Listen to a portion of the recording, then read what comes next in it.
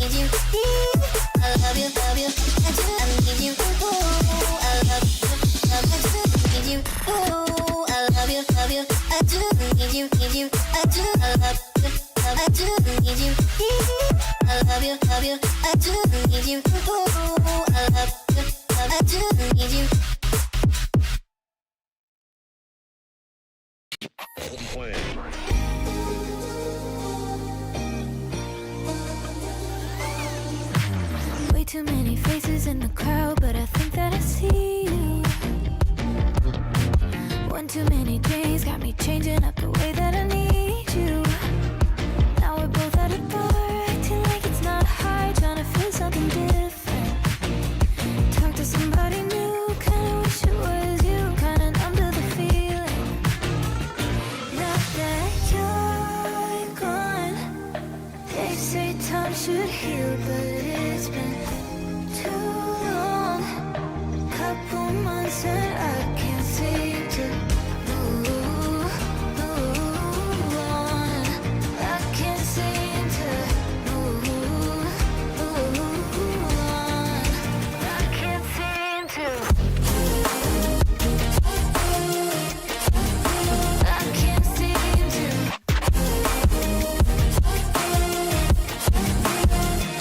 Not that you're gone. I can't seem to.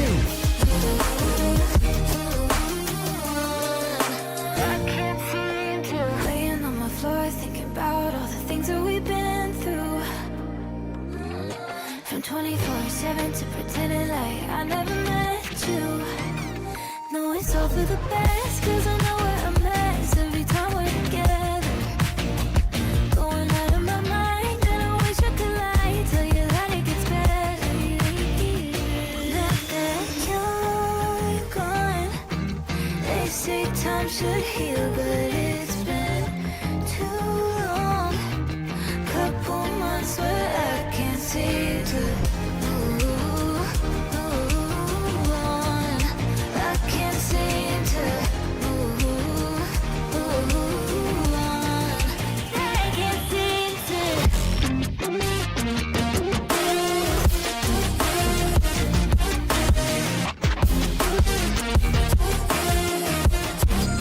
I can't seem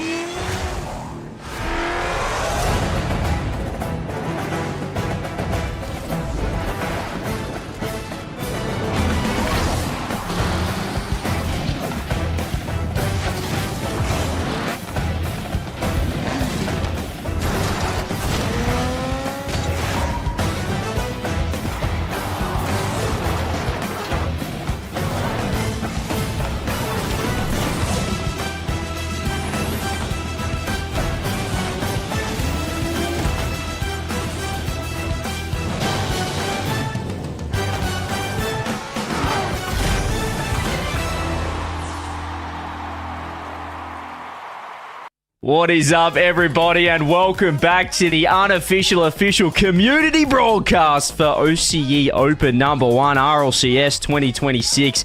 The usual crew is back in business. Yummy Cheese Man, do we need some sunnies? Do you have any on you? Because I found mine. Mate, I'm in New Zealand. I haven't needed sunnies for 6 months, so no, I don't have any. Sorry. I guess I'm just going to be here by myself. I'll keep mine off to look good with you. I think these two on the end are our absolute rabble, though. We've got Monty OCE. Make sure you give him a follow on all socials. And Formal Casting, who is blending in to his background. Formal, what have you done here? I'm sinking into the back. Look, friend of mine made this shirt. I wanted to show it off. I didn't think about like the green, and you know, we roll with it.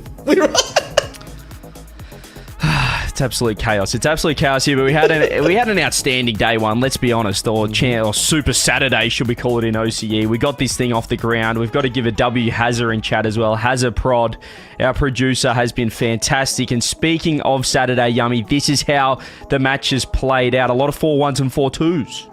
Yeah, a little threat of a Game 7 there in the first match, the 4-2. Expected to go Game 7 given how back and forth it was.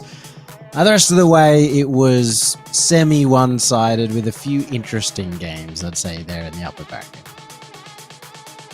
Yeah, it was. I mean, I wish I could say I was surprised by some of the results that we kind of got yesterday. I think realistically, the first match was the marquee matchup. It was two of the favorites for the events going at it early. But today, especially as we get later into the event, these semifinals, that grand final, I think this is where we're going to get our deeper series. You said the first one was the marquee matchup, but genuinely all of them just had something in it. Like Yummy said, there was interesting moments through all of them. I mean, genuinely there was probably, 5 or 6 world-class goals across a few of those series. The Bulldogs freeze, the Chalk was stepping up big time. Unfortunately, we won't see him play today, but I mean, even the other series that I was on with Max, that Chips and wildcard matchup, geez, there was some moments in that, and not just the Rocket League. Yeah, we get it. Your camera died. Look, I think if I were to pick one moment, it was actually probably Caleb's goal, already a goal of the year contender. All right, that one was the highlight. If you haven't seen that, go back and check that one out. But as a whole, good warm-up today should be special. Yeah, a good reminder to everyone at home, the teams take flight, team freeze. They've almost lost their season at the very get-go. And even now, I think there's a lot in the quarterfinals in the same stakes. Your entire major is on the line here. Yeah, it's huge, and we're only in 2025, fighting out for our end of 2026 RLCS season. So a lot on the line. We've got 6 teams left in Champ Sunday. Same format as last year, same format we've seen. AFL finals, so we've got top 6, Champs, Bulldogs, almost nuts and take flight in those first matches. Team Power and Wildcard awaiting your winners. So there is the hybrid bracket for our Championship Sunday, and we do need to remind everyone as well what these guys are all playing for. It is a whopping, it's a lot of money. It's what? Wait, how much is it, 70 CJ? grand. It's like 70,000 or something. Actual figure? When I'm adding this up, it doesn't look like 70,000, but Liquipedia is telling me 70,000 bones. So US dollars as well, Yummy. How much is that? Remind everyone in New Zealand dollars where you reside right now. One entire island of New Zealand. That's how much it is. Big ones? A big one? One of the two? Although I will say, of course, it does get split between 3 players here, so you don't really kind of get a third of an island. Yeah. that hurts. Maybe not as much, but yeah, great to see. The points is what they're really playing for outside of the money as well, because as Yummy said, seasons are on the line, and the Boston major newly announced is on the line as well for the first split. So there is the prize pool, and also, we do need to say this is the unofficial official community broadcast. So we don't actually have a broadcast locked in for OCE. We thought we'd had to get one. We have to get one off the ground. I think yesterday proved just how important it was. We saw some incredible moments, and we had a ton of fun with the community. So we would love to, or I would certainly love to be able to give back to these guys as well, who have offered up their time. So any revenue, any donations, any bits. I'm seeing some gifted subs come through. We've got to look after Haz. We've got to look after these boys alongside me as well. So hopefully we can also secure some budget maybe to see what we can do. But yeah, shout out to the community. You guys have been absolutely fantastic. So your support will ensure that we can eat. I mean, if everyone keeps donating to you, CJ, does that mean you're going to pass it back off to us right now? Is that how this is going to work? Or, yeah, that's what I said. Any gifted subs, anything during over the weekend. Well, you were telling them to go to us, but when everything goes to you, that makes you the employer now. Yeah, that's if you get what I'm saying. You're all fired as well. Actually, you wearing a green outfit with a green screen is the worst possible start of Champ Sunday I've ever seen. You are blending into the background, but it's absolutely perfectly scuffed. Anyway, I just know CJ well enough to know that we will actually be fired just after the grand final, and therefore he doesn't have to pay us. I think that's how it works in CJ employer world. Yeah, I mean, you might get fired even before then, Yummy. Look, Hazza had a great day yesterday on the production as well, but he's already annoying me today. He's blown up half of his computers, but we'll see how he recovers by the end of the day as his employer, if you guys are saying that. But anyway, first series of the day, we do need to get into it because we always run out of time. We yip-yap for too long, and it is Take Flight taking on Almost Nuts Formal, a team that you covered but then had no idea who was on it. What are your thoughts on this first match of the LoL final? Hey, again, I'm excited to see what more Nerve can do. I mean, obviously, when you look at these two teams on paper, Take Flight, a squad put together to, contend in these regionals, to possibly go to a major, going up against a team where they were happy with the top 8, but now they're in the top 6. Now they have a real goal. Zombie still kicking, Scorchy still around, but Nerve is the focal point on this team, and if they are going to succeed, it's going to be off his back. Well, that's probably one of the most... I'm proud of you, because you finally came through and insulted the hell out of Almost Nuts there, still kicking around. You might be able to say that about Zombie, who has actually been around for a very, very long time. Scorchy, he's new. He's got a big mouth. He needs to back it up today. This is the time. He's in a top 6. He has to make a top 4 if he wants to keep talking. Will he win? Predictions. Come on, let's do it, Yummy. Start us off. What are you thinking? I was a bit disappointed yesterday in Take Flight. They didn't show me the quality that they're meant to be at, but I still think they're going to win. I'm going to be shocked if this desk isn't all Take Flight. We'll see what Max provides, but for me, it's Take Flight. I just can't look past the names on that roster. Almost Nuts. I want to see a show from them, but I think it's Take Flight. I mean, look, my shirt is the same color palette as the logo. I've been doing their team streams. Give me Almost Nuts. I'm feeling it. It's Nerve's time to shine. He's going to make a statement on this stage. Let's go. Let's go. I love it. Look, you mentioned Take Flight were a little bit weak yesterday. Maybe I'll give them the benefit of the doubt. I think they were grounded like all the Airbuses worldwide yesterday, but they've had a software update. They're all good now. Take Flight are going to actually take flight. They're going to get off that runway, and they're going to show why they're a top team. They've got top players on it. So let's go 3-1 across the board for Take Flight. But yeah, I'm also glad to know that we're correct because Formal went the other way. Has he got a single one correct this weekend yet? Don't think so. Formal? No. I got 3 out of 4. All right, and I think that's pretty else good got 4 for me. out of 4, right? Yeah, something like that. But look, hey, this is an unofficial official thing. I'm here to have fun, and Almost Nuts is a fun team, and you all are going to be sorry because Nerve is my boy. All right, this is the season to Nerve. He is going to shock the world. Okay, well, you just sit over there with your see-through top on in your reflective sunnies. You're brighter than anything I've ever seen. I'm not sure what you're doing, but we are ready for game 1, I believe. So, Formal, I think we're going to have to throw you. You're the only one that couldn't predict Take Flight, so we're going to take you right into maybe one of the most painful watches ever for Almost Nuts. If our prediction is correct on our side of things, or will you prove us wrong? Well, I guess we'll have to wait and see, but I think the game is ready. Are we ready? We don't have the money chamber today, which is not great, but I think we're just going to get straight into game. So, Formal, I'll just let you... Yep. Hey, boys, let's have a break. Let's just let Formal solo cast this one. What do you guys think? Go on. Yep, sounds good. All right. Hashtag fear the nut. Let's go. Let's get into it. I am keen for this matchup, and how can you not be? But you know what? Forget this solo crap, okay? We are still doing what is essentially a spirit of team streams. And how could we not have the team streamer from Take Flight joining us here as well? Gex, our first surprise of the day, and of course it's the person who was here yesterday. How you doing? Yeah, it's pretty shocking to just have me twice. You're right. The shocks are about to come out, but I don't think the shocks are there for Almost Nuts. I'm sorry, I can't give it to them. I'm just glad that you've also given Take Flight the blessing of your caster curse here. So it could be epic for Take Flight now. Look, I think this is a team that people are kind of overlooking when it comes to Almost Nuts, and the results have already spoken for themselves. They got to the top 6. They pulled off a pretty big upset against Keck Dubs before. Now Take Flight also was able to take out Keck Dubs. We saw that yesterday, and maybe that raises some questions on their side, especially with only one team going through. 3 points in the first regional, a major does not make, but first goal is going to go your way. It is going to go to Scrub.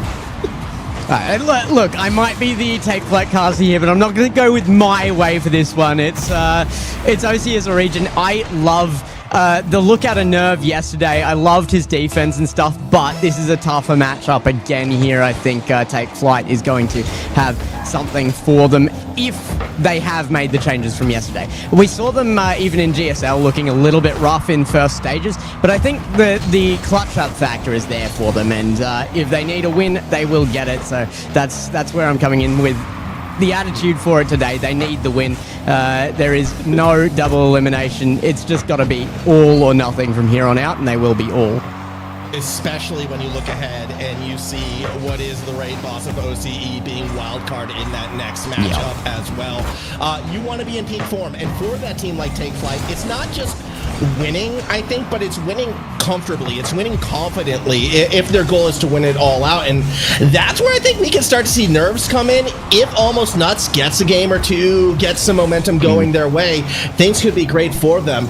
The one thing about Almost Nuts that has me concerned, though, is on that defensive side, we saw it yesterday, you saw it previous weekend, they can get panicky when put under pressure. When the goals start flowing, they can sometimes lose some of that composure that's needed to get past this stage. So I'll be curious if we see a more aggressive Take Flight than what we saw against Keck Dubs. I think that was one of Take Flight's maybe weaker points, was they were a more reserved team. That's not going to be the ticket to beat this Almost Nuts side. No, and I think that was the issue in GSL as well. They just took a little bit too long to get started there and get aggressive, so I agree. Would love to see the aggression out here. As far as Almost Nuts go, I think actually the winning factor for them is going to be their defense, but it comes down to whether they can do it consistently, because the game they were able to take yesterday was, for me, their defense that really held the line there and made it look good. Shot on Scrub looking very good for that one, but Zombie on the line there, showing that kind of consistency that we're looking for, but they're still down by 1. Still down by 1 and looking for something, and hopefully apparently there's some audio issues. I don't know if it's because people can't handle the base takes or if something's actually broken. Hopefully that will get fixed shortly. Nerve down the middle, tries to find Scorch over the top. Opportunity here. Scrub on defense already taking that away. Amphis again now to beat Nerve. It's a good link up with Scrub, but they're not going to find the net. Great 50 from Amphis, and he's going to just keep it there. I think Amphis is actually weirdly enough been the most questionable of the roster for me, at least through the GSL stage. That was the worrisome factor for me. When Amphis was good, he was really good, but there was some inconsistency there. I think it took a little while for him to lock in. I'm hoping that today he's just come out with the right mindset from word go, and I mean, they're looking good right now. Yeah, they are looking very solid, at least at the start. As we do see, Fates trying to reset, put that one in. Scorch now back to the other side. This is the best look Almost Nuts has had. And even then, not able to find that goal, at least not yet, as Nerve unable to bring it around. Almost Nuts, they're creating more opportunities for themselves. 1 minute to go, though, in this first game. And this is not a scoreline I was expecting to see.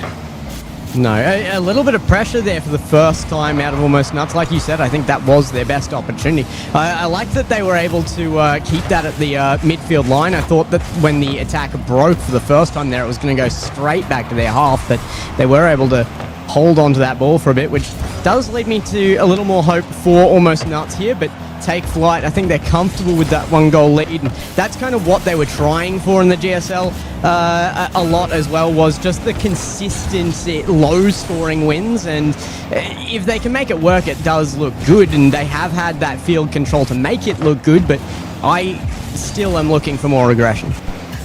Now we will see. Obviously, first game of the day always is a little bit more reserved. Amphis doesn't get it past Scorchy, who will come through with the save right there. No harm, no foul, assuming this ball doesn't go all the way back yet. Zombie with a chance, getting some bumps from Scorchy up front. However, Nerve, the player who was called out as having to be that carrying force, invisible in game number 1 as Take Flight gets the first affair.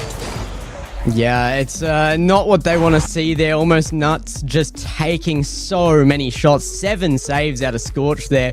And Nerve was that save maker that I saw yesterday. So that's a bit of a switch for Scorch to be coming up with that many saves.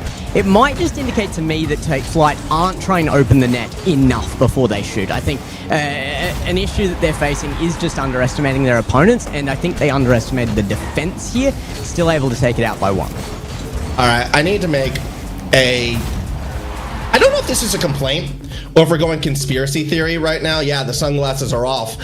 Why are the 2 Queenslanders casting this first series when it's absolutely at its hottest? The closest to the midpoint in the day. That's what you want. Just trying to cook us right now, okay? Then they're sabotaging my mic, blowing it out. There's someone against us here, Gex. They're working against it. They kept you from that first death segment. I don't know what's going on. I'm not conspiratorial, but I think... Kept me from Take Flight yesterday as well. Definitely wasn't just that I couldn't be there on time. Promise. Yeah, no, exactly. They kept me from almost nuts as well. They kept us from our teams. They're trying to what are they doing? Bandage it. We'll give you your game then. Now, I'm on. CJ, Hazza, I'm on to you guys, all right? I'm watching you. Yeah, we're watching. Yeah, no, agreed. There is conspiracy in the background, but I think there might be conspiracy on the field if there is something to be changed here. I want to get back into game number 2 as soon as possible because I do think that there are options for changes here. Almost Nuts was only 1 goal away from that, and they did have a couple of opportunities. I think the last half of that game, they started heating up more. So going into game 2, I do want to see that there's a bit of thought behind this, maybe some conspiracy from Almost Nuts. I mean, I just want to see Nerve get involved, right? Like, he was invisible that first game. Don't get me wrong. Scorchy was doing some great stuff on the back half, which has been lacking from their game previously, but Nerve needs to be that guy. He needs to be that player up ahead and needs to be the one finding it. Also, apologies for the delay. It is the usual affair. Not to name and shame Guru, but he did put us on the wrong map again. More conspiracies. All right, they're trying to set us up to fail, but we're going to rise above that as a region, as a group. Gex, you by my side. We'll get into this next game shortly. Everything is against us right now. They're taking away our spot. It's very OCE. Regionals. It's very OCE, though, isn't it? Like, they're against us. They're against us here. Fades now back into it. We start game 2, and it is control immediately out of Take Flight. Fades is going to go for the bump. Great challenge from Nerve there, and the right choice to double up on that commit. It's a rare thing to say. Yeah, it is at the moment, has right out the gate, kind of similar to what we saw before. Take Flight finding a lot of that pressure early. Midfield demo still not quite the answer as we don't get that straight clear. It's just more shots, more bumps off the post. Another midfield demo. That's twice now. It looks like, you know, Almost Nuts is trying to force a passing lane down the center, but they're just not able to further it. Big challenges in that midfield line. It's pretty heavily contested ball, and not furthering it should be expected. Boom through, though. Finally, the line is broken. Scorch going to leave that for Nerve. Fake plays do look good to me from Almost Nuts. I think that's the right kind of move. They need to be playing mental game. Yeah, but at that same token, outside of this increase in demos, we've never seen anything really threatening till that touch right there. Scrub does find that save off the post as now Scorch has to do whatever they can to stop a counterattack back up against them. Zombie up first, 2 fades to the roof. We will look for something. Amphis tries to bail him out. Doesn't actually work in their favor. Another midfield demo, the third coming from Almost Nuts, and they still can't get the goal.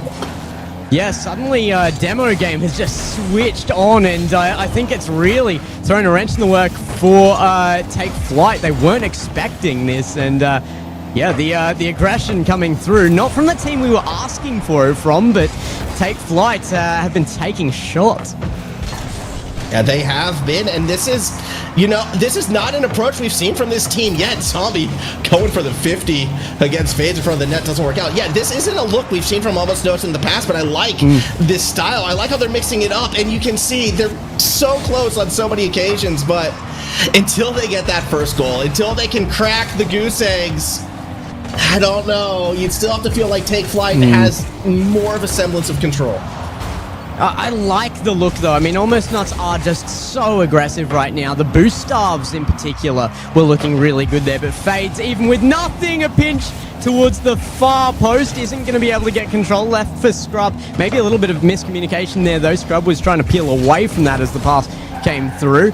Amphis across, looking for Fades, and it will be back into that orange half. And it seems like for Take Flight, normalcy has been regained. To an extent, like, we're still only looking at 2 shots from the Take Flight side throughout the first 3 minutes of this game. They've had a lot of clutch saves. Defensively, they've been composed, but they haven't been able to flip the map. So credit where it's due. A mix of the demos, a mix of the midfield control.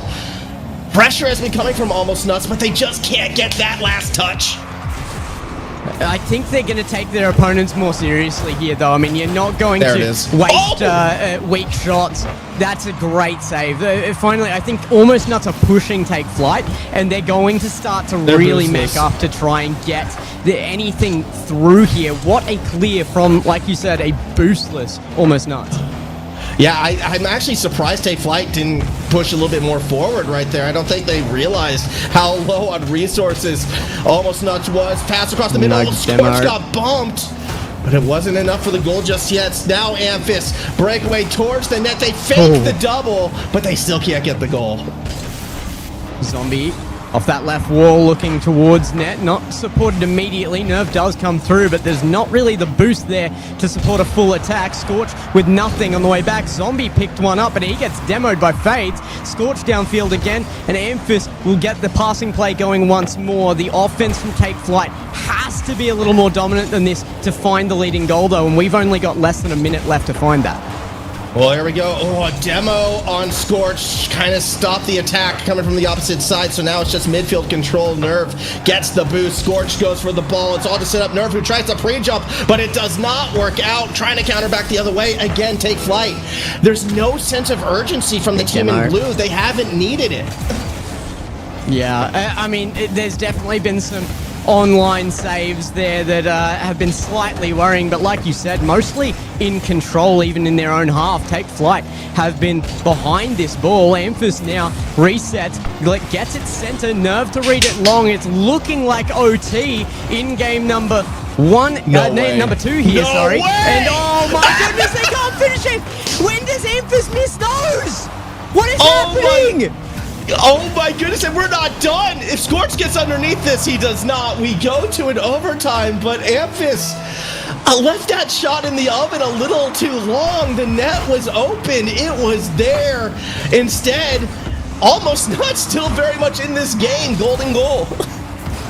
Yeah, that is devastating that they don't find it. Amphis will pick it up in overtime, though. A little bit of an open net situation here. I think that Almost Nuts were trying to push that offense right off the bat to get almost a surprise factor onto Take Flight, but they were very ready for that. They've been facing high offense all series so far, and that game too did not let up on it. In fact, I think Take Almost Nuts way more aggressive game 2, way more. And you know what? I like quoting chat in this instance, even if it is coming from the Take Flight account. 4 overtimes now so far on these broadcasts yesterday and into today, and they have won all 4 of them. So undefeated, still in overtime. Take Flight getting it done there. Maybe that's why we didn't see that sense of urgency a bit earlier in the game. However, I think the big thing for me, we saw Almost Nuts change up their strategy, a lot more physical. I'm loving the midfield demos. It was creating more chances than they had in game 1. Just, they need that goal, Gex. That's twice now they've been shut out. Yeah, it's sad to see. I mean, I think Almost Nuts were almost deserving of a goal through that with the amount of offense they put on, but just not breaking the line there. It is proving that kind of consistent play style that Take Flight are looking for can work. It's coming through beautifully. Where that comes to be an issue is if they make it through this, they're looking towards power, they're looking towards wildcard. I don't know if you're going to be able to hold a line like that against those two teams. I mean, no, definitely not. Although I think that second game was better practice for it because we know how physical Wildcard is going to want to be. We saw that yesterday with Torsauce and Banana Head and just the sheer physicality they brought in that chaotic series before. The difference is Wildcard will find the shots. Wildcard will be putting the strikes on target. So I am a bit relieved for Take Flight that they had the composure so far. We'll see if that continues. I'm also curious if we get another curveball from Take Nuts. Like game number 3, do they mix it up again, right? Like we saw the inclusion of those midfield demos. We saw the physicality. Do they have another trick in that, big ol' sack of theirs to play it for? They did call a timeout, so they are planning something. We'll see how it goes. I like the idea of Take Nuts. Let's just merge the two teams somehow. A little Frankenstein team. Take Nuts. That's the new team name for sure.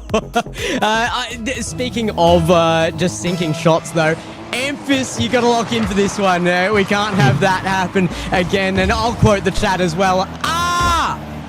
Don't miss that again. I thought you were going to quote what Yummy was typing there, that hashtag. I think that's the quote people want to hear. I didn't see it. Oh yeah, it's that's still the there. one. Yep. It's still there. I'm not. No, you can quote that one out if you want. So I'm good. I'm good on that. Well, we're going to see if Almost Nuts are going to be able to bust this series open right now with the win. As Fades, shot from midfield. Nothing really to be found right there. It's going to be Scorched back on the other side through the corner in front of the net. Still not in. You know what? Next time I'm invited out to OCE, I'm saying no. It's not. It's not worth it. It's too much. It's too much. So next, it's just going to be Monty covering our faces again while we're on desk. Actually, can we? I'm voting for that one. I'm okay with that. Let's do that. What, putting Monty on the Almost Nuts stream? Maybe we'll see. I mean, Monty's got his old side that he's rooting for us. Again, so far in this one, a couple early pressures, a couple early shots from Almost Nuts, but nothing too crazy yet. Now down the middle. This is the best chance they've had yet. Nerve unable to get it around Fades, who, look, credit where it is due. A lot of the composure and a lot of that defense coming from the Take Flight side, it has been Fades. Yeah, Memphis pushing forward there, a little dangerous as well. And while Fades has been good, they will need a little more to get it out of their half right now. They are being absolutely drained. Shot will be good. Surely Scorch will make it through. And there's the goal they needed. Their first little breakaway from the pack here. They will find a lead here in game number 3. And that's with 3 defenders in net, not in front of net, not on the backboard, literally in the goal. I don't really know how Take Flight found themselves in that situation, but third shot on target was the charm. Early lead for Almost Nuts, and they nearly get another. Oh, they might still. Zombie can slot it top right, and another one away. They've got a 2-goal lead, and I don't think that has been a conquerable scoreline for Take Flight so far. This is they win by 1 goal, right? That's the recipe for Take Flight. Well, there's still plenty of time in this one, only 3:14, but hopefully this will get Take Flight to live up to their namesake. Double touch, no! Scrub got underneath it, is able to make the save, and yeah, Take Flight, they need to up the tempo. They need to up something right here because this game quickly getting out of hand for them.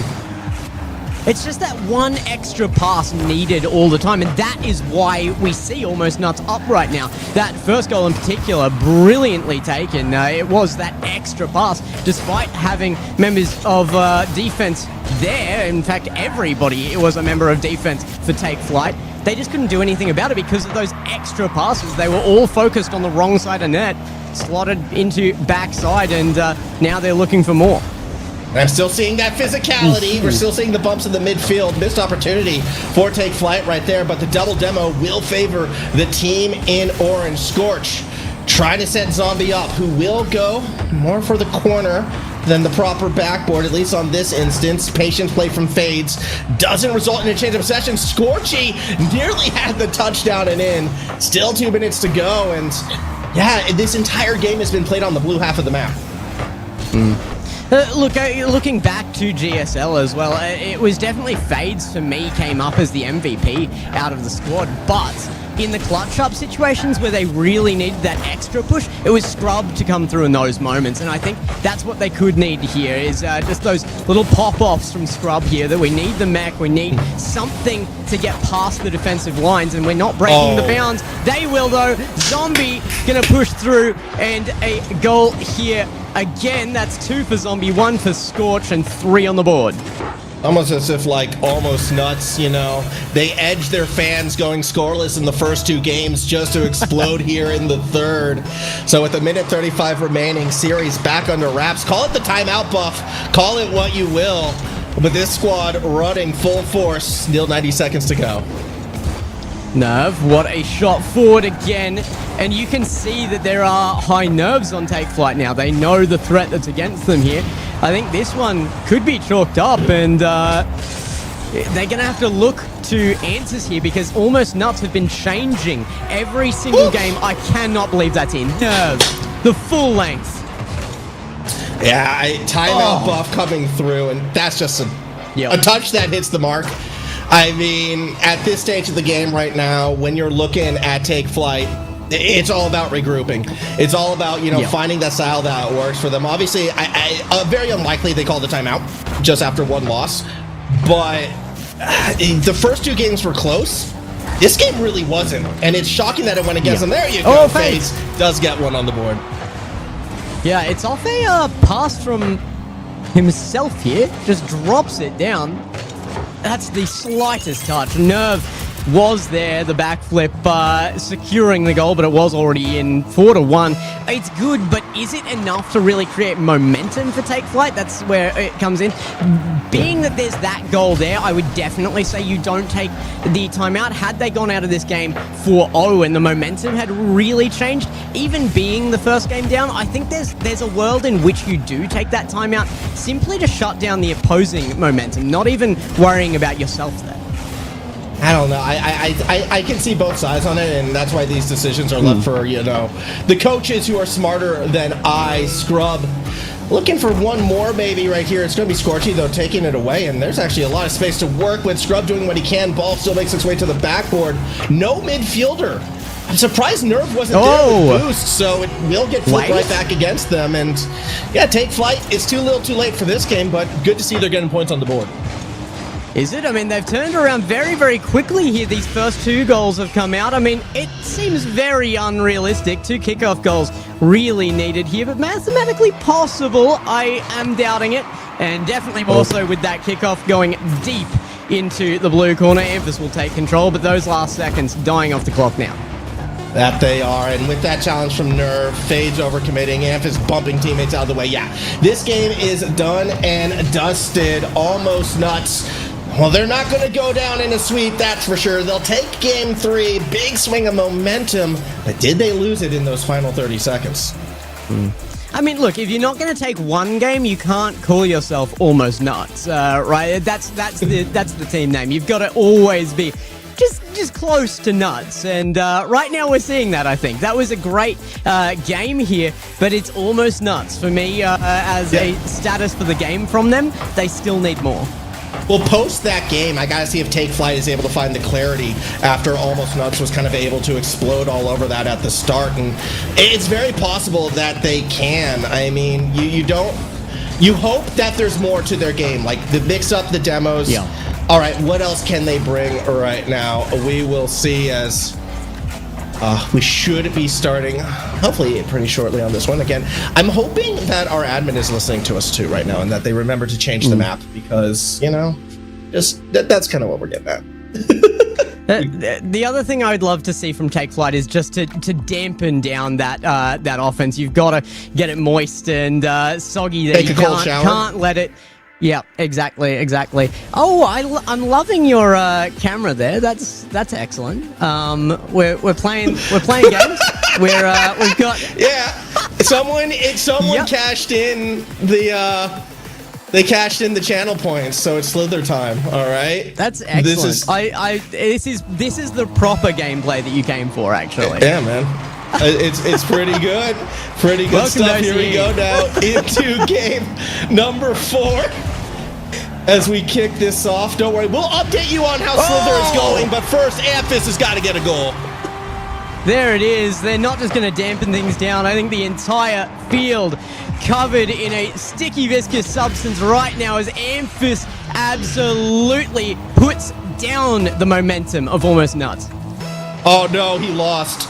As soon as Amphis scored, he lost. And I'm hoping that's not a metaphor for, the momentum that Almost Nuts was able to bring. Yet Amphis finds the fast goal. That's 3 unanswered now. And Take Flight's about to get the 4th. Fades gets credit for it. This is a lot more what I think a lot of people were expecting. Yeah, this is what you need to see as a response after last game as well. You can't come out of that and then look bad in the second game, or people are going to doubt what you can do in further series. So Take Flight need to be dominant from here on out, I think. They only need 2 games from here as well, and this is a great start to make this the first of those. They built everything up for those 3 goals, and now we're just trying to, reload, get ready for that round 2. But unfortunately, you don't get that in single eliminations. So we are going to see fades to the backboard. That follow-up touch is in, and you cannot question Take Flight's endurance. No, but you can question the mentality here of Almost Nuts. That miss from Nerve and Zombie can't keep the ball out, and it comes back to Scrub. Quite an easy shot at that point. Almost Nuts, you can see that momentum is all gone. The air is just out of their wings, and it's gone to Take Flight. They are in air. Yeah, that they are. Still 4:15 to go. Fades. Find another one. I mean, sometimes, you score too quickly and you give your opponents a lot of time to get back into a game. I don't know if that's going to be the case right now. Again, to go from, 2 games in a row where your opponents have doubled your shots to find 3 points in the first minute speaks volumes. And this is why I was like, yeah, probably hold off on that timeout before. There's so much experience on this Take Flight side that they'll be able to self-motivate themselves. They'll make the adjustments they need, and nearly just got the 4th. And then you've still got that in reserve as well. It's still available to you. Definitely, there was the option there. I would agree this is the right choice. If the players are able to just fix themselves on the field between games, like we're seeing here, and so dominantly as well, then take the option for sure to just do that. That they will. As with 3:17 to go, Scrub will put one towards the backboard. Nerve already there, but this game, just like how the last game was entirely played on the blue half, we really haven't seen much anything on outside of being on the orange half this time around. Just complete Bates control. Not going to commit on the first one either. Oh, it's come back to Amphis. Shot towards net and snuck away by Nerve there. Scrub's going to challenge, and again, just locked into that orange half like you were saying. Look, far from me to agree with Bougie on anything right now, but unless Almost Nuts can get something cooking here, maybe we do get Snake back on screen. At least for the next 2.5 minutes or so, till we get back in this one, because, we got to see something from this Almost Nuts side. Where did the bumps go? Where did the demos go? It's just been a great job of avoidance, a great job of securing resources, and Take Flight, they're now taking their opponents, I think, that little bit more serious. As another pass should have been a goal. Zombie got in the way not once but twice. I mean, brilliant save by Zombie. Credit where it's due. That is absolutely a savior moment for him, and he's come through looking angelic, but it's not enough to keep a scoreline from dominating them right now. 3-0 and looking for more. Take Flight looking absolutely beautiful. Look, I just want to see, the next time I see anything resembling Snake, I want it to be a Rocket League game mode from Lethamyr. That's what we're waiting for. Boost pads as the little pickups, surely. Yeah, so Slither IO, I should clarify, that is not Snake. It is a different thing, but that'd be a fun one. I could see that being somewhat enjoyable. We're still waiting to see where this match goes at the moment. 3 goals in the first minute, and since then, not too much threatening. We had that one big save, but Zombie, outside of that, just a controlled game for Take Flight. Fades, does have Scrub behind, tries to drop it in front of the net. Amphis isn't able to play off the backboard, and surprised that one doesn't find its way through.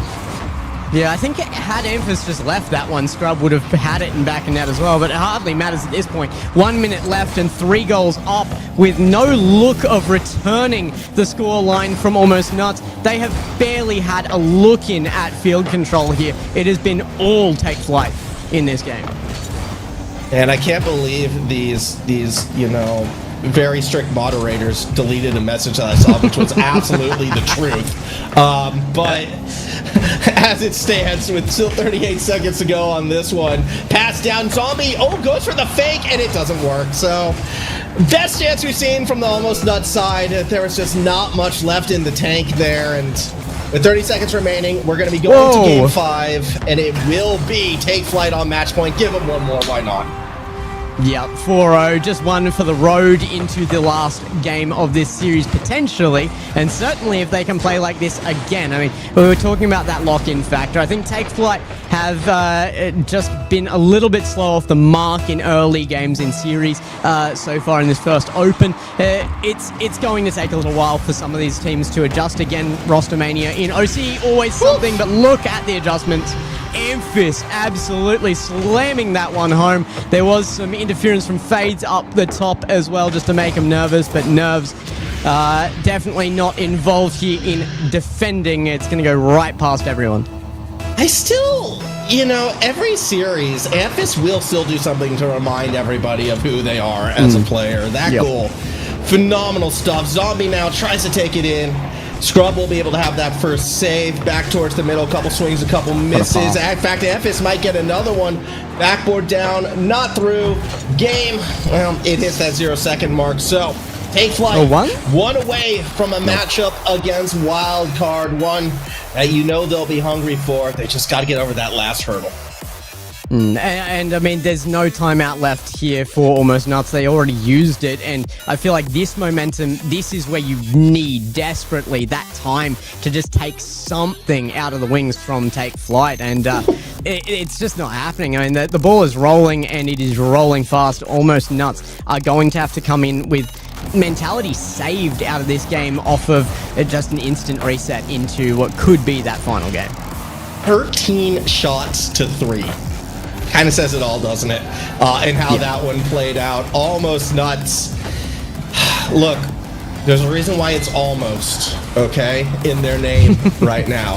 And if they want to improve to completely nuts, totally nuts, completed nuts, we got to see where they go from here.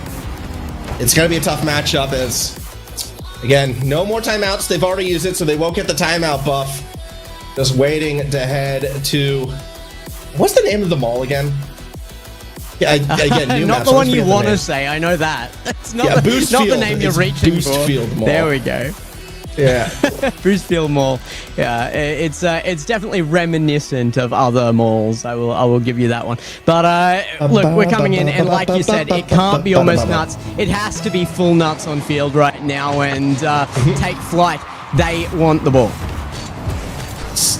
Those nuts have got to send. You got to send those nuts right now. As Amphis will play around the corner. Scorch trying to get it. I can't go too far. Scrub trying to find Amphis. Actually gets the second touch themselves. Nerve gets underneath there as Fades falls back. Again, Nerve up and around, but yeah, the interesting start. Not an explosion of offense like we saw that last game, so I guess you can call it an improvement.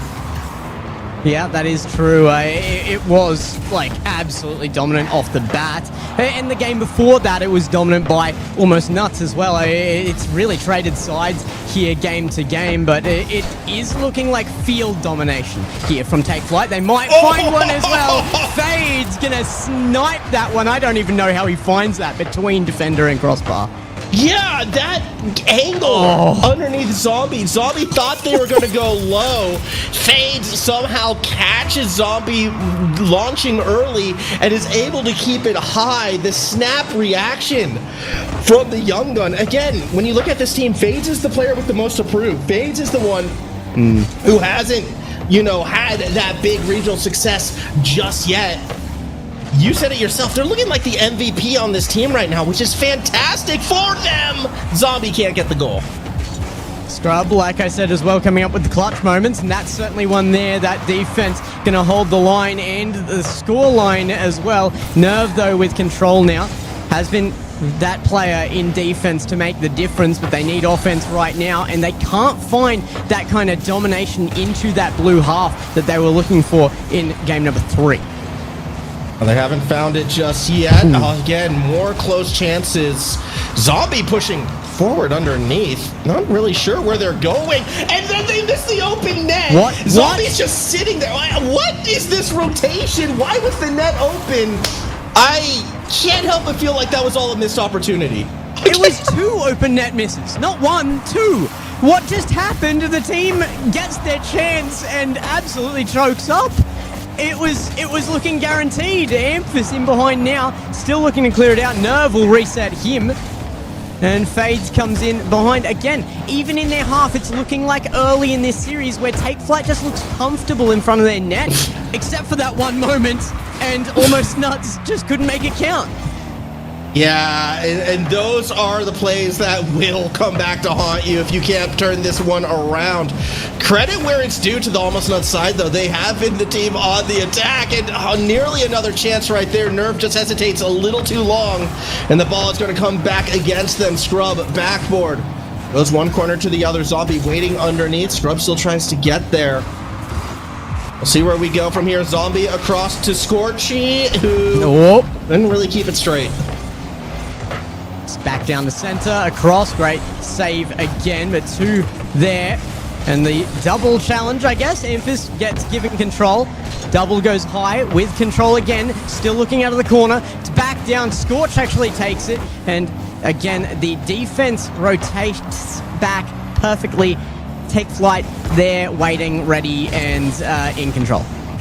Yeah, that they are, but midfield demo will certainly slow down the attack. Scorchy not able to do much after that. Nerve will get one touch and can't find the second. And again, in this series, Nerve had to be that dude. I mean, we know this is like a further run than maybe they're used to. A bit more pressure, perhaps. And Fizz almost gets an insane double. But a lot of the touches that Nerve was hitting earlier in the event, they've just not been coming through. In this one, unfortunately, pass not connecting. And it's these little mistakes that separate the top 4s from the top 6s. Yeah, it is indeed. Scrub, a full field dribble there, just about makes it to net. Not going to find it. What a pass off. Amphis, it's a 3-man play. Scrub finishes it. That is the Take Flight we're looking for. If you're going forward to meet the other top 4 teams, you have to be playing like this. That was beautifully coordinated between the 3 of them right there. And for all the Take Flight fans, for everyone who wants to see Scrub, Amphis, and Fade succeed, these are the types of goals. This is the type of momentum you want to see up against the raid boss. That is Wildcard. Scrub now with the reset to the net. Why not give them another one? That should be the dagger in this series. Yeah, you would think so. Less than a minute left and up by an undefeated 3 here. It is Almost Nuts. Like I said, they had to take one game or they can't have the name, but they did take that just one game. Take Flight are looking so good right now. It's back towards their net. Scrub gets a high touch and Scorch beaten here. They're still looking for more. Will there be a save? Yes, and it's going to be a boom off the backboard. Yes, you can say that Take Flight has this nut under wraps right now as Amphis going to try to bring it back to the other side. Maybe Scorchy has one for the road. Yeah, send everybody. Why not? The triple commit gets a point on the board. Yeah, I think, was this an own goal? I think this may have been an own goal. Yes, it's Scrub to get the touch there. Definitely would have been scored. You throw everything at that. There was an opening. So it was a triple commit where they all missed in the own goal. Got the sure. Yeah. Sure. Why not, Gex? Why not? What a way to end this one. 25 seconds. I mean, hey, if they convert, if this is a goal, it's not. But if that had been a goal, maybe there would have been something there. Again, mathematically possible. That's all that matters here when you've got the copium behind you. It's not going to happen here. Scorch demoed on the backboard. They're looking for another. It's not there. 4 seconds on the clock. The time is gone to recover, and the game and series belong to Take Flight. I will be hopefully seeing them further on as well, but that is... it's such a privilege to come on and get to cast the team here that I did represent for this Open as well into a pretty dominant win in the long run. They did have that one game where it was just crazy from where it's nuts. I mean, credit where it's due. That game was dominated by them, and not even off of major mistakes from Take Flight. They were just good. Yeah, what people don't know behind the scenes is like all day leading up to this, Gex was like, look, Take Flight, they're probably going to win this first series. They're not going to be wild card. I need to cast that one game, CJ. Just put me on that one game, and when I was contacted, I was contacted an hour before this. Do you want to come and cast your team? Yeah. Yep. I'll do that. That's that. It's begging. You can blame after CJ, contacted an hour after being left on red for 6. That's how it all came through. I am not bitter. Almost Nuts lost this one, not at all. But yeah, obviously Take Flight, they came in as the favorites. They executed enough to get that win. What impressed me the most was how they adjusted when we saw Almost Nuts start to get the demo game rolling. They were able to play a bit further back. They were then able to take over the series after the one rough spot. So that's all good. But is it beat wildcard good, Gex? That's the big question. It really is. I mean, they're going forward into a big match, probably the biggest match if we're going by last season. I don't know what's been happening exactly in the off-season, but you cannot underestimate that team. They've been looking good all the way to today. I can't see them not looking good forward from here as well. So Take Flight, they're going to have to take momentum out of this series. Well, you know what? We're going to be throwing it to a break right now, but we have another quarterfinal match when we return. It's going to be the Bulldogs taking on, you're not a champ, you're a clown. And yes, that is a message to all of you. So we'll be back with that match in just a few moments' time.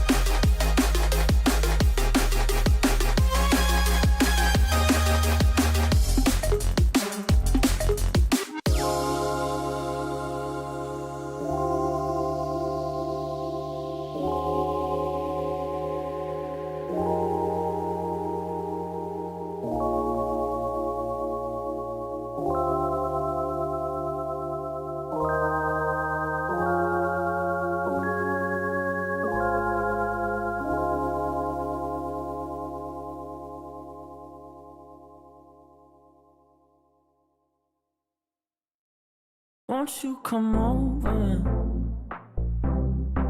Dying to know where you came from. We're breaking open. Feel like our future's just begun. And all I know is that we lost time. If we stay right here, we could free ourselves inside. We'll stay awake forever. We'll hide away where no one knows. Let's run away together. Just lead me into your world. We'll stay awake forever. We'll hide away where no one knows. Let's run away together on our own. Just lead me into your world.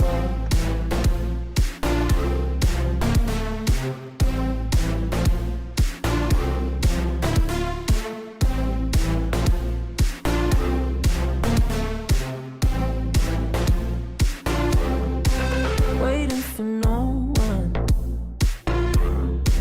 We're headed straight up for the sun. They'll never notice. We'll take these cities on our own.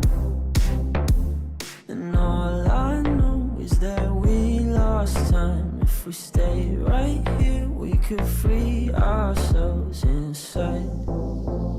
We'll stay awake forever.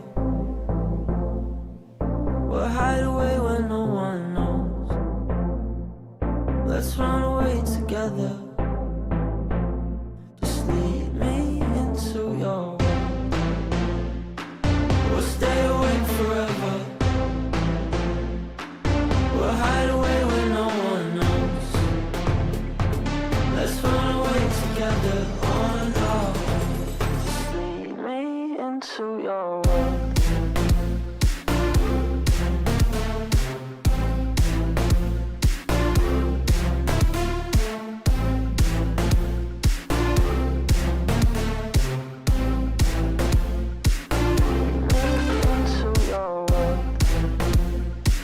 We'll stay awake forever.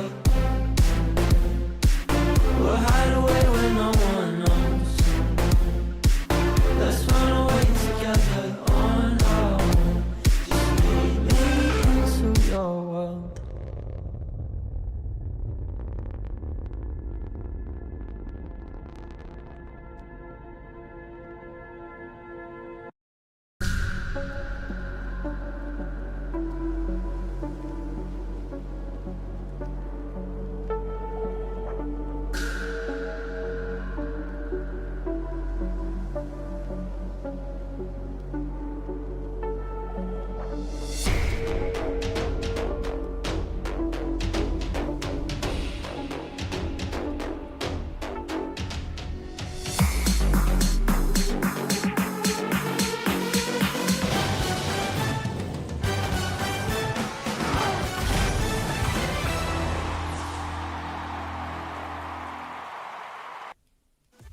Game 1 in the books, and you can all be smug now, all right? Ha ha, Formal got it wrong. Formal can't cast any more games. He was too wild and crazy. Pull him off the stage, but I'd like to move forward instead of looking back, because we still have 4 more exciting series upcoming. You're not a champ, you're a clown, taking on the Bulldogs, and this should be a fun one.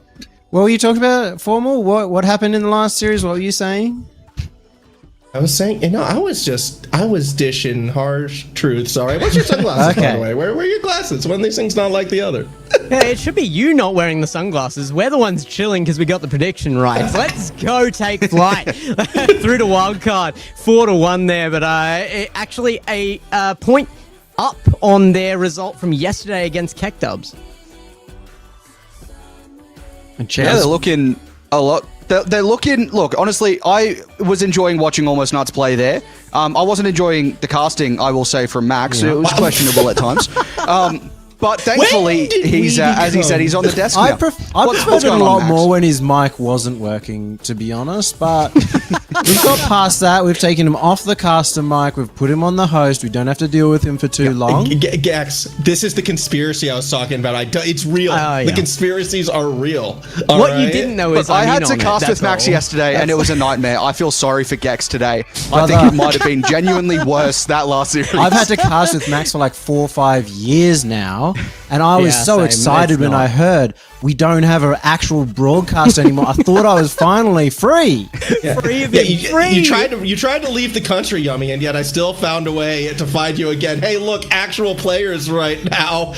Bulldogs taking on, you're not champs, you're a clown. And I mean, this matchup actually, on paper, should be a lot closer than the last one was. Yes, it should be. On paper, it certainly should be. Yep. But Monty can attest to the Bulldogs being able to lose from anywhere. The champs made it into the upper bracket for a reason. I think this is totally up in the air. Yeah, I think there's genuinely a decent chance for either of these teams here, which is kind of concerning considering, as I was mentioning yesterday, the champs have, I think, combined 5 scrims in the last 4 years, I think they were saying. So that's kind of a scary thought to really talk about. But look, I don't know. Predictions underneath this. I'm just gonna take it and say it's gonna be. Honestly, I like both of these teams, but I think if I do anything but predict the Bulldogs, I'll dislike myself. So give me the Bulldogs. Yeah. Look, I have, for the sanity of myself and the region, I have to go the Bulldogs. We can't be having teams that don't scrim making it through to the semi-finals, but it happens all the time, so you never know.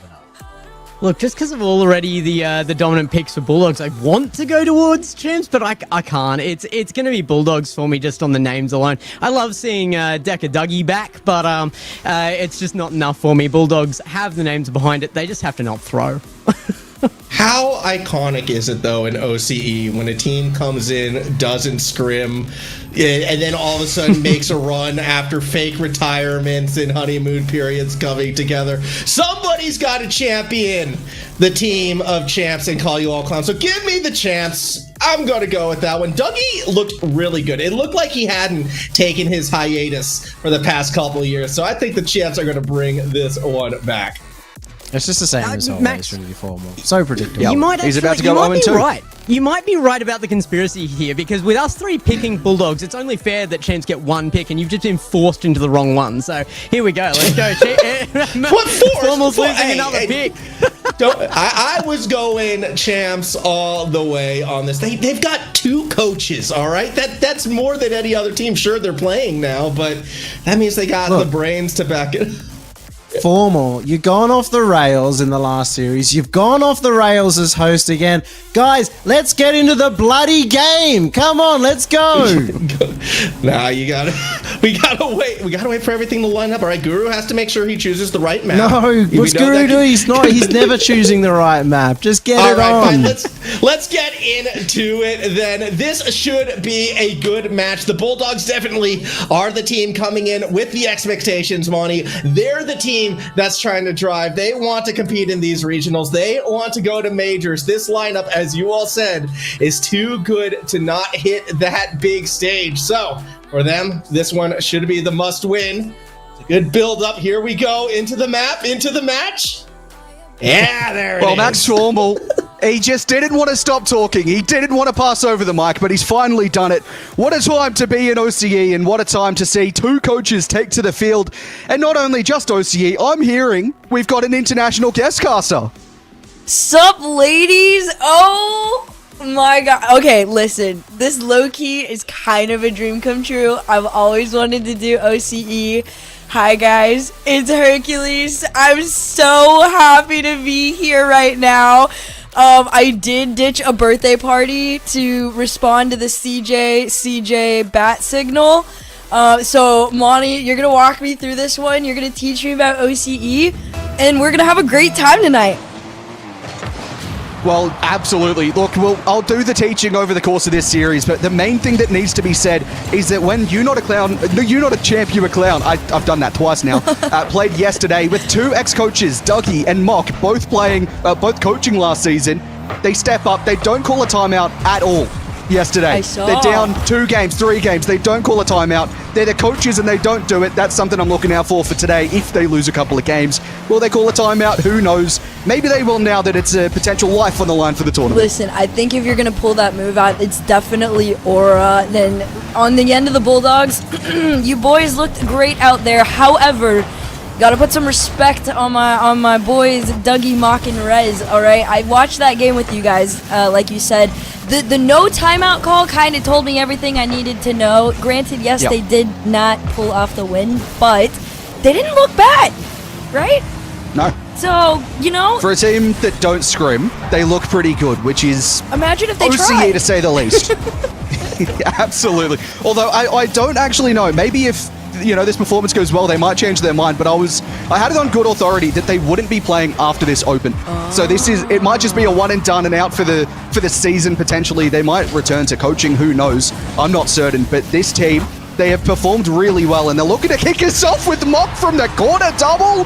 Hello, what are we doing? The champs are popping off in game 1. My boy, look at this read from the corner too. He had to catch it. It was a really good bounce off the side. I'm shocked he had already jumped up for it on it. Great opening goal from champs, from Mock as well. We're gonna see how long they hold on to it though. Off the kickoff, little demo up into the sky for Dougie. Pass back to Rez. You can see Mock already just being a menace, taking their boost, slowing down the Bulldogs a little bit. I fear that does have to be the game plan when you're going up against somebody with technically no game plan.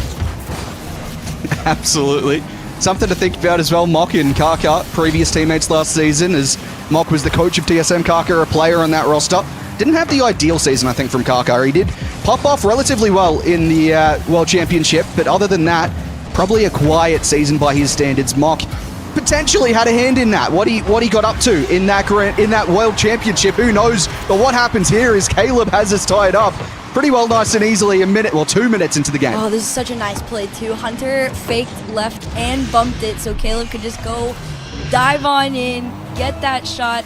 Beautiful example of communication from the Bulldogs. We saw it yesterday too. Caleb, I think, was honestly my standout player. I don't know if you would agree on that front. But I think he definitely had like a standout performance as somebody that we should all be keeping our eyes on right now. I think across, the couple of days of gameplay so far this season for the Bulldogs, Caleb has definitely been the player that I've had my eyes on the most. Scored an incredible incredible hat-trick, I called it yesterday, across his last series. He's been popping off mechanically, and he's been popping off defensively as well, as really in the right positions at the right time. One of the best ones players in the region, so obviously that's coming into an advantage. Dougie, sidewall, tried to find the double. It might just open up for Hunter as he took the shot low. Rez off the back wall. Kaka takes over, and Mock backflips, but he makes the save. Honestly, a hairline save at that too. Just barely skimmed off the nose of his car. Not going to be able to do it a second time here though. Pressure was building from the Bulldogs. You can see it. It started out in that corner there, but it was the second save attempt that just went wayside. I think it was a little bump off Caleb too onto Mock that kept him out of that place. So props to them. Bulldogs take the lead with 2:08 on the clock. And I like to see that physicality from the Bulldogs. They look really good when they're in the face and bumping and demoing. However, they don't look too good when the net's open. Hunter's back in time. And look, I think that probably needed some more power on it from Dougie. Potentially needs more scrims to hit with the power. As Rez finds the sidewalk, Kaka lets it go by. Didn't get the connection. All 3 of the United Champs who are Clown were ready for that one night. Well, ended up being one of them as Kaka centers the ball. Flip reset opportunity. Dougie clears. And United Champion Clown trying to hold out, but it's Caleb onto the ceiling. Flip reset, not quite found. Oh man, I mean, there's so many moments where you're like, guys, what are we doing here? You guys are the coaches. You're the ones that were in charge. But honestly, like you guys have all obviously been made aware of, this is a team that doesn't scrim. This is the OCE to NA's gas, right? So they are here. They're here for the love of the game right now. And it's showing. I will be honest, I'm very pleasantly surprised at this 1 goal deficit so far. There's been a couple incredible saves, 2 of which already came out from Mock. Dougie's gonna pick one up from himself on the backboard here. Rez nosedive down. You see Caleb trying to force it on in, but I will say that Champ Not a Clown defense is really keeping them in this one right now. Yeah, they're doing enough. They get a clearance. Might just give away possession, though, which you'd really like to see Rez get some boost in the tank and take control there.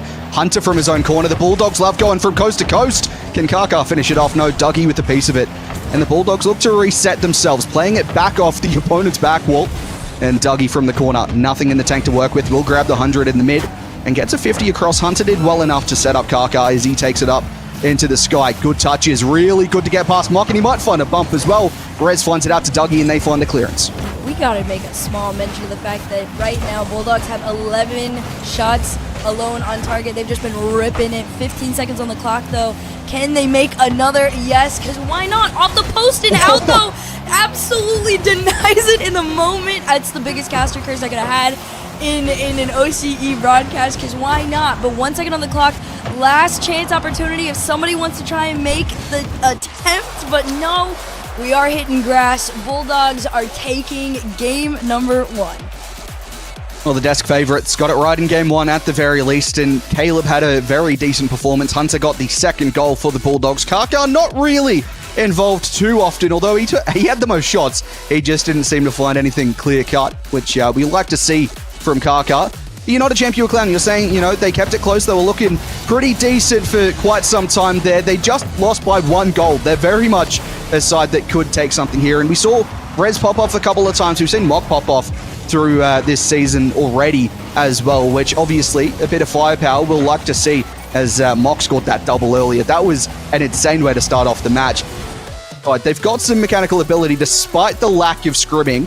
And I'm looking forward to see what they do in game 2. As am I. I want to see Champs take a game. I want to see them stress out the Bulldogs a little bit. Again, 1 goal game. The save the shot ratio on both ends of the field is really keeping this even right now. I'm pleasantly surprised with Champs being able to keep up defensively, just because the pressure buildup was gross, if I will be honest. And for a team that does not scrim at all, that is a good thing to have in your back pocket in a series like this. So long road ahead of them, though. That was only game number 1 in the series.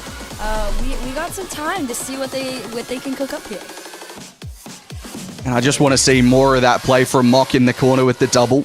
It really set alight this series. The Bulldogs, though, they have looked really... I was talking... I think it was CJ on the cast with me yesterday, and we were talking about how they had so many good offensive plays. They were just huge egos on offense, and once they got onto the defense, they didn't know what was going on, aside from a couple of 1v2 situations that Caleb came in clutch.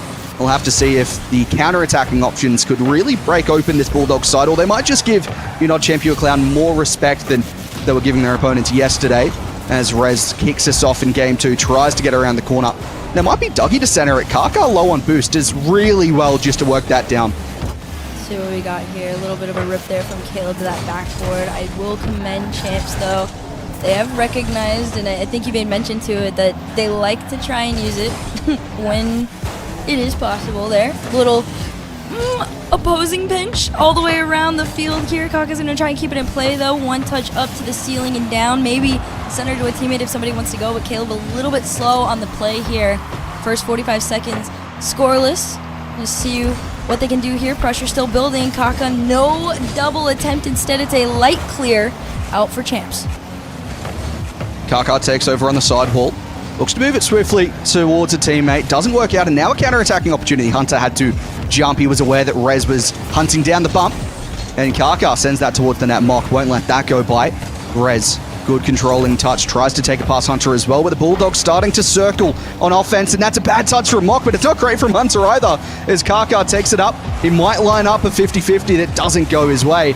Rez moves to the corner, and Caleb keeps the pressure on. The Bulldogs, they are still looking for this goal. They're desperate to really get the lead here, as Kaka pushes on through. The low boost situation as well hasn't been looking too good for United Champion Clown as the breakthrough comes, and Hunter controls it to the corner once more. Oh my goodness, I love what I'm seeing out of Rez here, although, okay, he does get back in time to make the save on it. He's been a menace all over this pitch right now. You saw him trying to go for the bumps over on the back end and then sneaks his way up on front. Mock's doing the same for his team. The cheat up isn't quite going to get past Hunter on this one there, but I like the idea from the Champs. There's enough trust to allow that third man to stay really deep in that back half there, and then just send somebody ripping up field, messing with everybody, but unfortunately for them, no goals have been resulted from this game plan so far. So maybe a change up of strategy could be in their favor here, but again, like I said, I don't really know how much of a strategy there is for the champs headed into this particular game. Well, look, if you've got two ex-coaches and they don't call a timeout, potentially it is just it might just be back straight into the player mindset. We don't need a coach. What's that all about? Even though they were coaching two top teams last season, Hunter sets up a pinch across. They love a pinch, this Bulldogs side, as Kaka plays it into the sidewall again. Mock clears. But they, you're talking about, do they have a game plan? Who knows? Who knows? Because they have got some really big brains on their side, but it just kind of looks like they're relying on their mech, and they haven't even played the game. But it's kind of working for them. It is. It actually is working out for them right now. Again, we are still scoreless, less than 2 minutes to go here, at least in regulation. And of course, if you missed it, that game number 1 was only a 1-goal deficit for the Bulldogs, to take that game number 1. So a lot of the times when you see these like high pressure versus no pressure teams, it's usually the latter that has a lot more stress. But Kaka gonna show them why respect does not necessarily have to be given at all times. A beautiful catch, pop, and fakes the reset down to go in and give the Bulldogs their opening lead. Seeing Kaka play from the third man position and make a play like that makes me feel like it's a couple seasons ago, as we saw a kickoff that might not work out for the Bulldogs. Notoriously, they didn't have great kickoffs yesterday either. Something to potentially keep an eye on as this series progresses. Mock in the corner, good flick by Caleb's there. And Kaka now, corner ball, wants to drop it down. Might be Rez to play it away. And you talked about pressure as well. Something that probably haven't really touched on is the fact that the Bulldogs, this is a team that they want to play for this season. Caleb makes it too. They want to play with this team for the season. If they drop out here, there's well and truly a chance that they just don't have a chance to make the major. Whereas the other team, they're just abandoning after this series. Or if they lose this series, it's done and dusted for this season. They're out. They go open 1 and done. That's scary. I mean, listen, props to champs for just coming in and like full sending it. Bulldogs, I'm glad you're getting your shots in because you're gonna need them. Kaka, another one, picking up another goal here too. It's just great. Oh, I'm sorry. That is so gross to be in right place, right time on that one. There's no way it could have been that perfectly intentional for it to fall into the side of his car like that. I think it's just the ego offense from the Bulldogs, just being in the right position at the right time, simply by just not respecting the opposition. But that's opened up for Mock, and he's got one back here for the champs. Might not be enough in this. Potentially a shift of the momentum. That's a massive 50 from Rez, by the way. And look, they might not be scrimming, but Mock's not going to miss a shot like that. Nope, not at all. And they get it on board, down by 2. 1 minute left to go here in game number 2, of course. And off the kickoff, Caleb manages to go out into the corner there. Mock's second touch actually gave him a center over to Kaka, but it's just a bit wide. And that pressure begins to amount once again. I don't know how he's missed that shot, but the Bulldogs, they find a way to miss shots like that on occasion. Hunter, corner play. He's got half a tank to work with. Finds a demo as well. That would have been nasty as Caleb works it out to Kaka. He takes over control, and another one here would just secure it if Rez didn't get the touch. Hunter back into his own corner, and they won't mind the time ticking down, taking it onto their own back wall, which they're so dangerous from. We saw a couple of coast-to-coast plays yesterday. That's another 50. Now Dougie forward, and Caleb gets a piece. And with 20 seconds remaining, there's still a chance here for you not to champion a ground, but realistically, I think the Bulldogs have this one. I agree. Their defense has been pretty solid when they've been forced onto that side. 9 seconds on the clock here. Caleb's pretty much wasting the needed time. Mock's gonna pinch off the sidewall, but unless that one's going in, you're absolutely done and dusted. Game number 2 goes to the Bulldogs. However, a shaky game number 2. You do still got to give props to the champs for forcing them to really work together on this one. 7 shots alone from Kaka in this game number 2. You could tell there was a level of desperation to really just get anything on target in this game 2. Yeah, Kaka, he had 6 shots the previous game as well and had no goals on the board, so he'll be happy with that return, having a couple for himself now. Caleb again on the score sheet. Hunter not quite finding too much on offense, but you said it's still a shaky sort of game from the Bulldogs, and I'm curious to see what the champs can provide next up. They don't call a timeout by the look of it, which again, I'm curious on. You've got two you have to call a timeout. They're not going to do it anyway, but it's dangerous. I'm not sure what to expect from this champ side if they're not calling a timeout. I really want to see it. I really do. But they just say no every single time. Hey, listen, it's aura, all right? It's to scare them, right? If you don't take the timeout, they're like, whoa, like we would have expected the timeout. No. I know that Mock and Rez are sitting in there and they're like giggling to each other and they're like, nah, I bet if we just got to psych them out and keep going in their half, and eventually they're gonna crack, and that might be what happens. So you know what, this is the Bulldogs game to lose, Champs game to try and upset, and unfortunately for them, Bulldogs are one away from match point at this point, so we'll see what happens. Yeah, but also to that point, the Champs didn't call a timeout against Wildcard, thinking, potentially exercising the same strategy of getting in their heads. It didn't work then. They've done it again, doing the same thing twice in a row and expecting a different result. That's the definition of insanity. And, they might just be working out here. What am I talking about? Who cares what I'm saying? Because the Champs have found a goal and, hey, they could be in this one. In the words of what the Bulldogs are probably saying to themselves right now, they're probably like, Arnar, clear, the Champs scored. And then that's when Monty goes, oh, yes, they did. And then I come in and then I also go, look at that flick. It's so good. And then there's what y'all asked for. I was aware that accent might come out, and I had higher hopes than what we received. I'm going to be honest. Listen, give me like 10 more seconds. I'm going to start copying you.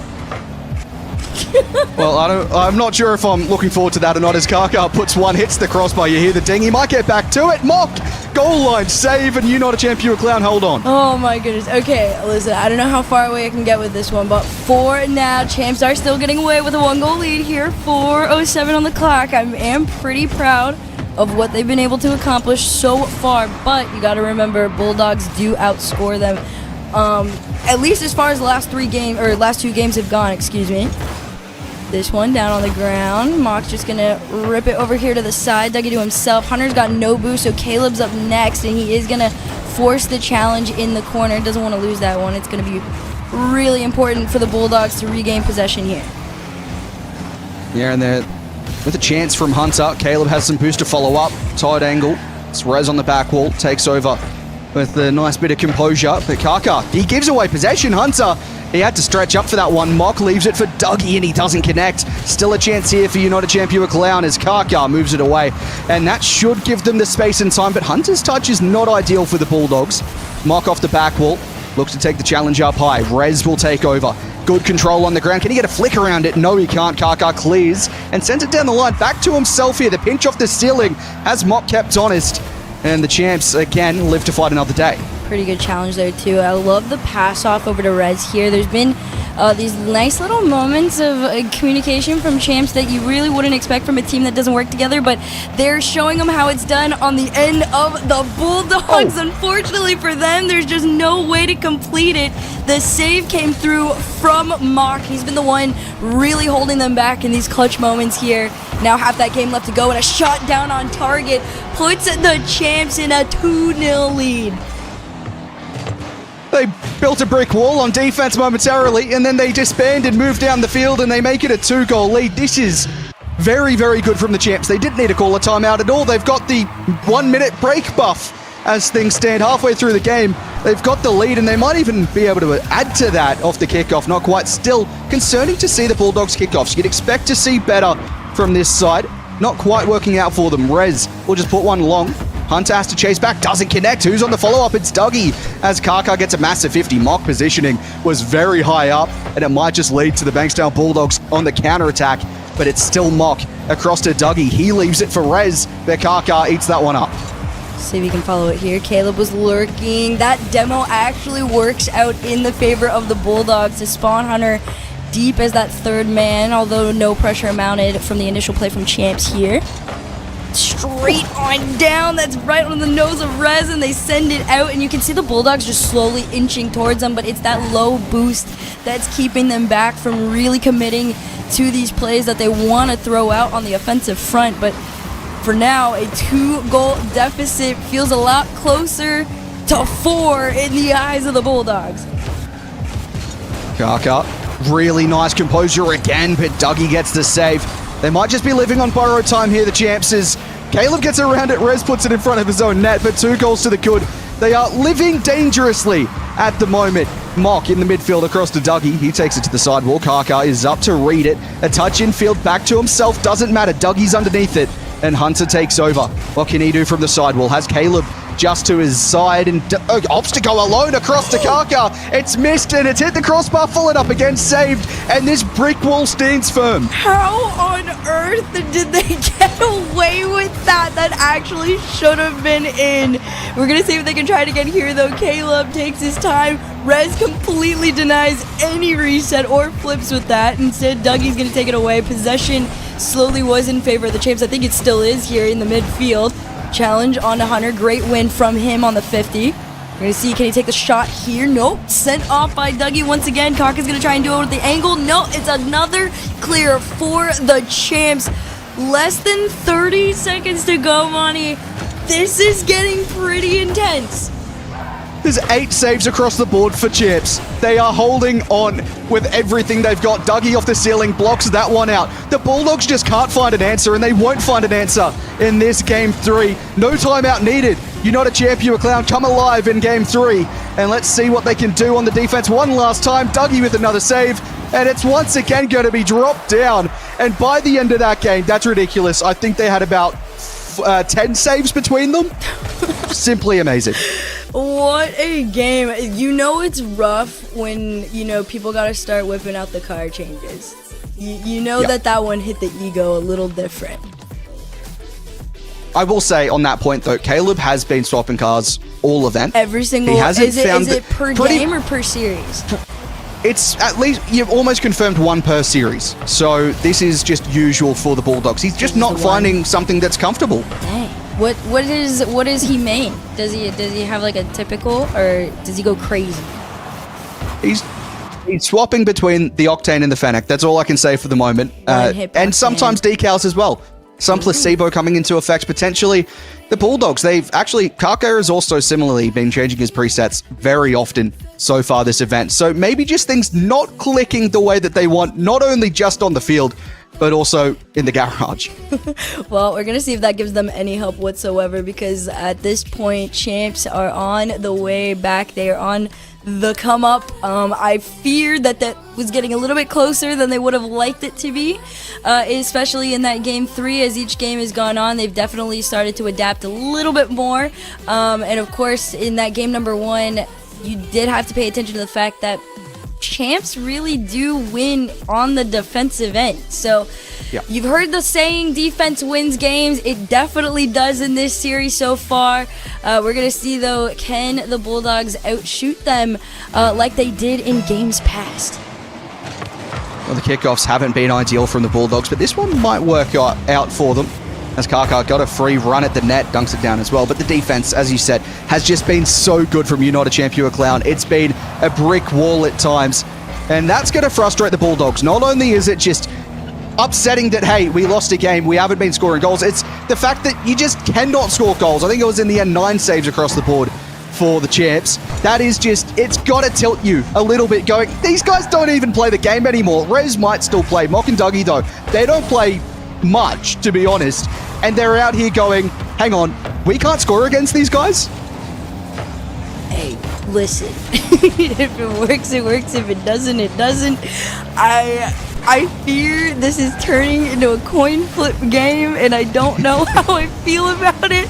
I am not gonna lie, though. I do have some bias. I would love to see Mock win. I can't lie. Mock winning in the Big 25 feels like a fever dream. Yeah. I mean, not only that, but Dougie also potentially getting a massive win, a top 4 in OCE. First time he's played since 2021, by the way. So that's something to think about. This You're Not a Champ, You're a Clown roster. Really, I think everyone probably, unless you've got a side already, they are the side that people will just go, hang on, I want to see these guys win. Well, let's see if they can do it here. 3:33 to go, and still scoreless. This is how that game number 3 was going down. They waited till the end, and Caleb's gonna knock it off. The Fennec change does come in clutch. And am I looking at a champ season reward decal against the You champs? might be. I haven't paid that much attention. Is this some banter? Well, it could be. I need to have a proper look at this one. That's a massive 50 from Mock, though. And look, I think that the interesting fact about United Champion Clown is that they've kind of been up and down in terms of defense. Most of the time, they are phenomenal. But the times that they concede, it's just because no one's left home. That's a challenge back the other way that might work out. Caleb does really well with it on the back wall. He's got nothing in the tank, takes it down the line, gives away possession to Mock, and he puts one on. Hunter into the corner again. Rez waiting for the pass from Mock as he fakes it out on Kaka in the corner. The Bulldogs work it down the line. Dougie says, no, we keep it in the Bulldogs territory, and tries to find a bump as well. Hunter to the side wall once more. Rez, corner across. Caleb to the ceiling. He's going to work for a pinch, potentially. No, flip reset in the end. That is a ridiculous play downfield as Rez will easily control it and look for the counter-attack. Ends up giving away possession. That's not what we want to see from Rez. Very, slightly low boost on the end of the champs there. They were able to gather some resources in time to try and make a couple saves and a mini clear. To add into that play there, pass over to Kaka. He's the one that's really been able to shine through for this Bulldog team. But again, nothing quite coming to fruition as far as their team plays have gone in this game number 4. Champs really just allowing the Bulldogs to play their game here. A nice, powerful clear going to be sent on the return. The race back, though, goes in favor of the Bulldogs here. Caleb on the sidewall. Over Mock, over 1. Can he get past Dougie? Not quite, no boost. Caleb in the midfield, just look to cut on that one. Dougie will put it forward. Rez could look for the redirect. He faked it in the end. Hunter got the touch. That was necessary to keep it out. Kaka on the counter-attack as well. A second goal would give them some comfort in this match, but Rez clears down into the midfield. Caleb gets a piece. Now Kaka, he's got nothing really to work with, so he tries to take it low. Mock got a piece, gets a pinch off the ground and the corner combined, but it opens up for Caleb. Can he double it towards the net? No, Mock clears as Kaka comes through with a ceiling touch and gets the double as well. Mock denies, Hunter races through, but the champs' brick wall has been set up once more. Their defense is actually something to be talked about time and time again, because what on earth is this? 2 times Mock has gotten a save on no boost. Rez is somehow going to get this one out, even though Kaka was rushing him. Mock another one, just the slightest of touches, manages to keep this ball from going into their net. But still, at the end of the day, you are trailing by 1, and you are stuck in your own half. So this doesn't quite mean too much unless you can get out soon. The Bulldogs would love to make it a 2-goal lead, but they wouldn't mind as long as the ball stays in this half at the very least. Champs are going to look to do the opposite of that with the massive demo. That opens up the field. Rez across to Mock. Caleb, he's got not much on the back wall as Rez will push through with the challenge. Another chance here for Dougie into the corner once more. Kaka across. And now Mako, he side flips out of the way. That could open up for Kaka. That's a massive 50, but the defense holds again as Hunter plays to the corner. Just time off the clock. They won't mind it as Mock sets up for the counter. Finds a flip reset. Has one to his right. Opts not to use the flip in the end. And Dougie keeps it alive as Hunter breaks the other way. I think that might just be the game. They're going to have to go from one end to the other, the champs, if they want to equalize. Let's see if they can finish it here. Otherwise, this ball could stay up. Rez, sidewall, just enough boost to keep it almost going. Kaka's like, I'm not even giving you the respect to touch that ball. It's going down on the ground. Match point to the Bulldogs here in game number 4. A great way to respond to that loss there in game number 3 as well. Another vehicle change, though, is going to be coming out. Yep. I like what I'm seeing. I don't know if this is a mind game thing. 2 vehicle changes. 2 vehicle changes. That's aura, Scare them. Why don't you? I wish they would do the, who was the ones... Who was playing in the clown cars at Worlds and annoying all of us? Wildcard. Yeah. I hope Behead and Torsos. you guys should do that. And it's not fun. So maybe that could be another way that they could speed this along. Wildcard, when they're back home, they don't do it. They only do it to annoy the casters on land, which is great. They haven't done it this season, at the very least. They seem to just go, hey, it's a LAN. Let's get any minuscule margin of difference we can find. Let's go to the clown cars. Yeah, they don't do it in OCE. Oh, that's so evil. Oh my god. I'm not complaining. Hey, I'm glad because we were listening to it and it was a headache and a half. And so I vote the champs all change their car and do it, but I don't think they're going to do it here. No, instead we're just getting a couple car changes from the Bulldogs. We're going to see if they can close out this series here, which would be a monumental win for them leading towards the rest of tonight. Well, before we really kick off the action in this next match, I do want to ask the question. It's been a divisive sort of situation across the desk this weekend already. Okay. What's your thoughts on this map? Ooh, oh my gosh, I heard y'all talking about this yesterday. Hot take, I think it's cute, but it's so distracting.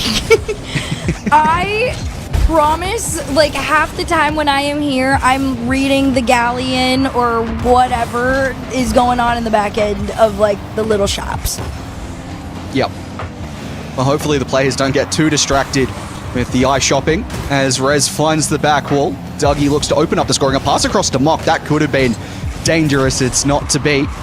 And look, I think the Bulldogs, they've really sort of settled the ship in that one, although Kaka and Hunter, I said Kaka has also been making car changes. He's made an impact here. New car, new goal, 1-0 lead for the Bulldogs. We love this. A beautiful solo play and the timing just to get it over the last two defenders there. Kaka really has been the one to step up today. I felt like yesterday really was Caleb. And as far as Kaka went, not necessarily quiet in a bad way, but quiet in a very, very solid moment. But Hunter having his shot in the limelight all the way from the midfield, just a beautiful catch from Caleb to put them up 2-0.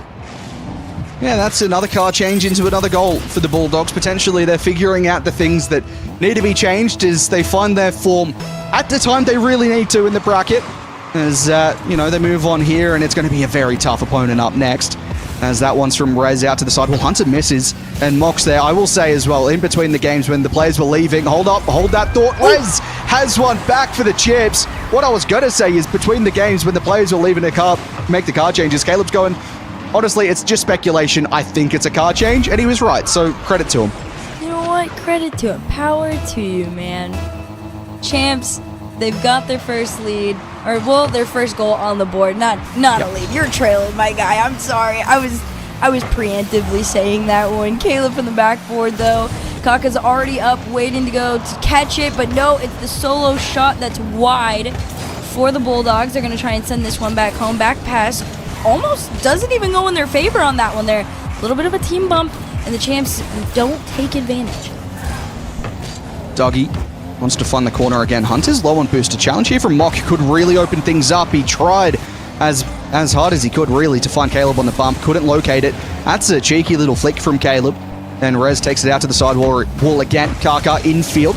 Dougie looks for the back wall, and it's just giving away possession there. That's not what you want to see from You Not a Champ, You a Clown. We need to see the possession taken over as Caleb goes for a bit of a plan B, and Rez says, no, we'll take that back the other way. Looks to find Mock. He looks to find Dougie, and Kaka gets a piece. Ooh, let's see what he can do here. Little demos. Puts Caleb in solo play position off the sidewall. Hunter's going to slow it down here.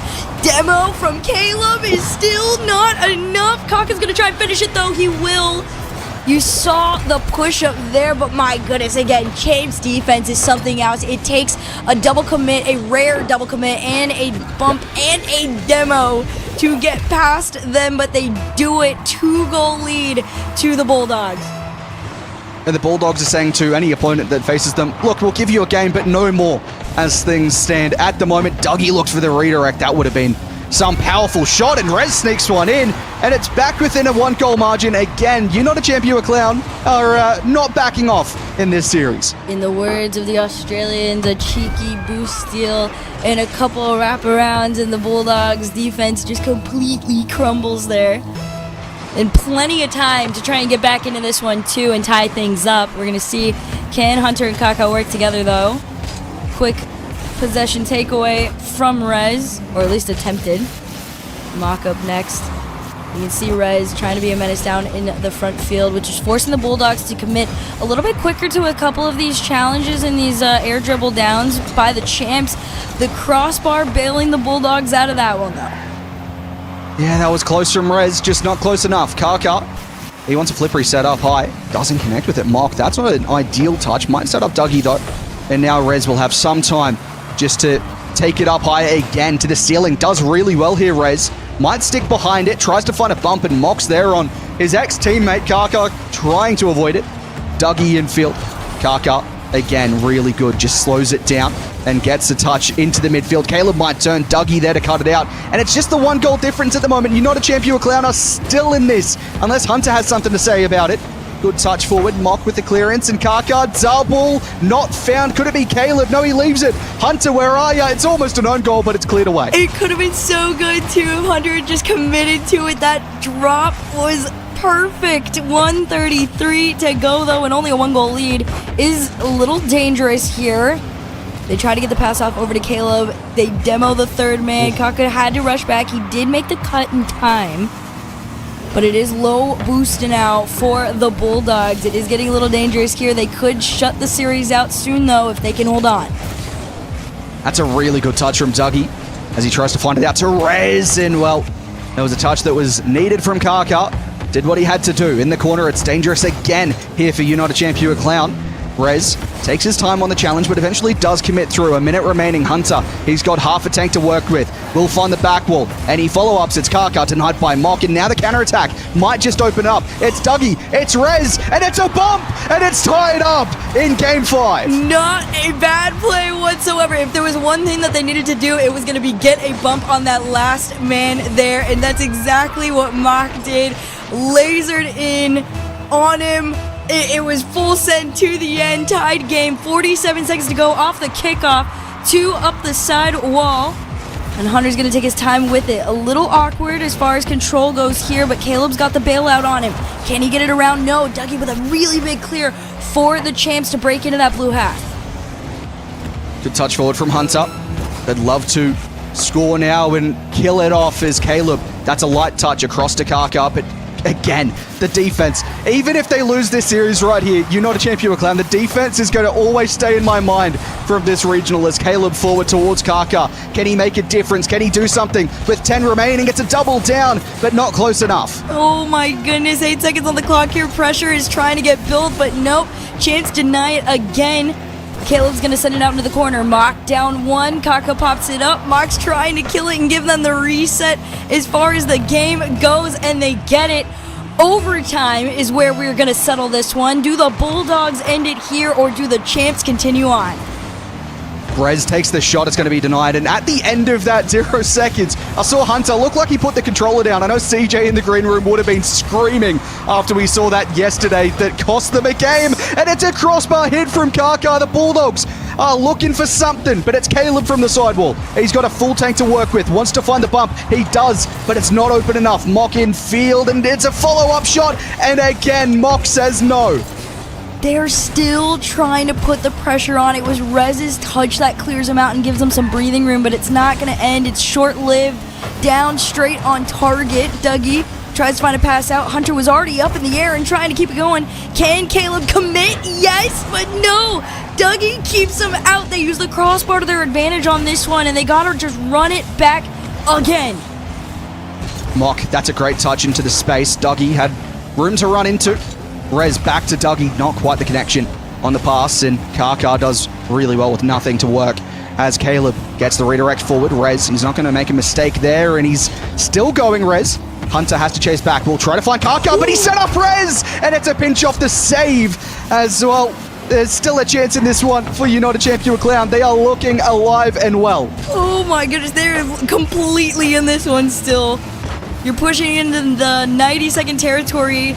Nobody's been able to find anything. It's been pretty decent plays on both ends of the field, though. Rez already up, low boost all the way around for the champs, which could be dangerous.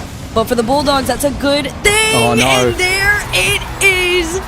The pass and sneak in on the ground is what is going to end it all here in this quarterfinal between the Bulldogs and the champs. Not only do they take the series, but they dismantle the champs roster. Yeah, well, look, that's not... I did say previously that it's sort of a flip of the switch for United Champion Clown. There was either a chance for them to have incredible saves, incredible defense, or it's just an open net, and the Bulldogs, well, they got lucky. They had an open net that time, I would have loved to see another game in this series. You're not a champ, you a clown. Really just showing something that would have been crazy to see if they could make a top 4. They don't. They drop out in top 6, which, you know, talking with Mock, he was going, you know, a top 8 would do. Would be happy with that. But the Bulldogs, they're expecting to be in the top 4. They're expecting to be in the top 2. And at least they've made the first step towards that in this Championship Sunday. Well, they've got a bigger challenge ahead of them after this one. They will be facing off against, I believe it is Power, who is waiting for them in the semi-finals. So we've officially got our top 4 teams locked and loaded. And honestly, I had so much fun watching that with you. It was an honor to get to do a little cast with you here on the Unofficial Official OCE RLCS broadcast. And I'm in the same boat. I wish it would have got another game, but alas, that was the first and last time we will be seeing that roster. Yeah, look, I mean, maybe something could have been inspired from that one performance. Hey, guys, do we just run it back? We get an easy top 6. Let's see what happens. I would love to see this team go again. I really would, but I'm not sure what the plans are. They said, we're going to do one. We're going to leave it there. Maybe they were thinking about, we might pick up coaching roles again. We might just, watch again. Who knows? But I would love to see if that roster could potentially run one more time. Hey, maybe even get rid of Rez. Bring another coach in. Let's have the coaches with 3 coaches across the roster. I'd love it. Get Jimmer in. Honestly, have Jimmer leave wildcard and get him in. Yeah, just throw him in on the side, and then you get like a random caster to be the coach. Start mixing it up a little bit. Yeah, I think OCE is known for doing things out of the ordinary. And that would have been it might be special. We'll see what You're Not a Champ, You a Clown can come up with for Open 2 if they are to return. But the Canterbury Bankstown Bulldogs move on to the semi-final. The top 4 is up next.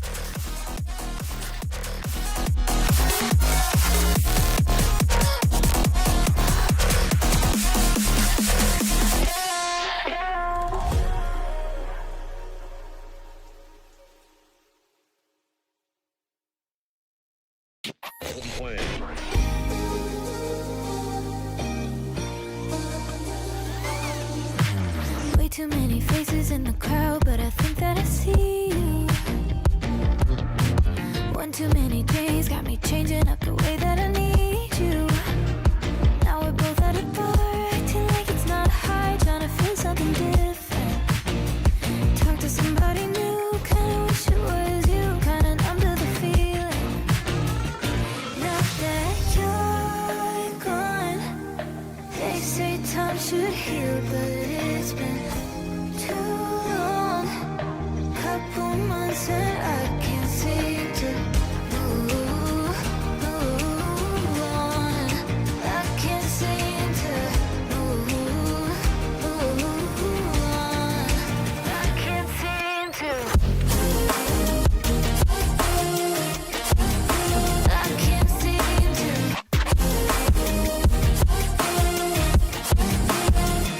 Not that you're gone. I can't seem to. I can't seem to. Laying on my floor, thinking about all the things that we've been through.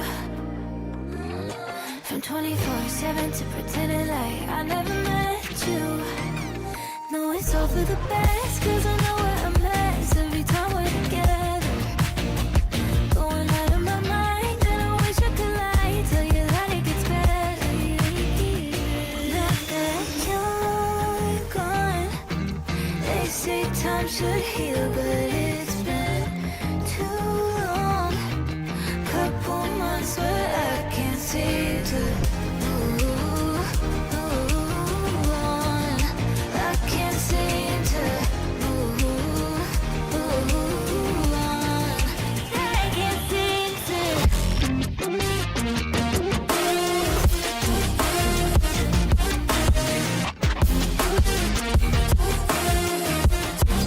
I can't seem to. I can't seem to.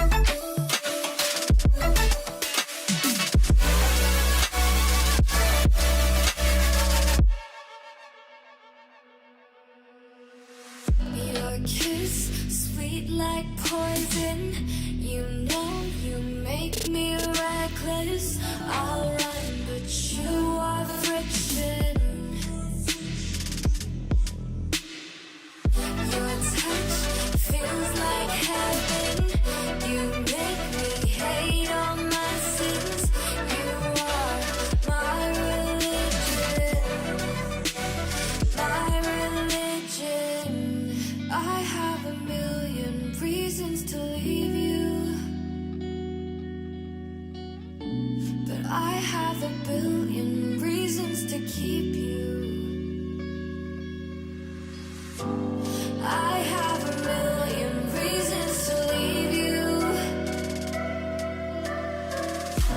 but I have a billion reasons to keep you.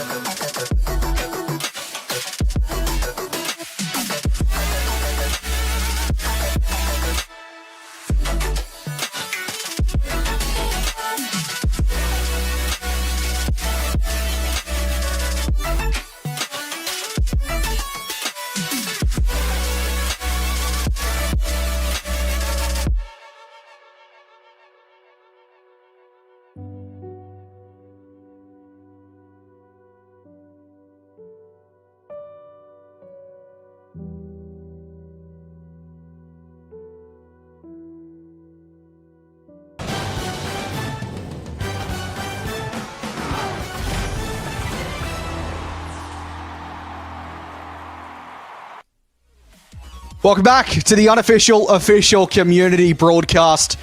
Well, we've gone down from 6 down to 4 today. We've somehow managed here without an official broadcast, but it's good to be here. It's good to be hosting as well. You know, this is not something I normally do.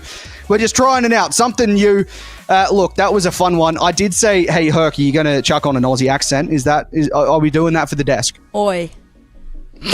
She's got the glasses. You might as well go all the way.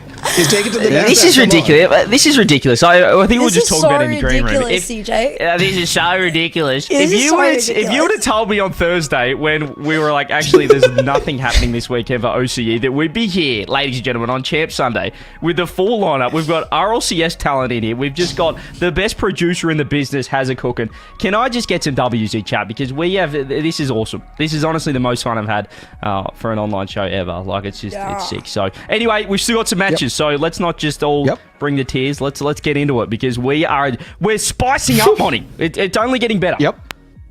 Yeah, well, look, I think if you started the day off with Take Flight and Almost Nuts, you'd probably go, hey, that was going to be the best game of the day. Well, you would have been wrong, because the Bulldogs and Champs showed up then.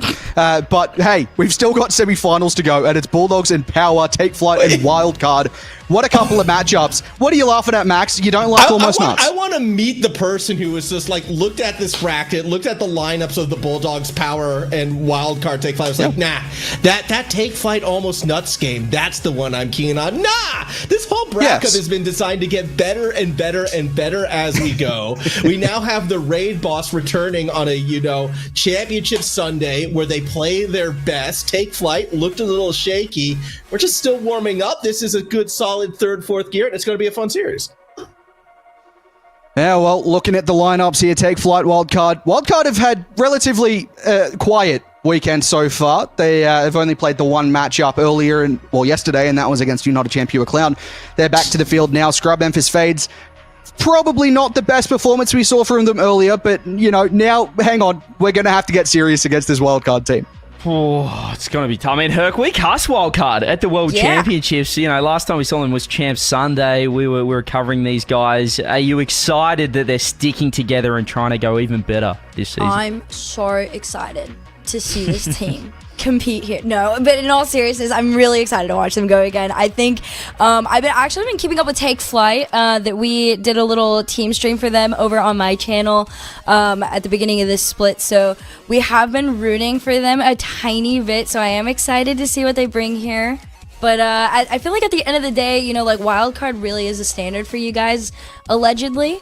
So, allegedly, it's exciting you to watched see. it. Allegedly, You pretend you don't know about them. They're pretty good. You never know. Domestically undefeated Was that through even all real? of 2024? Australia's not real. This isn't even a real stream. So, Keep telling yourself that. Well, look, Wildcard, they get a top 6, but at least Australia isn't real, so we can't even think about that. Someone else got the top 6. It was Dignitas or whatever it was. Anyway, it's time to get down to business I'm expecting something on this desk for the predictions, but let's see what pops up. I'm going to kick us off, and then I reckon we do something fancy. I reckon we go me, then Max, then Herc, then CJ. I'm putting wildcard down. Max, who have you got? I mean, you would have to be silly not to put wild card down, right? So I'm sticking with it. I've returned to planet Earth, believe it or not. Okay, so we're going wild card. Glassics are coming off. I'm getting boring. The raid boss are the raid boss for a reason. They're gonna win. You've let me down with taking the sunnies off. I will just put that out there. Herc, who have you got? For the memes, take flight. Give me the upset. Put the sunnies back on then. Slide them down. Yes. Take flight. There it is. Well, listen, I wouldn't say to be the upset of the century, but Formal predicted almost nuts to beat Flight. So that's how low he is on Take Flight. So it would be an upset according to Formal, but I'm with Wildcard as well. It's just Champ Sunday, Herc. They just keep showing up, but I would love to see it, and I love the bravery. Honestly, the reflective sunnies kind of match the Take Flight logo as well, so you're onto something there. Somebody's got to root. Well, Max has put his sunnies back on. It's time to get to the business. CJ, you're going to be calling this one. I think we're going to do a solo one again, aren't we? Is that the plan? Yeah, it's CJ's stream. He hasn't cast yet. Send him in. Oh. Not! No! What? Damar! What? Well. What? You're here with me, CJCJ. It's me, Dazarin, and I'm here to watch Wildcard versus Take Flight with, of course, Mr. CJ Cameron. It's time. What? It's Championship Sunday. We get to see Wildcard in action, but they're going up against some tough competition here with Take Flight, CJ. I hope you're ready, because I am. Where did you come from, Daz? You down under? Welcome to the greatest region in Rocket League. Welcome to OCE, your first ever cast down in OCE. What are you doing? What time is it? Are you here? Are you in Australia? Are you at home? What's going on? I'm at home. It's 2 a.m. My eyes are being held open by the light that I'm using to light up my green screen right now. I'm going to be honest with you, but I had to come in because this was important. We need to kick off the season the right way in OCE, and we're doing it right here, right now. Thank you guys for having me aboard on the broadcast. Game one. Do I have to do the sponsor shout out? Are we shutting out Progressive? We got nothing over here. I don't know if you realize that this is the game one, sponsored by the Twitch chat. Thank you guys for all the subs. We appreciate it. Yeah, game one, any primers? Game one sponsored by the primers. Shout out, can we get a W, Daz? If I don't see a wall of W Daz in chat, because he said, you know what, I want to help you guys out. I want to help the greatest community in Rocket League OCE come together for the unofficial official community broadcast. And I'll put you on an absolute banger series here, Daz, because you know the wildcard boys, you know the players as well on the other side. Maybe not Fades, but certainly Emphasis Scrub. This is a big semi-final.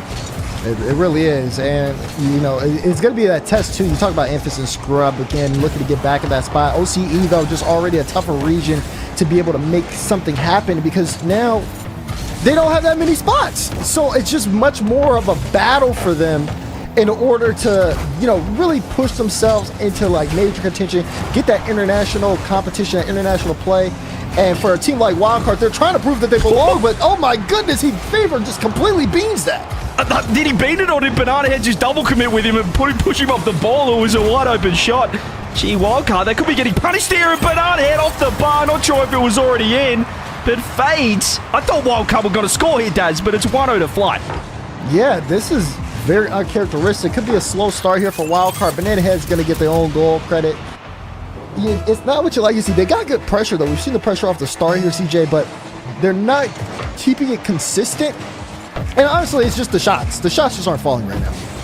Yeah, I mean, they probably just needed to relax a little bit. Banana Head was so keen to score that goal. He jumped over the top of Fever, and Fever missed himself. But yeah, we'll see. Team Flight, they've been a little bit shaky. I think when you look at the names on paper, you look at Amphis, you look at Scrub. These guys have been to World Championships, majors. I think their performance hasn't quite reflected it so far, but maybe against these guys. But here it is, Fever this time. He wedges it off the near post, ties it up. I mean, Torasas, not really trying to put the shot on there. I like the idea.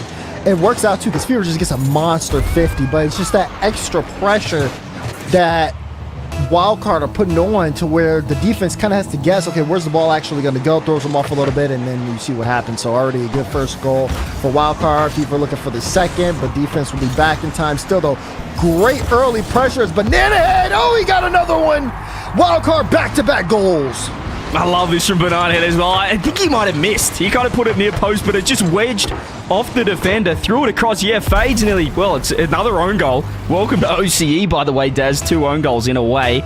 Right. 2 close ones, but it's expected. You get this every single game.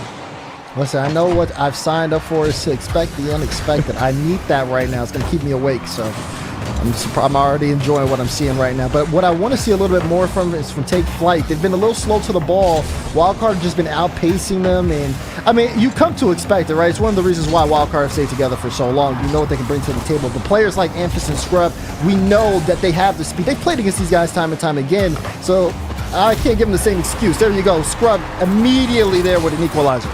I think he heard you. I think he wanted to just make a statement here, knowing that you're in the call, knowing that you're in the game, and he's got a beautiful shot. 0 boost. Banana Head just try to pre-jump that top left. Scrub just shoots it behind. 2-2. And we absolutely have a game on. Fades as well, I want to mention. You probably haven't seen too much of him, but he's a staple top 6, top 8 player in OCE. A lot of mechanics. He's Turkish as well, or of Turkish descent. So his team was actually Turkish FC before Team Flight picked them up last week. So he's got a lot of potential. You'll see some solo plays from him for sure. So far, now you're starting to see them Take Flight really kind of get into the game, right? That was a big goal that you saw from Scrub. I am excited to see what we see from Fades here, but as a team, wanting to see Take Flight match the speed, they're starting to do that a little bit. This game one's getting a little bit more closer. Ooh, Scrub, like the downfield, but this time Fever too quick, and beautiful double. Fades respecting this time. Wildcard, though, not as dominant as we'd expect from game 1, certainly with the pressure that they might have had as Scrub throws another one on net. All 3 of Wildcard playing a bit of defense at the moment. Fades faking challenges and just drawing this defense out. This is a beautiful play from Take Flight. Maybe a drop down at Fades. He gets demo. Can Scrub score? It's the double. Banana Head just parries it, but still, they're in a little bit of trouble. Yeah, they are. I mean, this is good pressure, but team bump there. Another team bump. And Amphis has to dive in. Can Phase? No, he's not going to read this. Going to leave this one for Amphis. Now Amphis, Scrub pre-jumped this, so he won't be involved in the play. He's going to try to rotate back into this while Banana Head takes this off the ceiling. Scrub, though, early for the challenge. Doesn't want Wildcard to get comfortable at all. Not on their half, not on the other half. They are trying to control the pace of play here on the side of Team Flight. And as you mentioned, the experience of even the players on Team Flight, they're not going to be respecting Wildcard as much. And this is, speaking of not respecting, Banana Head just did not respect Scrub at all. Thought he was taking it to the wall. He just pinches it in. Literally just a good ground pinch. Yeah, Banana Head wanted to go for like the fake challenge, see if he could throw him off, but he turned off a little too late, got caught out. Unfortunate. Now Wildcard behind here in game 1. Still a minute and 4 to go. That's huge. I think he thought, oh, hang on, Amphis might be there. Another one. It's also a huge save. I would say watching that replay, Banana Head just thought Amphis was going to take that himself for the solo play, but it was just beautiful communication and another opening. This time it's Amphis. He's got his first goal on the board. It's 4-2. It's an upset. Yeah, I mean, look at the speed, though. Amphis kind of recognizing, okay, Banana Head doesn't have this. I just got to beat Fever and dust him to the ball. That's a big goal there. Speed was a bit of a worry factor going into this game for Take Flight, but now they're showing that they can dictate the pace here. Now, game 1, like you said, at this point, Wildcard might be looking towards game 2. We'll see what happens. Yeah, I mean, maybe Herc was right with these predictions there. They're looking nice. That was a huge save. Just need to kind of hang on from here. As they kind of feel like a team does Take Flight, where they just get better depending on their opponents. This Banana Head had an open net. Not sure if he knew just how much of a chance he had. Puts that wide with 30 seconds left. Could have been the last opportunity, but Take Flight look like they're elevating because they're playing Wildcard, because they know these guys and they're up for the challenge. Exactly. It's because they know them. They've played against them time and time again. And for both of these competitors on either side, this is their toughest competition in the entire tournament. So we should expect this to be as tight, not necessarily as one-sided as it should be. Wildcard finally meeting a challenge here in OCE Open 1, but time's going to tick down. Game 1's going to end, and it will be Take Flight here with the statement game 1 win. Yeah, just looking nice. We're looking really good. And to be honest, it was all Wildcard early, but what a return there for Take Flight, taking the first quite comfortably in the end. as taking a look at the scoreboard, really good performance there from Scrub. All three members playing well. And Daz, I'm going to need you to shape up. I'm not sure if you're aware, but you're about to be live on stream, on camera, on the Unofficial official community broadcast. Listen, if there's anything about me, I stay ready so I don't have to get ready, CJ. Okay, I'm locked in. Don't worry about me. But what you should be worried about is wild card here, because again, great start. The pressure, they had a lot of early pressure, but you could see the fall off kind of happen, right? And then you also saw Take Flight, once they started getting more confident on top of the ball, I mean, they were absolutely dusting them on a lot of plays. And for wildcard, some adjustments are going to need to be made getting ready to get in a game too, CJ. Like, it's just got to happen. You're looking even better than I thought you were going to look as well. Just taking a little sneak peek. Can we get some more W-Dazzers in chat? Hopping on. He said, you know what? I'll help the guys out over in OCE. I'll help the Unofficial community broadcast out for RLCS 2026 Open number 1, at least at this stage. And my goodness, there's some aura to the right of me right now. The aura is shared, okay? We're sharing aura, okay? Because you got the signatures on, and this is needed for a signature matchup. We're just doing the broadcaster's due diligence here, as it should be. So my question to you is, I mean, going into this game too, I mean, what are you expecting out of Wildcard?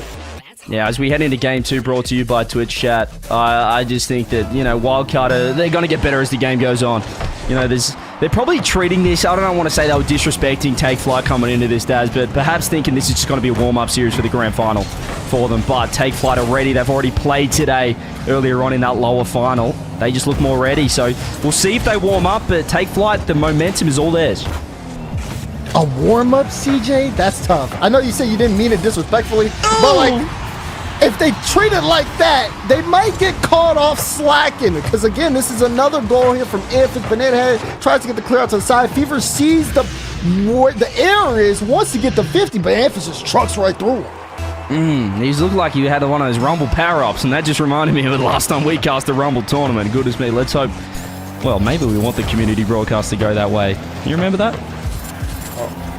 Hey, listen, don't tell me what a good time. We'll see where this series takes us, but for now, it is a great start in game 2. We thought Wildcard would respond, think again. Now I'm thinking, is Jimmer awake right now? What's he doing? Has he got the boys locked in? Because Take Flight all over him. Yeah, that's going to be the thing too. This one, no second chances.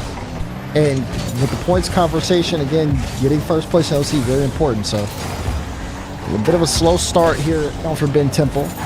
Banana Head, a little clear to the corner. Torsos gets the corner boost, and Fever, a little chain dash, but he's not going to be able to get the ball, nor get a bump. He's got to get out of there. A little 50 from Scrub. Scrub loses that big time to Big T, but Banana Head trying to put the pass on the Fever. Oh, it's a great pass, but it's an even better shot. You just saw it happen as well before our very eyes, Daz. I know those glasses have got 40-40 vision, but you just saw the infield from Banana Head, and Phoebes does the rest, bottom right. That's more like it from Wildcard. I mean, if they're playing like that, I can see why you said what you said. That was picture-perfect passing. And like I said, the shot, you got 2 in net. That's a lot to cover. But the speed and the placement were just so pristine. And, of course, it's coming from Fever. Yeah, that's what you want to see. Phoebes, he got on the scoreboard in game 1. He's on the scoreboard again into game 2. Good to see the connection back. They were kind of a little bit rushy in game 1, but that'll settle the nerves a touch just to equalize. And look at Big T with the 50 and the fake as well. Amphis had to back out Fever too quick off the wall. He has just... Oh, I tell you what, that was nearly an own goal. He almost passes straight into the back of the defender of Take Flight. But still, they found a way out. They're moving down the field, and Torsos hasn't made the touch. Luckily enough, not in the back of the net. Oh, good 50 from Banana Head there. Just watch Scrub. And took his corner boost, too. Torsos with a demo on 1. This is exactly what you want if you're a wild card. Fever looked for the bump, couldn't get it off fades, and the Amphis will clear it into space. So they're doing a good job on Take Flight just to get out of some of these uncomfortable spots, but it's not slowing down the push though from Wildcard. If they wanted to get into your half, they're still winning the 50 game, and their physicality is still something that might need an answer here. Yeah, I haven't seen them dominate the boost that we do see usually from Wildcard, just with that field control, spending so much time in the offensive third. Not to be now, though. And as we said, Take Flight, they're just not respecting Wildcard. They know who they are. They've all teamed together at this point, but that's a beautiful shot. Amphis with 0 boost, lunging across against his former teammates. You can see Banana Head Rips that one on. Fever, reset, double, throws it on net. 2 back as Scrub had to help out. He's done very well just to control and slow it down. Oh, Fever's hungry though. He wants to keep this pressure. I can see it. Look, the double commit with Banana Head. He got the demo on the rotate back. Fever is waiting for a moment to go in, but he's too far forward. Got caught out a little bit. Has to half flip back, but still gets the pinch forward. Good positioning from Fades. Maybe rewarded here. Scrub with the shot. There's the bump, but it's just not enough. Fever on the goal line. It was huge. I don't know how we got that out. There's so much trouble, and even better save now from Amphis. I don't know how Fever has not been bumped. I don't know how it's not 2-1 to take flight. Wildcard have a chance as well. Still, we're stuck at 1-1. Oh my goodness, and Fever is still looking for more. Want to get another flip there. Couldn't get the flip. Torsaw set up Banana Head as a speed test, but he's a little too slow. Now it's Fever and Scrub. Scrub, though, big win on the play. Gets that sit to midfield. Looking for the bump, but Torsaw to Fever. Fever, dangerous man. Guys, the flip, looking for the dunk. That's 2, though, up. But Banana Head too far forward. Torsaw is going to pop. He didn't have that much boost. And now it could have been a chance. Wait, no, they're gifted one. Oh, they were almost gifted it. But the defense just stops it. The final minute of gameplay. A Wildcard have everything they need. But the door is still open here. They have... Oh my God! Score! What is happening? What is happening? Torsos is in now. Surely he's missed off the post as well. Score, man! It's off the corner. This has to be addressed. Pre-jump. Banana Head. He's missed. He's got the double. No, he doesn't. And Torsos has to back off Jazz. Jazz needs a resuscitation. He's passing out with the OCE. Just bottle. He's in it backwards. Fever's in it backwards. 30 seconds out. It's gone. Oh God! No, don't let it be a counterattack, okay? It won't be a counterattack. Wait, did I lie? I don't know. Banana Head's not going to read it. Fever. Okay, good touch to the side. There's Torsos. 15 seconds to go. Torsos to Banana Head. Banana Head slams it. No one's there. Bang! So Scrub takes this one. That's it all the way across the field. Fever's deleted. Bang! Banana Head shot on. Amphis hits it to the side. Banana Head. No, he left the boost so he can hit the ball, but he doesn't have any boost now. And now it's going to be overtime in game 2. I don't know what's happening here. What the heck? What is happening on the official community broadcast? Open one, Amphis wins the kickoff. Can they steal it here? Take flight. Wildcard are just trying to completely deflate this bowl. They're trying to put a hole in it, but it's not putting a hole in the back of the net, Daz. They had so much pressure for the last 90 seconds. We're still in overtime. Can take flight steal it? Amphis, so awkward. They're double committing everywhere in defense, but it's not finding the back of the net. Yeah, I mean, Jim may need to put them on some shooting packs. The shots aren't hitting right now. But the pressure's there. The pressure is there. I mean, the way that they're moving around the field, they're so creative on offense. The positioning's a little off, too. Things are starting to get questionable here on the side of Wildcard. Meanwhile, Take Flight still looking for their second goal. And it's been tough for them because they don't even have that many shots on. They got 5 shots to 9 on the side of Wildcard. This is absolute chaos from both teams. They're trying to create the skims off the backboard that it's just not working out on the offense. The defense is there from both sides. It's scrambly, but it's pure OCE gameplay. As Scrub goes low, he was ready for the pre-jump. Fever finds the 50. Banana Head with boost has Torsos right there. Can he find the shot? And he's just completely missed. Oh, good demo. Trying to get the ball away from Scrub here, but Scrub is going to stay on it. Torsos to Fever. Fever will put that towards the back wall here, and Amphis will have to take it from his own back wall. Still, though, awkward. There's the demos. There's the physicality. If it's not to the side, was it a good touch or was it a panic touch? Fades just now able to get control of that, but you can see Wildcard looking for the pressure. Fever tries to put a shot on, but it was denied. And now low on boost, Take Flight. They just want to get out here. They're stealing all the boost. Take Flight are in big trouble. These 50s are just pinging off the sidewall, but Amphis just walks it down from third man. He had 0 boost, but he thought, I'm leaving that infield pass with the pop. The Fate has none, and the bump was coming through as well. I'm surprised Scrub didn't get demoed there. I mean, that was disgusting. Disgusting level of physicality. And Big T for the win! He's Big T for a reason! And he's coming up huge for Wildcard. 2 minutes into overtime. Wildcard tie up game 2. It's the Dominus. It doesn't matter if it's 2015, 2016, or 2025, 2026. Big T finds the back of the net. If it's OT, give it to Big T. My God, that's how you get the job done. Wildcard now tie up the series 1-1. Was it messy? Was it gross? Did it make you a little nauseous? Absolutely, but that's what you're here for, ladies and gentlemen. And now it's anybody's series here, CJCJ. I'm excited to see where this is going to go. I like that. It's like you watch OCE, you love it, but then after you watch, you think you get that little funny taste in your mouth. Like, what is that? Like, it's just a bit. Something's off about the region, but something's beautiful about the imperfection of OCE as well. We saw Torsos completely whiff a free shot a minute before this, and then he just finds a top down, beautiful over the top of the last man. And my goodness, wildcarded back. We have a series now. Do we finally get a Game 7? We haven't had one for the entire weekend. Listen, this series has everything, and I mean everything, to give us 7 games. It's just about whether or not the Rocket League gods are going to will today. We've been seeing some good rock, though. I mean, I'm really impressed by Fever. You showed me a guy who, when he gets going, he can take over almost the entire field. He's showing up on the back end if needed, and he's just ready to go, ready to cut in the rotation, ready to try to put a shot on. The only thing Fever has to worry about is trying to get too hot, because he might give himself a fever and he might overcommit, maybe overextend. We've seen that happen a couple of times over the course of the last game. If you can clean that up, and Wildcard, again, they get that positioning down, they can take this series over. But Take Flight had their moments. They just got to bank their opportunities. I love that. That you want to commit, but you don't want to be overcooking. No one likes some overcooked food, so they just need to relax here, Wildcard, as they do step up as the series goes on. But on the other side of things, Take Flight, they've got a bit of plot armor about them, I feel like. You know, the fact that Wildcard weren't scoring with the amount of attacks, there's something about this Take Flight team that says this could be an upset.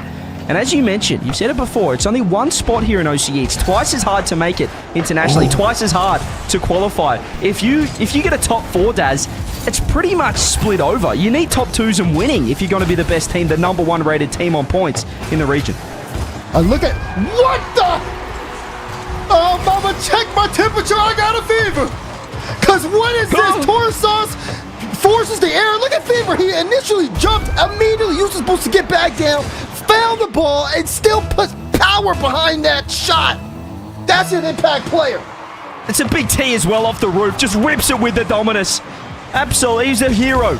Big T of Game 2, and he finds the assist. Fever does the rest, as you said. He is looking hot, but not too hot, which is absolutely key for Thieves. 1-0 to Wildcard. Great start, minute in. We're just not seeing Take Flight keep that consistent offense. They're not keeping that pressure. Wildcard getting out way too easy. I feel like it's just like Fever's trying to battle the voices, because you can't tell me why does he jump so early on the play and then immediately it's like, oh, this is not the play. Let me jump right back down so I can get this shot on. He's ready to go, and you can tell. I mean, you're speaking of going early. I think Banana Head just pre-jumped in the lower bracket final to get to that one. My goodness, was he up early for the Big T pre-flip pass. Wildcard trying to use that connection downfield. It is rattling this Take Flight defense at the moment. You can see these plays are opting for 50s. There's double commits. Are they talking? Is there communication in the defense? Those are the questions we're asking right now, because they're a little bit in trouble. Ooh, Torsos couldn't get the flip reset. Now, a little bit of space given, but Take Flight kind of overcommitting here on the play. Look at Scrub. He's got a buy time. Infus wants to help. Fades even gets a demo, but again, just awkward when they're on the ball sometimes, and it just makes the play kind of devolve. And then it's the wild card show, and you never want to be on the wild card show because you never know what you're going to get. But one thing you are for certain is you're going to get that pressure. Here's Fever looking for the double. Oh my God, he puts it on target, but fades there to get the stop. Yeah, good positioning there. Torsos just able to pop it to the wall. The 1-2 with B-Head. Can he carry one more? Scrub. He's had low boost for a while now as Amphis. I actually like to play for him. It's the fake into the infield. It's got around Banana Head. Amphis can follow it up. The 50 will land in B-Head's lap, and he has boost to work with. Fade says, get out of the pitch. I'll see you respawning in your back third. Oh, Fever. He had the boost for that. I think it decided to leave for Torsos. Could be punished? No, but does force a panic touch. Amphis, wait. Infus and Scrub both in the air. No one makes good contact, and now all of a sudden this is going downfield. There's the demo. Fades perfect touch there. Again, he's made a lot of right reads in critical moments, but he's not stopping that. Banana Head to the back of the net. This is disgusting from Fever. What is this? He's just used the extra. Look at the pass. Look at the pump dance. Talk to me.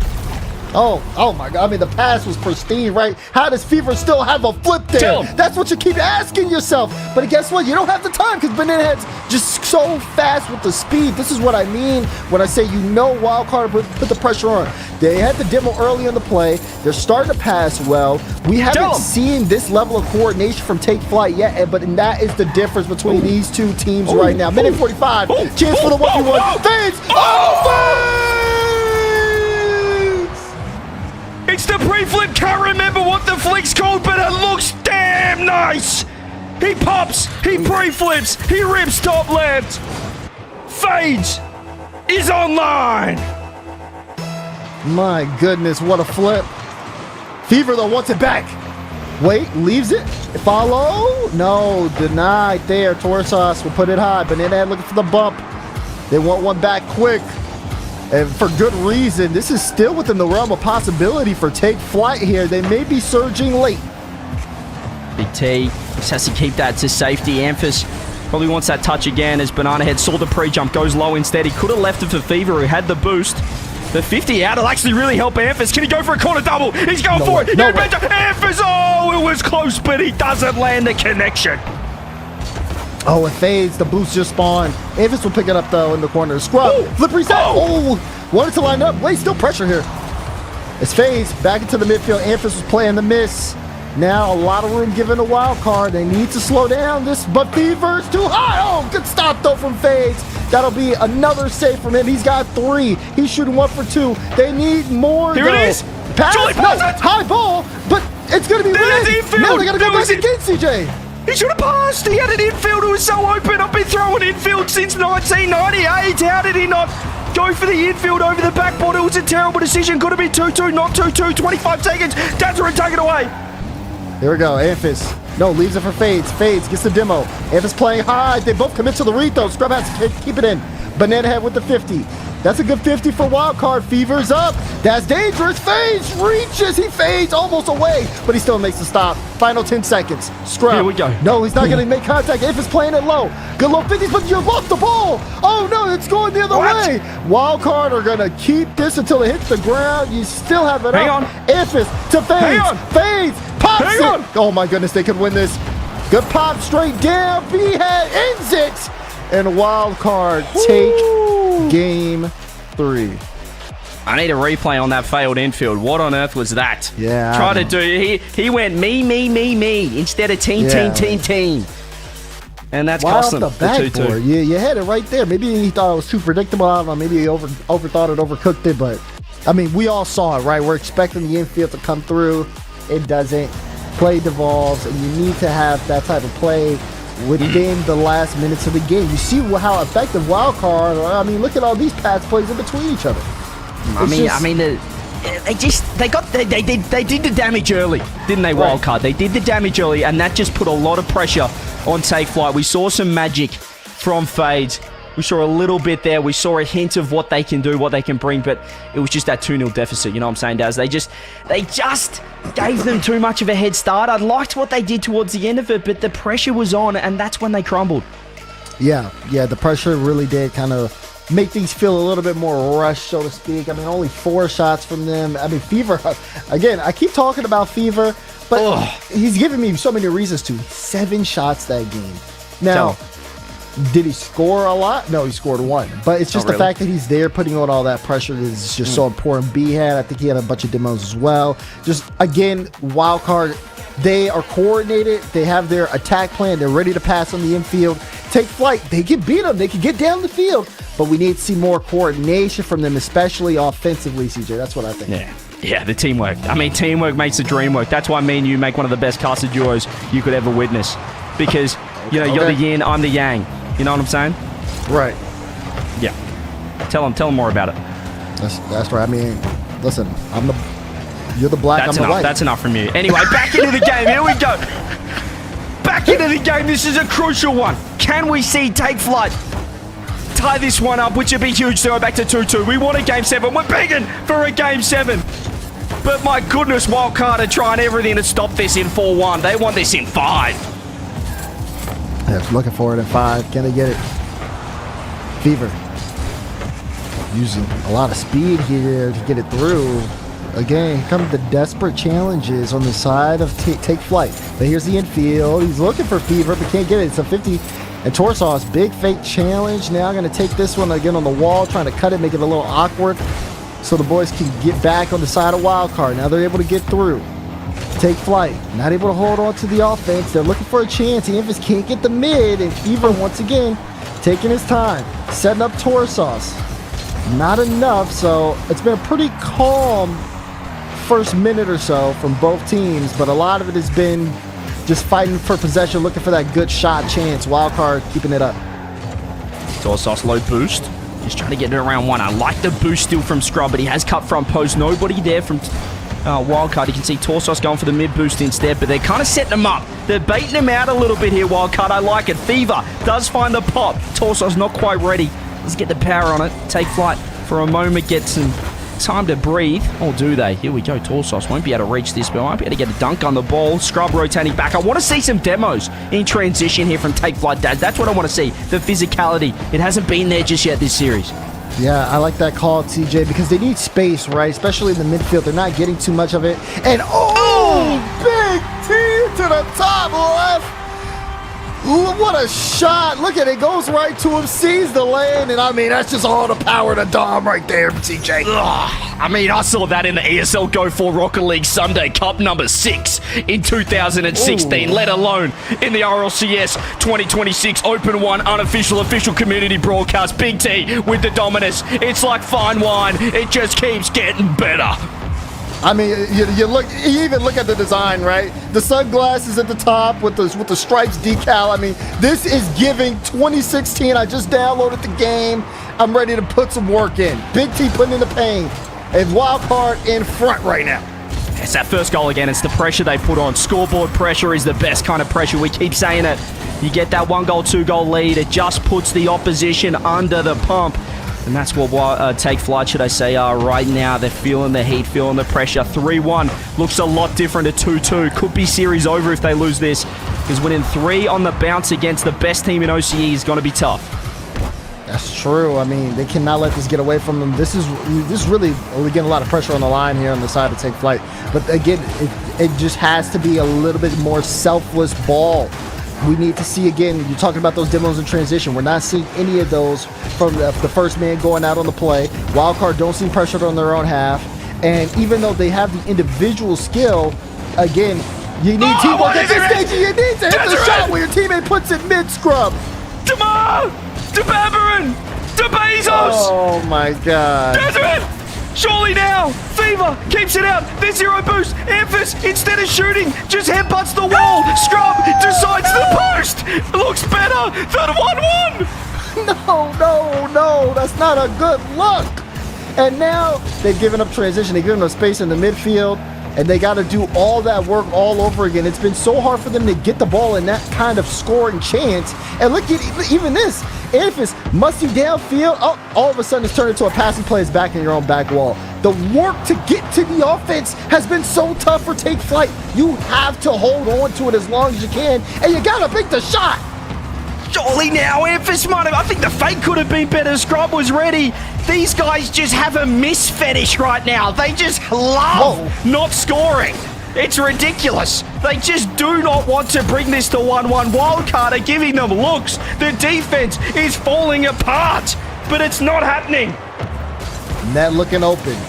Fever test on the back wall. Emphas is there. But how far will Take Flight go this time?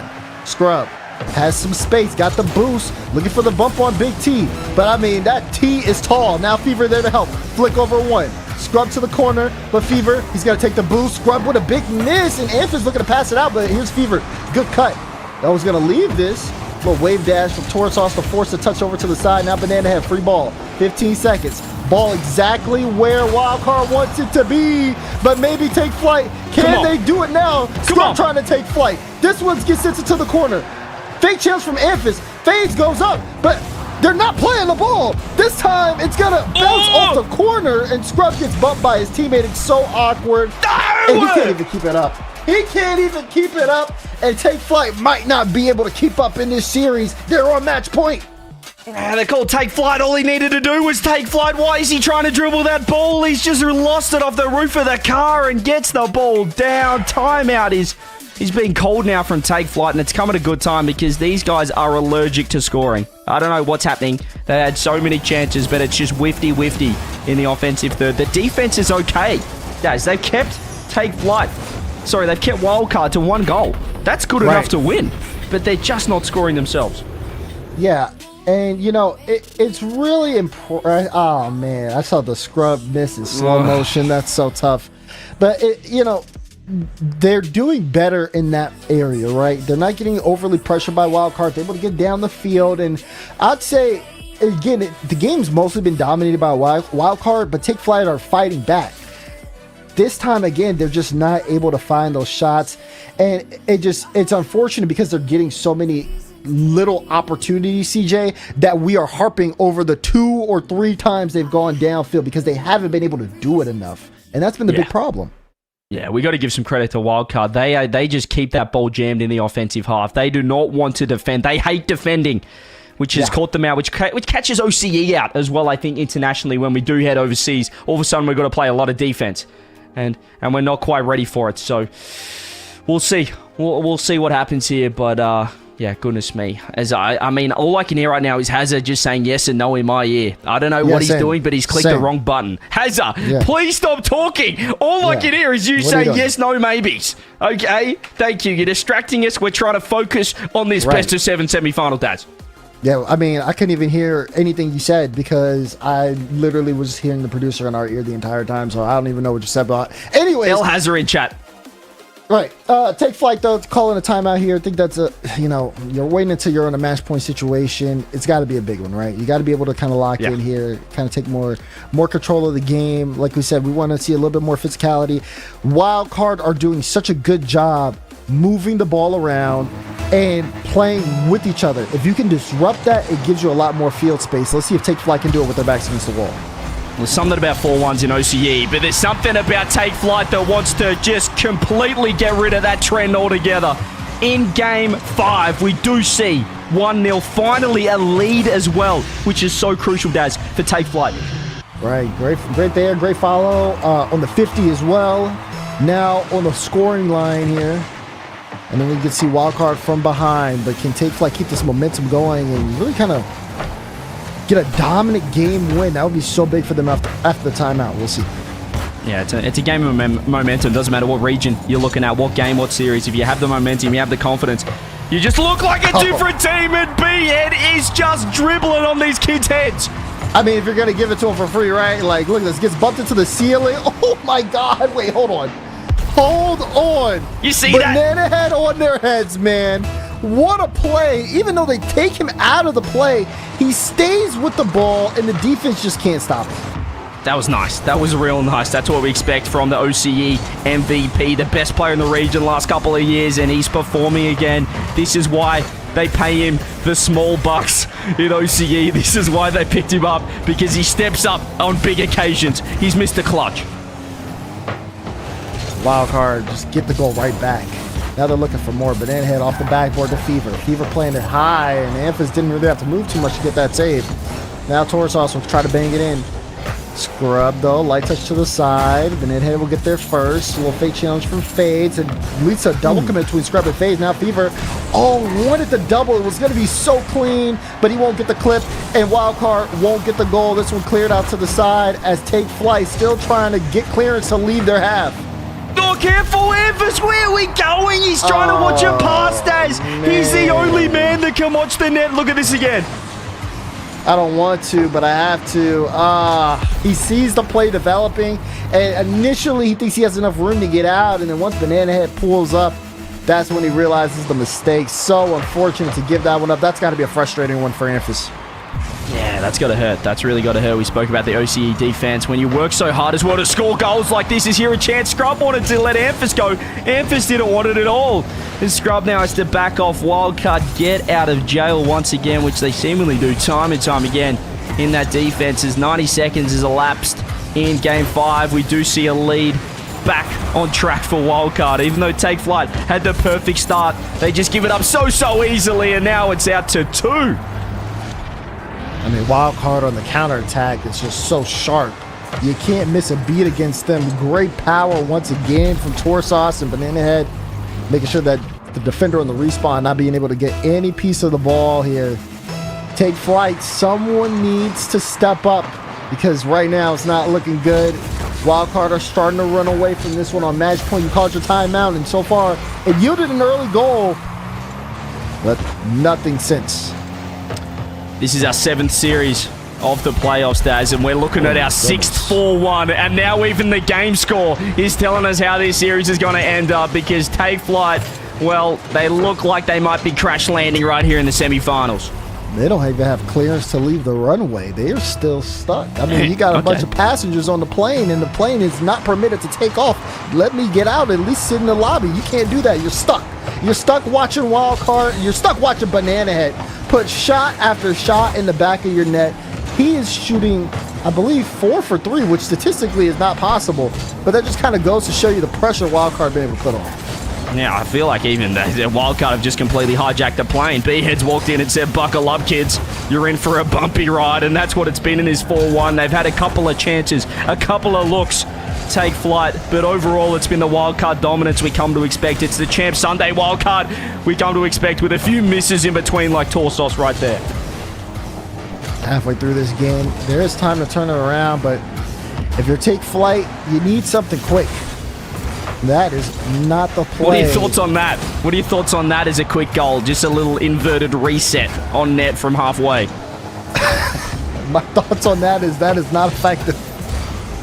But it looked pretty, but not effective. Not effective at all. All right, but maybe they'll have a chance here. They got a little bit of room right now. Fade's great first touch. Flip reset, midfield, but what are your thoughts on that? Okay, what are your thoughts on that reset? I mean, there's just no follow, and now everyone's going back and playing from their own back wall. I'm starting to see the issue in real time. You're starting to pick up. Well, we're putting down. It's a beautiful pre-flip, though, off the bump from Fades. There's a little magic in between every now and then. Amphis downfield. Problem is he's in a 1-on-3. Make that a 0-on-3. And now Scrub's in a 1-on-3 because it's a double demo. Torsos tries to throw it on net. Instead, Fades respawns. Keeps things alive. Minute 20. Game not over just yet, but Wildcard, they just want to make this as painful as possible for Take Flight. Amphis gets a good beat. And now Scrub, who's third here, has to go all the way back. Banana Head putting on a little bit of pressure. Scrub will take this. He's out of boost. Amphis a little late there to help. And Fades gets it past 1, but here's Fever still running havoc. He was looking for a couple of bumps there. Final minute of gameplay. Amphis. Whoa! What is that? He's looking like me out there. Untouched. Yeah. We're seeing some unk ball from Amphis right now. Where are we? Goes the dunk, double commit save. What on earth is happening? Amphis is showing just the full contrast of OCE gameplay. It's peak with a little bit of bottle in there, just a sprinkling. And by sprinkling, I mean he opened the lid and absolutely just poured the whole can out on the ground. There's a lot of bottle in OCE. Yeah, it's a lot. Just watch out. A lot of caps, a lot of glass. Be careful where you walk. Final 15 seconds, and Wildcard do what most people expected them to, but maybe not in the fashion that they expected them to. We knew what would happen, but we never imagined this would be the reason why. Final few seconds, ball will hit the ground, and Wildcard will take the series in 5. They take it in 5, and we have now had 6 4-1s hit OCE. It feels like it's been such an exciting weekend. If you look at Liquipedia, you're thinking, my goodness, what on earth is this one-sided region? But only one series so far this weekend has gone to Game 6. And Daz, it was the first series we had on the broadcast. So will we see the 4-1 trend be bucked maybe in the next series? That's Team Power Canterbury Bulldogs. We'll break that down. Hey, Daz, do you want to hop on the desk with us maybe to break down that next series as well, the next semi-final? I'm down. Sure, let's do it. All right, we'll get Daz back on the desk. But for this series, we do have to give credit to Take Flight. They had to do a tough run. They started in the lower bracket of this top 8. They got through to Sunday. They're big Keck dubs. They took down Almost Nuts. But it does feel like they're probably that fourth team at the moment. We're looking at Kaka Hunter's team in the Canterbury Bulldogs. We're looking at Team Power, Super Lockie's team. We're looking at Wildcard, who we just saw there, Daz. They're probably our top 3 at the moment. So we'll see if they can step up through into next year, into January as the series goes on. But my goodness, can we get some W Dazzers in chat? It's been an absolute pleasure having you here to cast some OCE action. I mean, listen, I'm glad to be here. And, like, going back to Take Flight, I know we probably were a bit hard on them on the cast, but I think it's just, you've seen these players play competitive Rocket League for a while. Right, and I know what they can do, and I just want to see them kind of reach that potential, give Wildcard a big challenge. So, it's a long season, bit of a break after this regional event, so we'll see them back and better, for sure. But I'm glad to be here, CJ. Hey, I was so happy when you sent the message saying you wanted to come on. I mean, this is just beautiful. It is absolutely beautiful to have you down under in the unofficial official community OCE broadcast. But ladies and gents, we're going to a break. When we come back, I'm going to personally promise it will not be a 4-1 because this is one of the series of the day. Second semi-final coming up after this. Maybe some more guests, maybe some more surprise guests. We'll have Daz as well. Canterbury Bankstown Bulldogs taking on Team Power. After this. I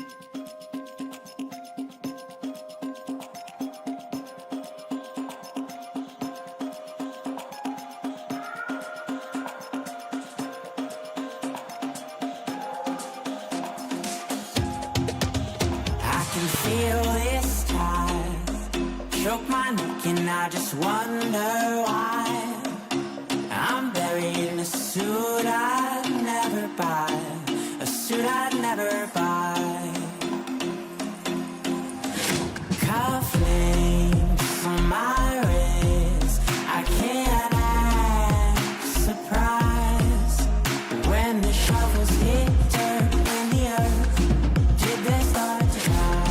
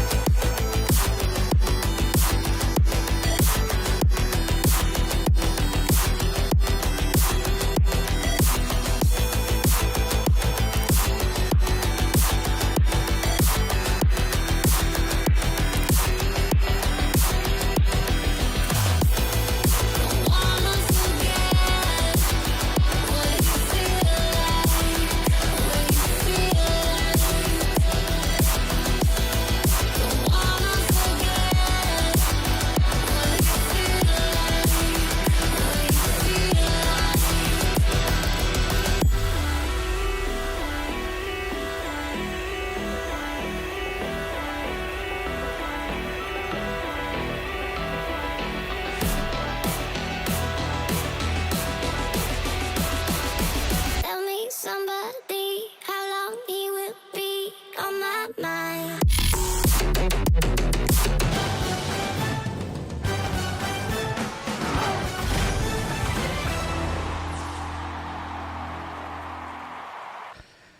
Welcome back, everybody, to the Unofficial official community broadcast here for RLCS 2026 in OCE. And where on earth are my sunnies? What am I doing? I know that I feel like Yummy gets left out, though. Maybe I'll keep him off because I like to... Wait, what's happening in the middle? There's a lot of aura. We got Daz and Money. That might be the new power duo in OCE, boys. How we doing?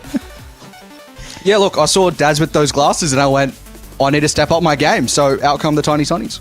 Are they regular? Oh, yeah. What are they? Look like regular sunnies on you, to be honest. Like, oh, right. The same size as your Thanks, other guys. ones, that is.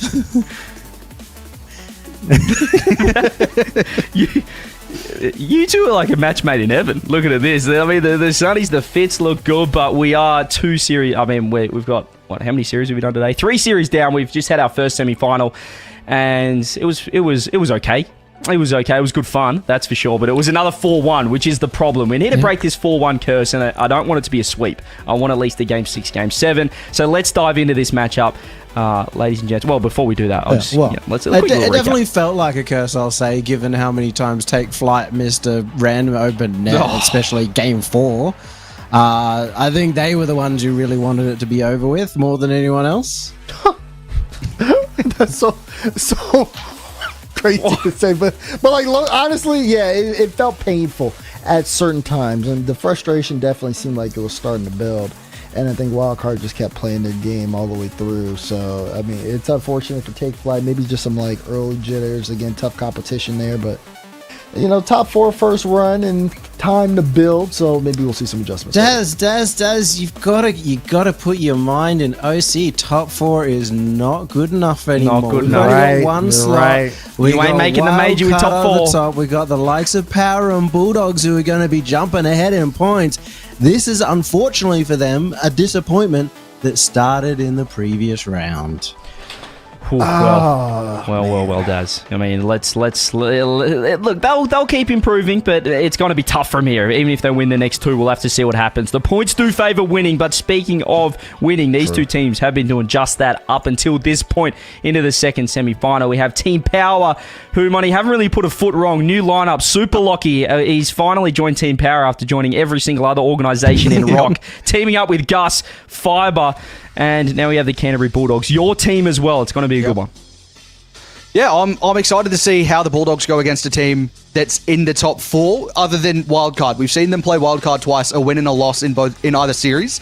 So now it's a real test for them. Power, as you said, haven't really had any troubles to this stage. It's a test for them as well. It really I think this sort of shows us what this split will look like, potentially at least at this stage. One event could be the real crucial point for either of these teams. I mean, we saw Keck Dubs already drop out. That was another team we were talking about in the top 5. They're out of here. These guys have a little more hope if they lose now. but it's still not ideal circumstances if they drop out in top 4. It's lovely to see the washing machine spit out new teams. It's crazy, isn't it? Both teams completely different. But yeah, both with good players. So it's going to be, I think, the match of the day. I think we all know wildcard of the big boss. It's always about who's going to be up against them in the grand final. So this is it.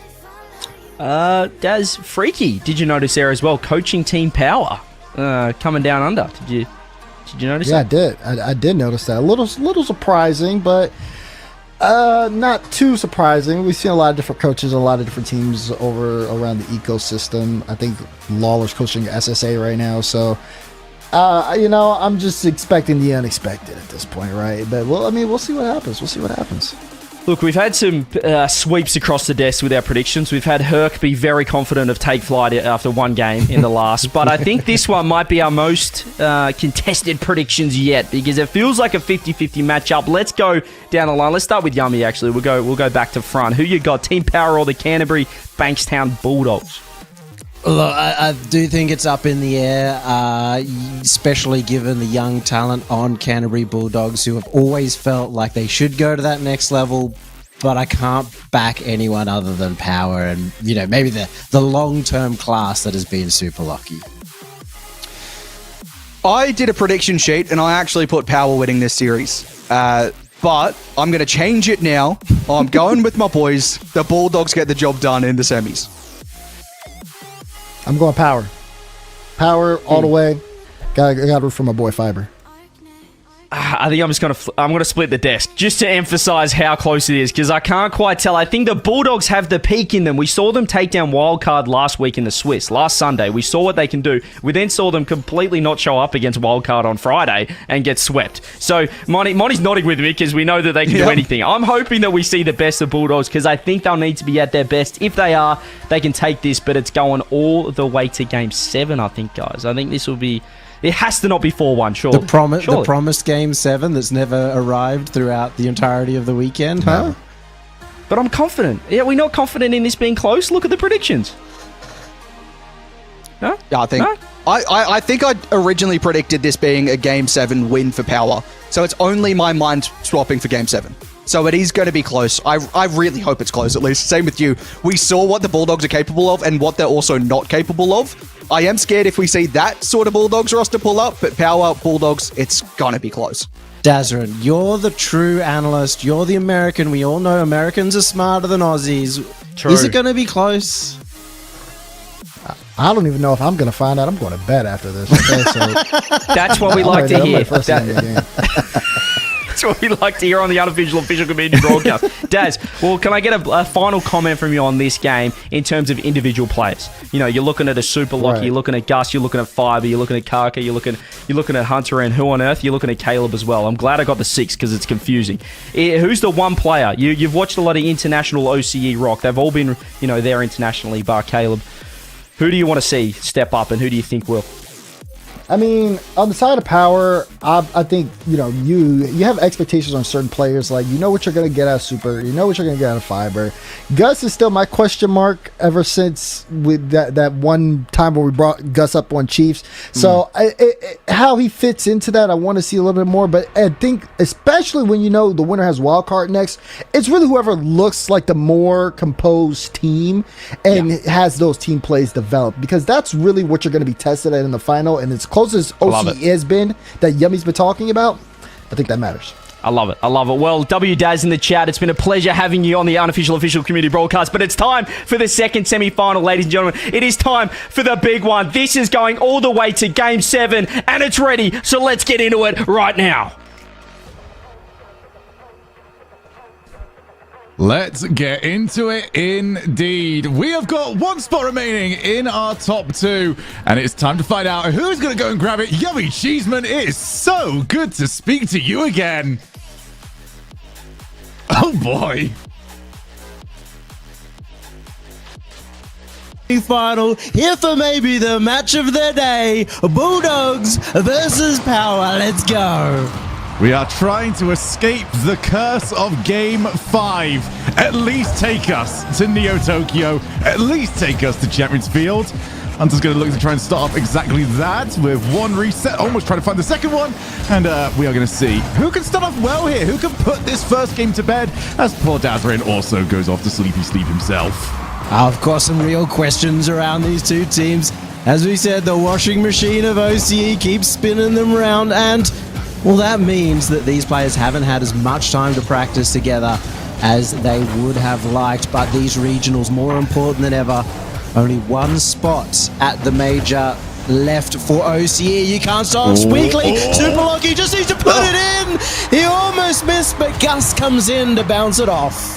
I want somebody to not trust me the way Gus did not trust Super Lucky. I know you're missing that. Don't worry, pal. I've got you. Mate, I'll make sure to not trust you all night. I'll come in to save the day. But in this situation, it's a brilliant start for Power, despite a little bit of wobbles. Maybe something we missed in the last series with a few of those open net misses that we saw. And Gus, in the past, he's been a player who has been affected by nerves early on. He's got a lot more experience now on the RLCS stage and even the international stage. So good to see him getting forward early. Super Lucky could have maybe put a bit more onto that instead gets a second go. Bulldogs not looking overly comfortable to this point. As we go up the wall, double commit, zero contact. Greasy Meister would be upset as Caleb can't do enough. And Gus has got a second. Gus upfield once again, but it's Fiber with the setup. He's beaten two, just has Caleb the last, and he gets in his way. Fortunately, again, Gus is playing close. He's playing really well off his team. On the opposite side of that, though, Bulldogs, if you're going to send two, at least have somebody hit the ball. You can get away with double commits. You can't get away with double commits that don't do anything. As we get two players gone, but no boost available. Caleb on the turn. First touch straight to Fiber, called up by Super Lucky. As Gus tried for the doink away, doesn't quite work. No one ready for it after the fact, though. So, 2 minutes into this, 2 goals to the better. Hunter doesn't get any contact. The Bulldogs have got to sort this out. This is really rough at the moment. Just good to have Shogi, of all people, calling out OCE. You can't afford, like Shogun says, to have a slow start like this. And once again, Bulldogs caught a little bit slow back here. Caleb taking it out. No one expecting that play from the Bulldogs defense. And that allows the demo. Another one, 3-0 now for Power. Gus has had maybe the easiest hat trick I think he's ever had in his life. Just, oh my goodness. What a kickoff. Oh, they got crushed. Oh, you hate to see it. But that is how they get back in the series. He was late to it. He's read it very well there, Caleb, and managed to squeeze it straight into the net. Yeah, that's a great adaptation just to crush through it. Realized it was going to be a bit delayed, trying to pop it out to the player on the cheat up. Unfortunately, the cheat up does not work at all, and almost saw that lead completely evaporate. Still under danger. Ooh. Caleb hits it too far wide. Looking better now from Bulldogs, but have they given themselves too much to do? Maybe expecting that Super Lucky had the save, didn't want to take too much of a risk, but 2 goals down. Maybe could have gone for it. Kaka taking a shot of his own as Gus is going to be powerful at both ends of the pitch so far. Little touch around the corner as Kaka's going to keep it out, and the game is settling here in the Bulldogs' half. Let's keep this at least. Oh, it's another whiff on the ball, and they've got away with it, but not for too much longer. Gus has got a 4th. He hasn't had to set a single person off. He just keeps on taking the shots. Really nice follow-up off the backboard. Not so easy given out to immediately recovered. A little bit loose there on the backboard and still manages to get back to it. And you know what, Shogi? It's just good to see him actually get a second touch on the ball and not just being there ready to finish it off. Listen, if that is going to get you to an OCE Grand Finals, I don't think Gus is going to care at all. You will just sit around the 6-yard box and keep putting them in if he has to. Yeah, definitely a significant improvement. Hunter's still under 100 points at the moment, and it's not going to change anytime soon. Gus has got 5! Oh, brother. Oh, we love to see everybody getting on board the Gus bus. Gus getting a 5th, and once again, it's just a tap me in goal. It's just a freebie for him. I want this guy's career. I'm here. I'm going to put the ball in. Everything else is completely fine. So what is going to happen first at this point? Is Gus going to hit 1,000 points, or is Hunter going to hit 100? Well, I was just going to say, haven't you had that career? You know, you got set up for the This Is Rocket League moment, and then from then on, it was smooth sailing. Right now, you're in the game and everything. Oh, it's certainly the way to go about stuff, isn't it? Just get set up. The easy life. Rather than the constant flip-flopping that I was doing during the This Is Rocket League. Cool, but we don't talk about that too much. I don't talk about it too much. Do not talk about that too much. Fiber backboarders. Kaka does at least get rid of it for now. But yeah, this game looks like it's pretty much done, and it has been the Gus show. Really has, although you can't really turn down the efforts as well from Super Locker and Lockie and Fiber. Fiber's had a couple of really impressive plays just to unsettle the Bulldogs defense. Having 3 assists and your bottom of your team's scoreboard. That's just mean. That's harsh. Have you tried getting some saves, Fiber? I mean, that's the real money maker in terms of the scoreboard. Maybe some goals. Maybe stop setting everyone else off. A bit more greed involved in all of this. That's what we want in our team game. Just a bit of selfishness. Yeah. Right, well, we do finally have Hunter above 100, so their score is Gus will not hit 1,000 points beforehand.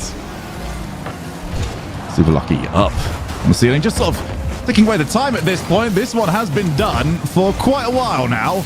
And it's all been off the back of so many great sets. Gus always been around to put the ball into the net. And he's even dodging demos, looking for the Cookseer pinch. Not quite happening, and maybe something for the road, but not even that's going to work. Nothing falling for the Bulldogs. I always would like to have an insight into that tiny mind of CJ. In moments like this, after he said this is going to be a very close series into Game 7, and then from the very get-go, it is just being Gus driving over the top of Bulldogs, putting them down. Well, it has been, it has been that way. I think it's closer to like a gerbil on a hamster wheel sort of thing. That's how I've always imagined it. So, well, we'll see. There's surely some bounce back here. We've had plenty of times where we have seen a big, washout in Game 1, and then it's not necessarily the case the rest of the series. We've had World Championship Finals that go exactly like that. So, plenty of time to work with. And also, everyone does have access to the timeout as well. Would be way too early to call that, but another loss? Yeah, you're probably looking at it. They've probably already been talking about what they're doing in the next game, at least when there was a minute left still in the last, so they probably don't need the timeout. Hello? It is an interesting one, though. Didn't get to see too much from the Bulldogs at all. They spent a lot of time in their own half, spent a lot of time kind of double committing in those midfield challenges.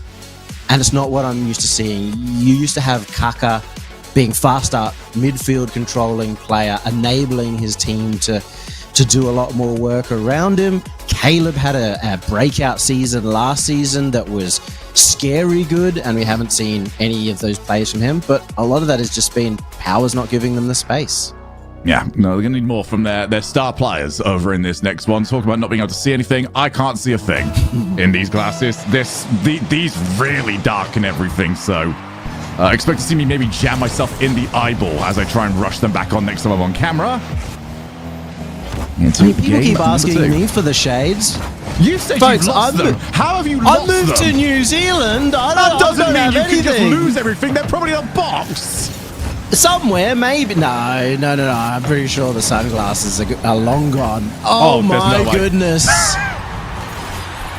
Well, that's all you need to do. That's how they got their 1 goal in the last game. A nice, good 50, and everybody on Power caught off guard. Yeah, Gus caught creeping, maybe thought, okay, well, this ball is going to pop out for me for another goal. Oh, caught out this time around. So you just told me to keep the sunnies on. Don't look. I must keep my peepers on this. Hey, he's seen OCE Rocket League plenty of times. He's been disappointed many times in the past. He can be disappointed once again. This is me pretending I was not slandering the region for the last 5 years straight. Oh, I was going to say, because you had to cast with me, Moist versus Furia, but sure, the region as well. I could never do that to you, Yummy. I could never. Oh, they just couldn't get there. And Hunter's got them doubling up the lead. Well, whatever they did as their half timeout, it's working. Great infield there. Power across, given we had 2 power players at the front net. Love to see. Just a simple pass play. Still works in 2026, even though it is 2025. It still works now, 10 years into Rocket League esports history, and sometimes it's just about keeping it simple. Got to hit the ball very hard. Oh, great block there from Hunter. He needs some help. Had to avoid the demo, get the ball, get somebody to clear up on aisle 3. And they maintain their 2-goal lead. At no point has this series looked close. But we just keep swinging wild on who's more dominant. Certainly has been a very big change from the last game, and we see that. Oh, that's great. Maybe it's too often in OCE is super lucky. Gets another one down the other end. Gus this time, for the first time in the series, setting up his teammate. Yeah, I don't like Kaka's positioning throughout that. Realized he was the last one back. I know he's got to keep moving. Chose to try and dive to the boost to avoid the demo and then get back, but he just mistimed it. Didn't give himself a chance to really be relevant in the play. As Kaka again has to at least get the demo back. Hunter goes first time shot, and Super Lucky's read him like a book. The hungry caterpillar, hungry for saves. Came off the almost pre-jumped that save, came off the backboard early, just trusted in the fact that he had the flip to be able to react, and it works out well, but not anymore. Beautiful work from Kaka. A little extra cheeky touch to get it center. That's a great recovery. He got popped on his way down, but it didn't matter. Already onto the wall, gets a hold of the ball, straight to Hunter, who had a really rough time in the last game. So the fact that they're getting the goals over onto him, get that confidence boosted back up. Might be a lot better. Here comes Gus. He's going to have to work for this goal. Can he do it? Off the wall. Here's the follow. There's nobody. Oh, he's hoping to set up a teammate, do something cheeky. Caleb, almost a cheeky one of his own. A bit of offside positioning there. Ends up not finding any gaps, but he's really keeping power on his toes. Big air dribble down, but Kaka has been solid on the defense so far. Yeah, Kaka's doing a really good job in this one as Gus needs to avoid being demoed. He's done fantastic. Well done there by Gus, because he had Kaka right behind him. Trying to find that demo. No. He saved his own teammate's shot. Caleb, I'm putting the sunglasses back on. mate? I'm putting them back on. I don't want to see this. At least we got the crossbar sounds to keep us comfortable. We were missing them all day. Finally get to hear some of them. As you can expect those to go ringing out more and more as time goes on. I poked myself in the nose on the way. I don't even know how I managed that. There's a distinct lack of coordination. And yet somehow I'm the second least coordinated person in this lobby right now. You've got a big head. There's plenty of room that you got to try and find out. You need a map to get around there. It's all right. Was so tough to try and work around, okay? You don't understand. As good stop on the first one. Oh, Hunter's missed here we go. Brilliant stuff from Power again. Fiber gets a huge 50 on Kaka. What's Hunter done? No, he's misread it. And that's put Power back in the game. I'm going to give Hunter some credit. I think he's expecting the double tap. He's just completely... No. Okay, good. What is this game at the moment? This was looking so comfortable. Bulldogs look like they turned it around. And they cannot get out of their own way at the moment. Hunter back up. No time really for anything else. Kaka's too low on the boost. Hunter's not really a great follow-up option. He's also pretty low. Gus trying to find a way out, and they're sneaking their way through off the bump. And Fiber ties us up at 3 each. Oh, another bump. You saw it a mile away. Kaka gets beaten by Gus. Caleb was not expecting it. They need to almost take a leaf out of Gus's book from game one. You need to not trust your teammates so much sometimes. Yeah, I think that was the one where you need to just call in the player with the boost. Everyone else was on absolutely nothing. He just had options, but instead the player with the boost also is the one that has to slow down, turn his back, and become available for a demo. As Hunter, he's gone for it. Fiber, nice little fake. And he's almost turned it in. Great save from Caleb. They just managed to stay alive, but a few seconds ago they were 3-1 in the lead. They're going to have to try and fight to bring that back. It's been Kaka, the brilliance throughout this game. Caleb, no boost for the flick, and still does quite well for it. Keeps some of the pressure here. And Kaka, he's got Hunter in support, but constantly challenged. Yeah, this is a bit of a boost management situation here for the Bulldogs. Hunter on his way, reset, pass one. Great job from Gus. Gets a little bit of contact as Fiber's looking for the bump, not looking for it, succeeding on it. Super lucky to Hunter on the backboard. A little bit of stabilization here from both teams. We just get the feeling Bulldogs need this now. They've got to find this next goal. They can't throw away what was a dominant first half after losing that game 1 and expect the rest of the series to go well. This next goal is crucial for them. It's not too surprising to see the ebbs and flows of games in OCE as we hit the overtime. But usually when one team gets ahead, they gain the confidence, or the other one starts throwing the kitchen sink. It can make some real wild games. There's a wild touch as well from Fiber. Oh, there's a demo as well. Where's going to be the follow? Aka's got plenty of time. Halo, I want to find a way out. These pre-jumps have been working a treat here for power. So are the demos, getting plenty of time. Kaka's gone so early, he's completely got it wrong, and it's cost his team. Oh no, that's a head-slapping moment. Kaka, Why? what are you doing? Why? He didn't even have to go up that early.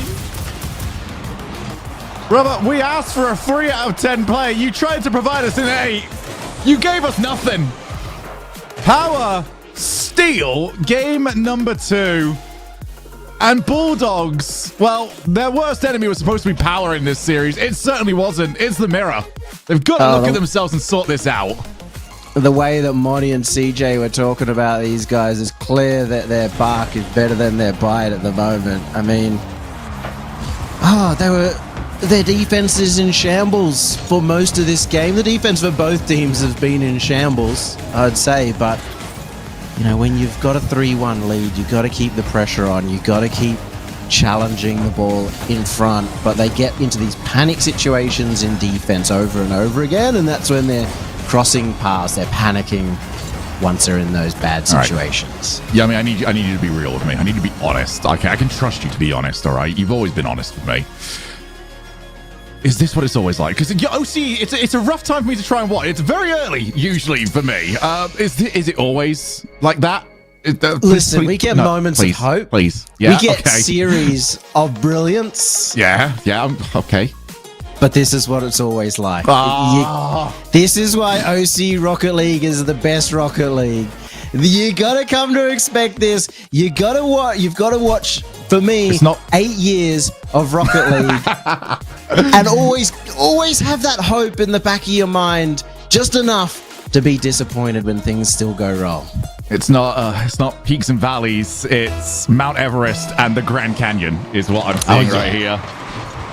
Well, I mean, no timeout called either, which I'm kind of surprised by from the Bulldogs. I do just want to remind everyone that we are still better than Dignitas. I'll put it out there.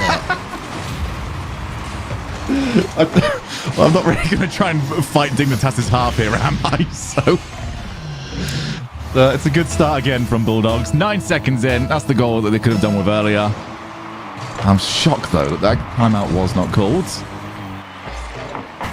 Especially I actually have to turn the sunglasses off. Like, my head's... I can't tell if it's the sunglasses indoors or if it's the way that last game just went, but I was getting a headache just then as that one's open. More demos working out brilliantly for Power. I'm getting a bit of a headache from the amount of times I've slapped my forehead, for sure. I mean, it's just another one that has come off the kickoff. They've never been able to settle into the game. Demo happens, and that's the last of it.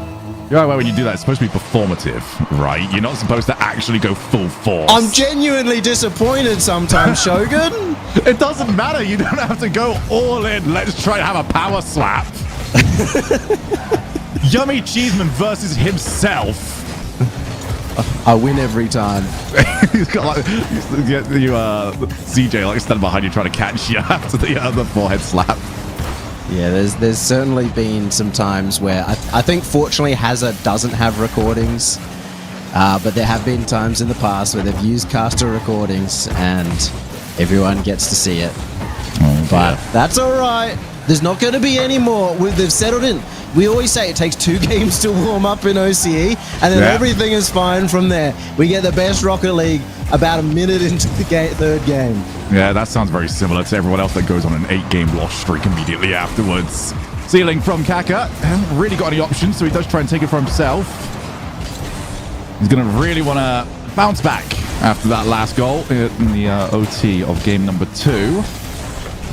Yes, those of you just joining us, the second semi-finals. We've already got wildcard waiting in the grand finals. Waiting to see who can take on the raid boss. As Caleb's got a block and Sipalaki just guides it away. But Boost is a premium right now for the offense, and they're going to have to back away a little bit. Ooh, that was risky, Fiber. You need to do that.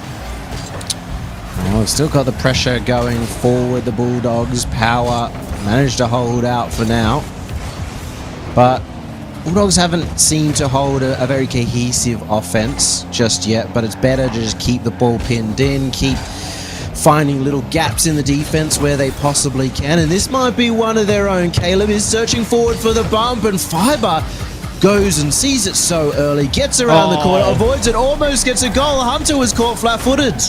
Nah, Hunter got bumped. He would not have been able to respond. Caleb, what a save! They need some way out. Kaka's on low boost. Hunter's on low boost. They've done what they can. Bulldogs have got to find an answer to these demos. They are being swarmed, but it's still not enough to get the ball past them.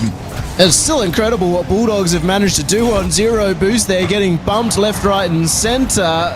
Power suddenly finding the play. They've been one as well. It's going to be a 2v1 situation. They go for the bump again, but Kaka intercepts early.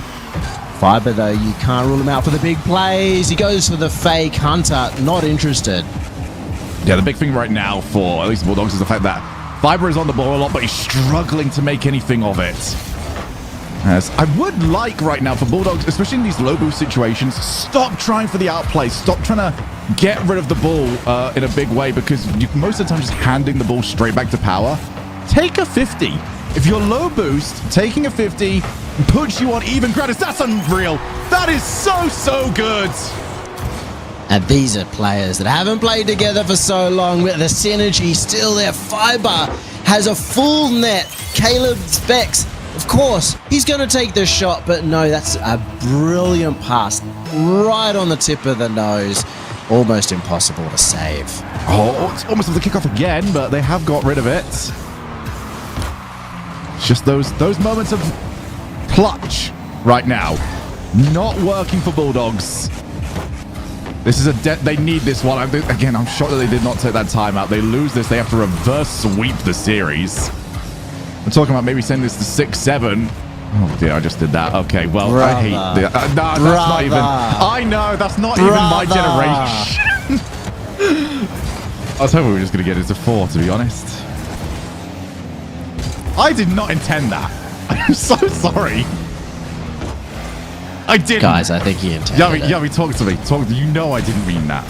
I'm just Yummy. really disappointed because you were disappointed in everyone else, and then you go for it. I don't know if we continue on. What are you Power talking gets a 3-1. No, I'm it's all than great. that. I'm casting a Shogun. We're all having a fun time. Can I get a cast a timeout? I need to reset after that. Are we allowed those? Shogun, reset, Hello. mate. Reset. Okay, reset. It's just like CJ introduced you all over again. It's just like Furia versus Moist all over again. It's practically Game 7 right now. You can taste it, the excitement. The gameplay has been so good. We're expecting almost this 2-goal comeback. We definitely are. Bulldogs, they can definitely do that. There's Caleb. He's got Kaka pre-jumping. Oh, so close. Why can't Kaka do anything but pre-jump? I don't know. He just wants to be the fastest man in all of Australia. He hasn't been able to quite get there just yet, but imagine if he did. Imagine how awesome that moment would be. Imagine all the Bulldogs fans which I see in chat, how much hope they'd actually have. It's too late. They get the goal, but they needed 2. Yeah, it's just going to be a complimentary goal to go. And it does not mean anything for them. It just means that they get to start having these talks a bit earlier. By the way, now that you've seen a semi-final like this, does it give you more context on how CJ kept making it to international events? You know when you have like a friend that you had in high school, and you just like you see them years later and they're the exact same person, and you wish that they would have grown. Yeah, that's OCE for me at the moment. I've not seen OCE since I was in high school. I was hoping you know, they were a good time, but I do wish they would have grown up a little bit. And then they come back, and it's just like the same jokes, the same character flaws. Hey, top 6 at Worlds, baby. Top 6 at Worlds, baby. Top 6. I'm riding that till the end of the. I thought it was over. I kept saying we'd make it a top 8. We made a top 6 at Worlds. You can't put us down any longer. We're up there. Top 4 next Worlds. Thank you. Yeah, just keep it going upwards. Hunter's had another sub 100 game. This one actually did get locked in compared to the last one. That was almost a sub 100 game. And I have not heard a shout for a timeout, I don't believe. So I think we're just running this. We are they don't on have a coach. Full tilt, full blast. Yeah, no coach. Maybe they don't understand how to do it. I mean, could we at least have like a car change from Hunter? That's the classic, right? Oh, I think, yeah, you've got to. You've got to. What's the car that he's on? Let's have a look. No, he's still playing Fennec. You know, get the blue gold going on. It's a nice preset. I'll give him that. Well, now hopefully he brings something back this game. 3-0 down in what CJ would class as the obvious Game 7 game. We might the not closest see game match of the day. Avoiding the other map numbers. Let's at least try and get to Game 5, shall we? Well, maybe they wanted to buck the trend and CJ thought it was going to go 7. Instead, they want to go 4. We've seen 4-1s everyone apart from a single 4-2. So it would go against the trend, I guess. Not quite in the way we were hoping. No, but still plenty of time at least for this game. Don't have to worry about it too much. And for a team like this, you just got to take it that one game at a time. You got to think about the future as well. A top 4, as I said, Shogun, often not good enough in OCE to actually be able to still be in contention for the major. Once you get that 3rd, 4th, you have to win every other event in order to make it. But of course, that is still a possibility. But you're still on the defense right now. Bulldogs, a lot of work to do. What does worry me at the moment, from the user side, is the fact that Bulldogs do look like they have to try and peak right now. They're pre-jumping. They're trying for plays, I think, a little bit beyond them. Whilst on the opposite side, it's just, hey, you've not got any boost left. Cool, we're going to slow play this. Yeah. And Super Lucky's got the quality to do so. Yeah, they looked a little bit like jumping jackrabbits right there. Just up and down, didn't have the boost. A little bit of panic because they didn't have boost. And, well, Super Lucky, great job recognizing. And probably good communication from them to make sure he knows that they had nothing in the tank. But just with that goal, Shogi, it feels like an inevitability at this point. Yeah, Power have done a fantastic job. They had such a dominant Game 1. It kind of got out of hand a little bit in Game 2.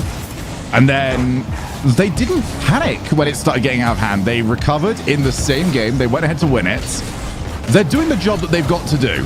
And right now, that's good enough. They've been the stabilizing force in this series. Yes. I think Fiber's got more to offer as well. I think he's been a little bit lackluster when he's been on the ball, which is scary. I also just, usually I could kind of, oh my goodness, got to save. But normally I kind of expect Fiber to, maybe be getting a bit more room. Maybe that's not his role. Sometimes he likes to play a bit more defensive too. But, it's all right for them to maybe not be at full 100%. But they will have to do that up against Wildcard, assuming that they win this game. The thing that I'm disappointed with Shogi is, you've talked about it over and over again. The number of pre-jumps, even there, a random double commit where Kaka was in front of the ball. He seems so jacked up to go for the ball at all times that he's pre-jumping stuff.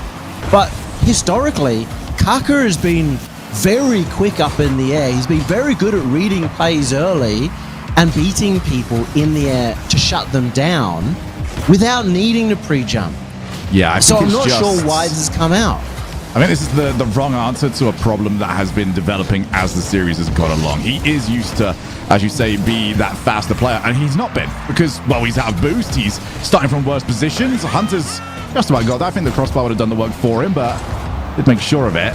And some people, when they are something not as fast in comparison to their opponents anymore, they can get a little bit too far ahead of themselves. They can go, all right, well, what if I just go earlier as Kaka? Oh, he's got Gus right behind him, and Caleb again just gets rid of it. Caleb has that one's pedigree. Stayed behind the ball there. Gus with a miss, but it might be in their favor. Ended up being a little bit of a fake, though. Caleb now, for the first time in a while, has some space. Shut down by Super Lucky. That's unfortunate for Caleb. We know what he can do with some time on the ball. All right, well, Hacker's gone off the backboard. Let's go for the Diaz, shall we? 1, 2. He's kept it close to the ceiling, but that second touch took it too far away, and the shot not doing too much to trouble Super Lucky. Caleb off the side. So the 1 goal difference, 1 minute left here. Bulldogs have at least stabilized this game, but they need that goal, and this might provide it. Hunter, 8 boosts left, wanted the player, but Gus just sidesteps him. Big clear down is going to make it harder for Bulldogs. Power are really feeling it at the moment. They sense that win coming. They know they just have to hold on for 35 more seconds. Fiber playing a little further back to make sure that that goal can't go in, and even gets a good 50 every second. A dagger for Bulldogs. Off the wall, Kaka needs some support, tries to take it around. He has taken it around. Hunter now off the side wall. Gus avoids being demoed. That's straight out as Caleb has to just backtrack to get something on target. 10 seconds. Caleb, ceiling, tried for the drop, and it doesn't work. In comes Hunter, put it too high. Fiber gets it away. They're still looking for the goal. Bulldogs, one last chance. Hunter doesn't get much of a touch, and Power take the win. They join Wildcard in the grand finals. And Power just set the standard throughout that entire series, didn't let it drop. And they waited to see if Bulldogs could match them. And the answer simply was no throughout all of this. They were too fast, too boost efficient, too good at the demos. And I think that last one, Yubby, was the deciding factor. Bulldogs just always had to keep looking behind them, and the dagger came from the front. It really just almost felt like that game 2 was where it all fell apart. When they were 3-1 in the lead, they let that slip, and they never even took the timeout. It never felt like they mentally recovered. From then on, it was pre-jumps all the way. Yeah. I don't even know if they had a chance back into it, but also massive credit to Power. Given, as I said, the context of the series, this is their first series, or this is their first tournament as a trio. Not easy to get into a grand final with a brand new team, and they've managed to do it off some very consistent play. Yeah, I think the best thing to say on that one is the fact that most of what we were talking about was regarding how Bulldogs were trying to either step up or the mistakes they were making. There was very little talk there about Power, and that's because Power were just consistent. It's like, watching an F1 race, and it's like, yeah, we're not watching the guy out in front because he's just comfortable at the moment. We ain't got to worry about that. We're worrying about everyone else that's maybe having a little bit more of a wobbly time. And Bulldogs were the team having the wobbly time, and Power were that driver. Out in front, no issues whatsoever. Yeah, maybe the inconsistencies that Power had was off the kickoff more than anything else. Yes. Conceded a couple of opportunities there, and something that people do not necessarily practice as much as they should, but also maybe a second priority for a new team like this. But Shogi, hello, Gee. How are you enjoying OCE? Are you going to stay here, right? I'm going to stick around. I've been up since 6:30. I got really worried about missing the time that CJ set me, which he did send me as I was asleep. So, hey, I'm sticking around. We've got a grand final still to come, Yummy. It's going to be fantastic. Now, I don't know if we got the call for production to go to break, but I'm going to just assume that we are. We're going to the break, into the grand final right after this.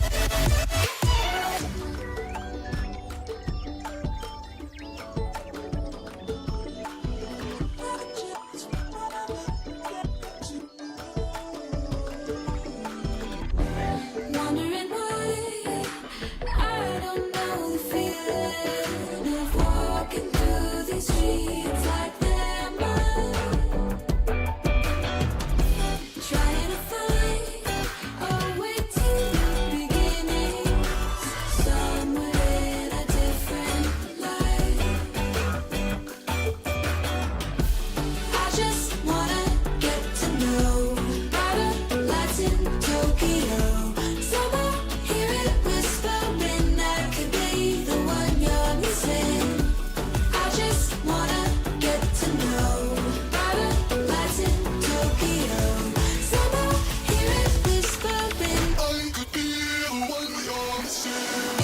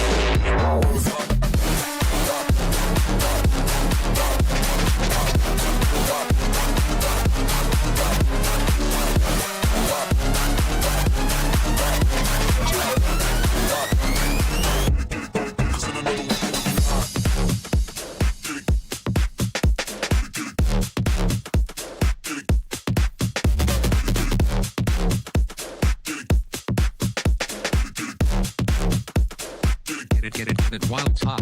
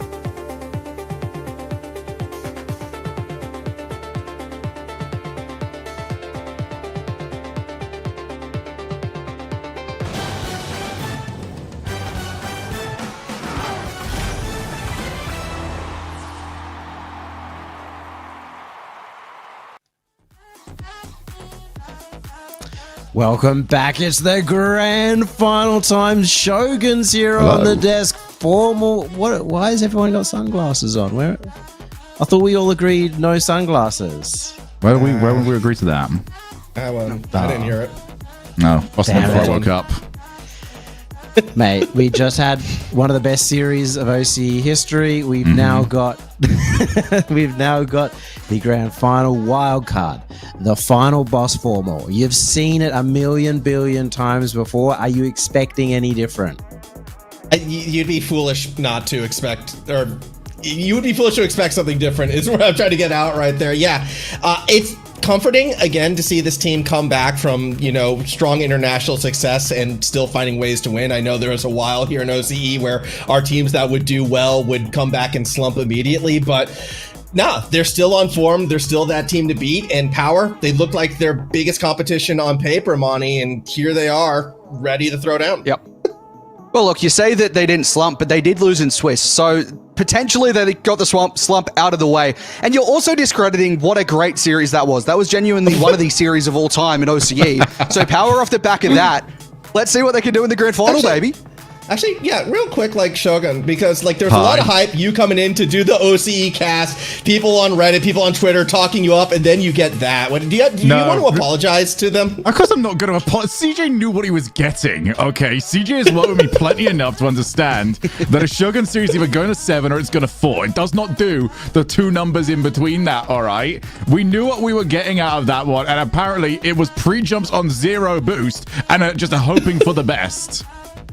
It's CJ that stitched us up anyway. He was the one who said that was going to be the game 7. Unfortunately, he didn't really have any choice. We haven't had anything more than a 4-1, so I don't know what he could have chosen. Yeah. Well, the game 7's now. That's just it. It's looking into the future. We got to keep them around.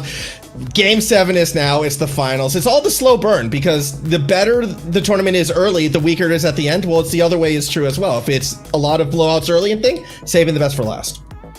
We head to this grand final, Power versus Wildcard. We've seen both of them today already, and both of them are going to have coaches, so we are expecting timeouts. But Wildcard have now been together for 2 seasons. They've had a top 6 at Worlds, and, well, they are the team to beat. Will a brand new roster be able to take them down, Shogi? It's going to be difficult.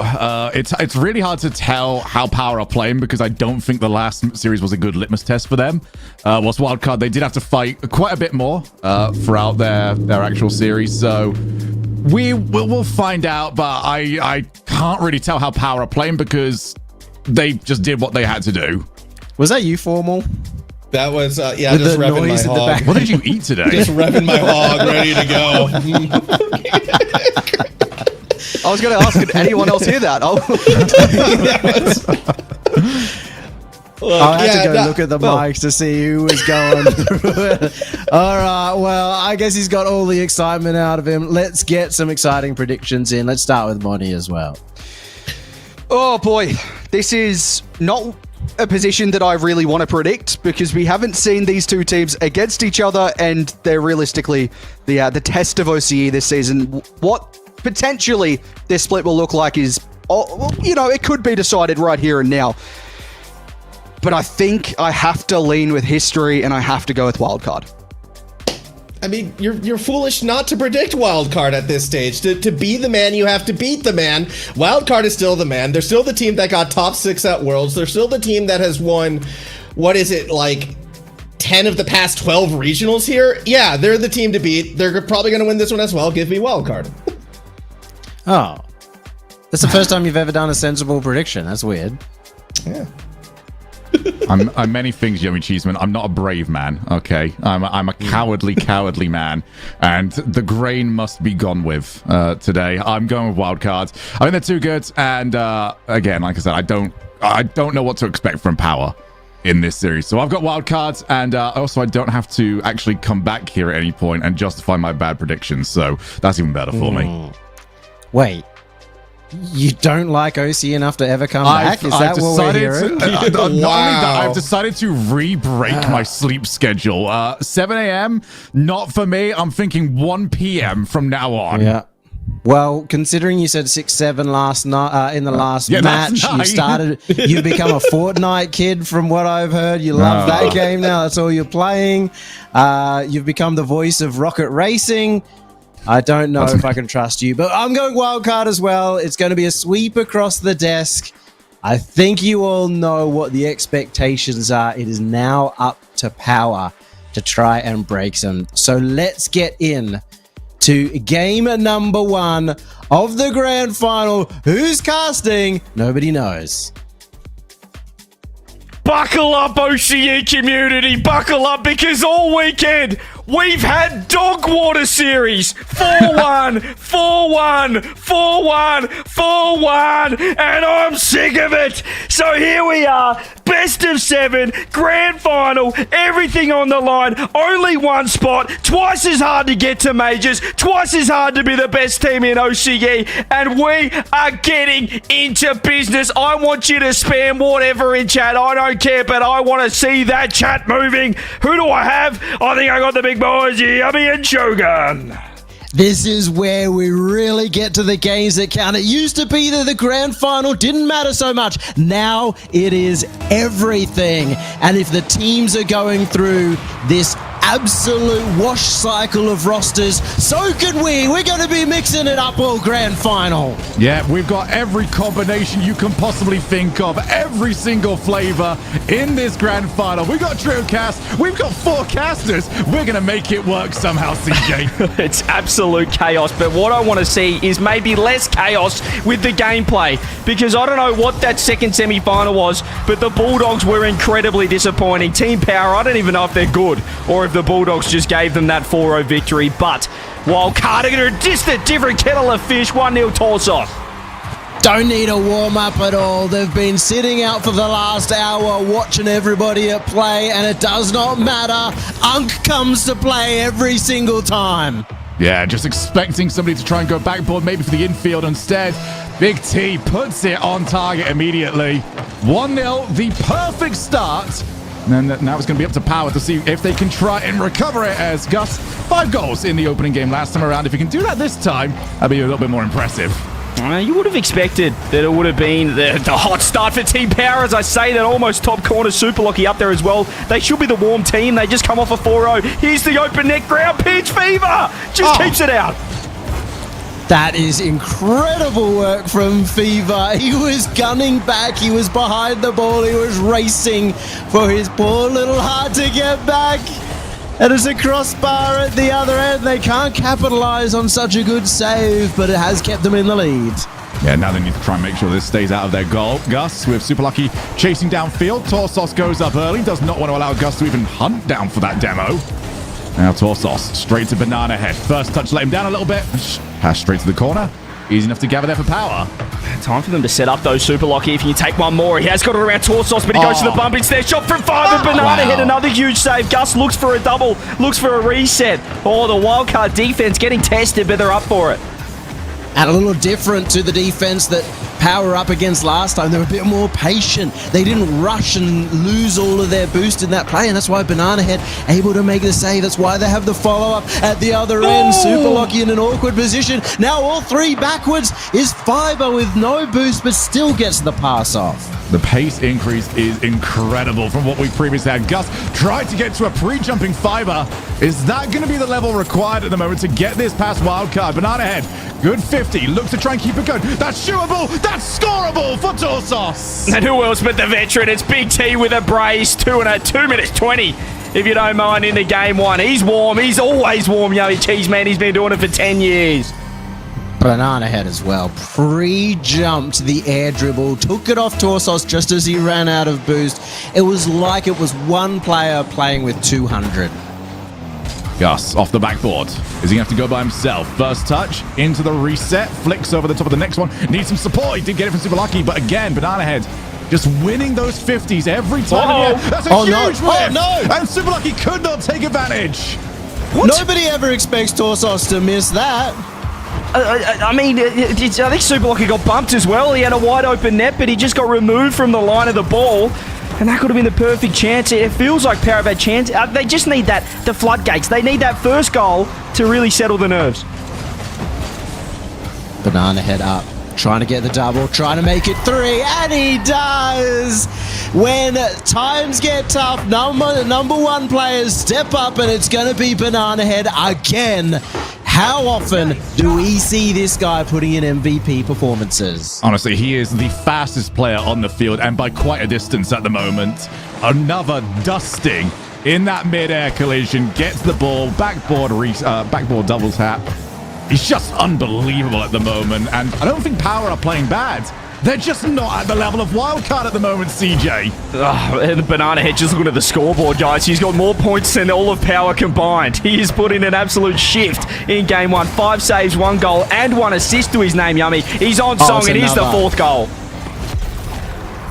Out of nowhere, just out of defense. At this point in time, Power are throwing the kitchen sink. Super Lucky thought he had a little extra time to go steal some boost, but the whole field is open. Yeah, at the moment, Power needed some of those earlier chances to go in. They had a couple of half looks. The earlier shot as well, where Super Lucky just got bumped out of the way as he's looking for his own bumps. That's great to get them, but unfortunately, as anybody playing ranked knows, if you get a bump or a demo, it means that the next shot will either not happen or it's going to be off target. So don't ever go for those. I feel like that's on a personal level as well, Shogun, based on one of your recent tweets. Not in the slightest. Yeah, if you do get the bump, it doesn't mean anything, especially with wildcard. There's always the reinforcements behind. Torsos was there to help out. Didn't worry them in the slightest. Still 4-0, Yummy. Yet to see Power hit the scoreboard. Well, CJ, we thought that Power would have the advantage coming into the warm-up, and I almost feel like it's gone against them because of the difference of defenses between these two rosters. Wildcard keeping their boost, not overusing it in the defensive areas.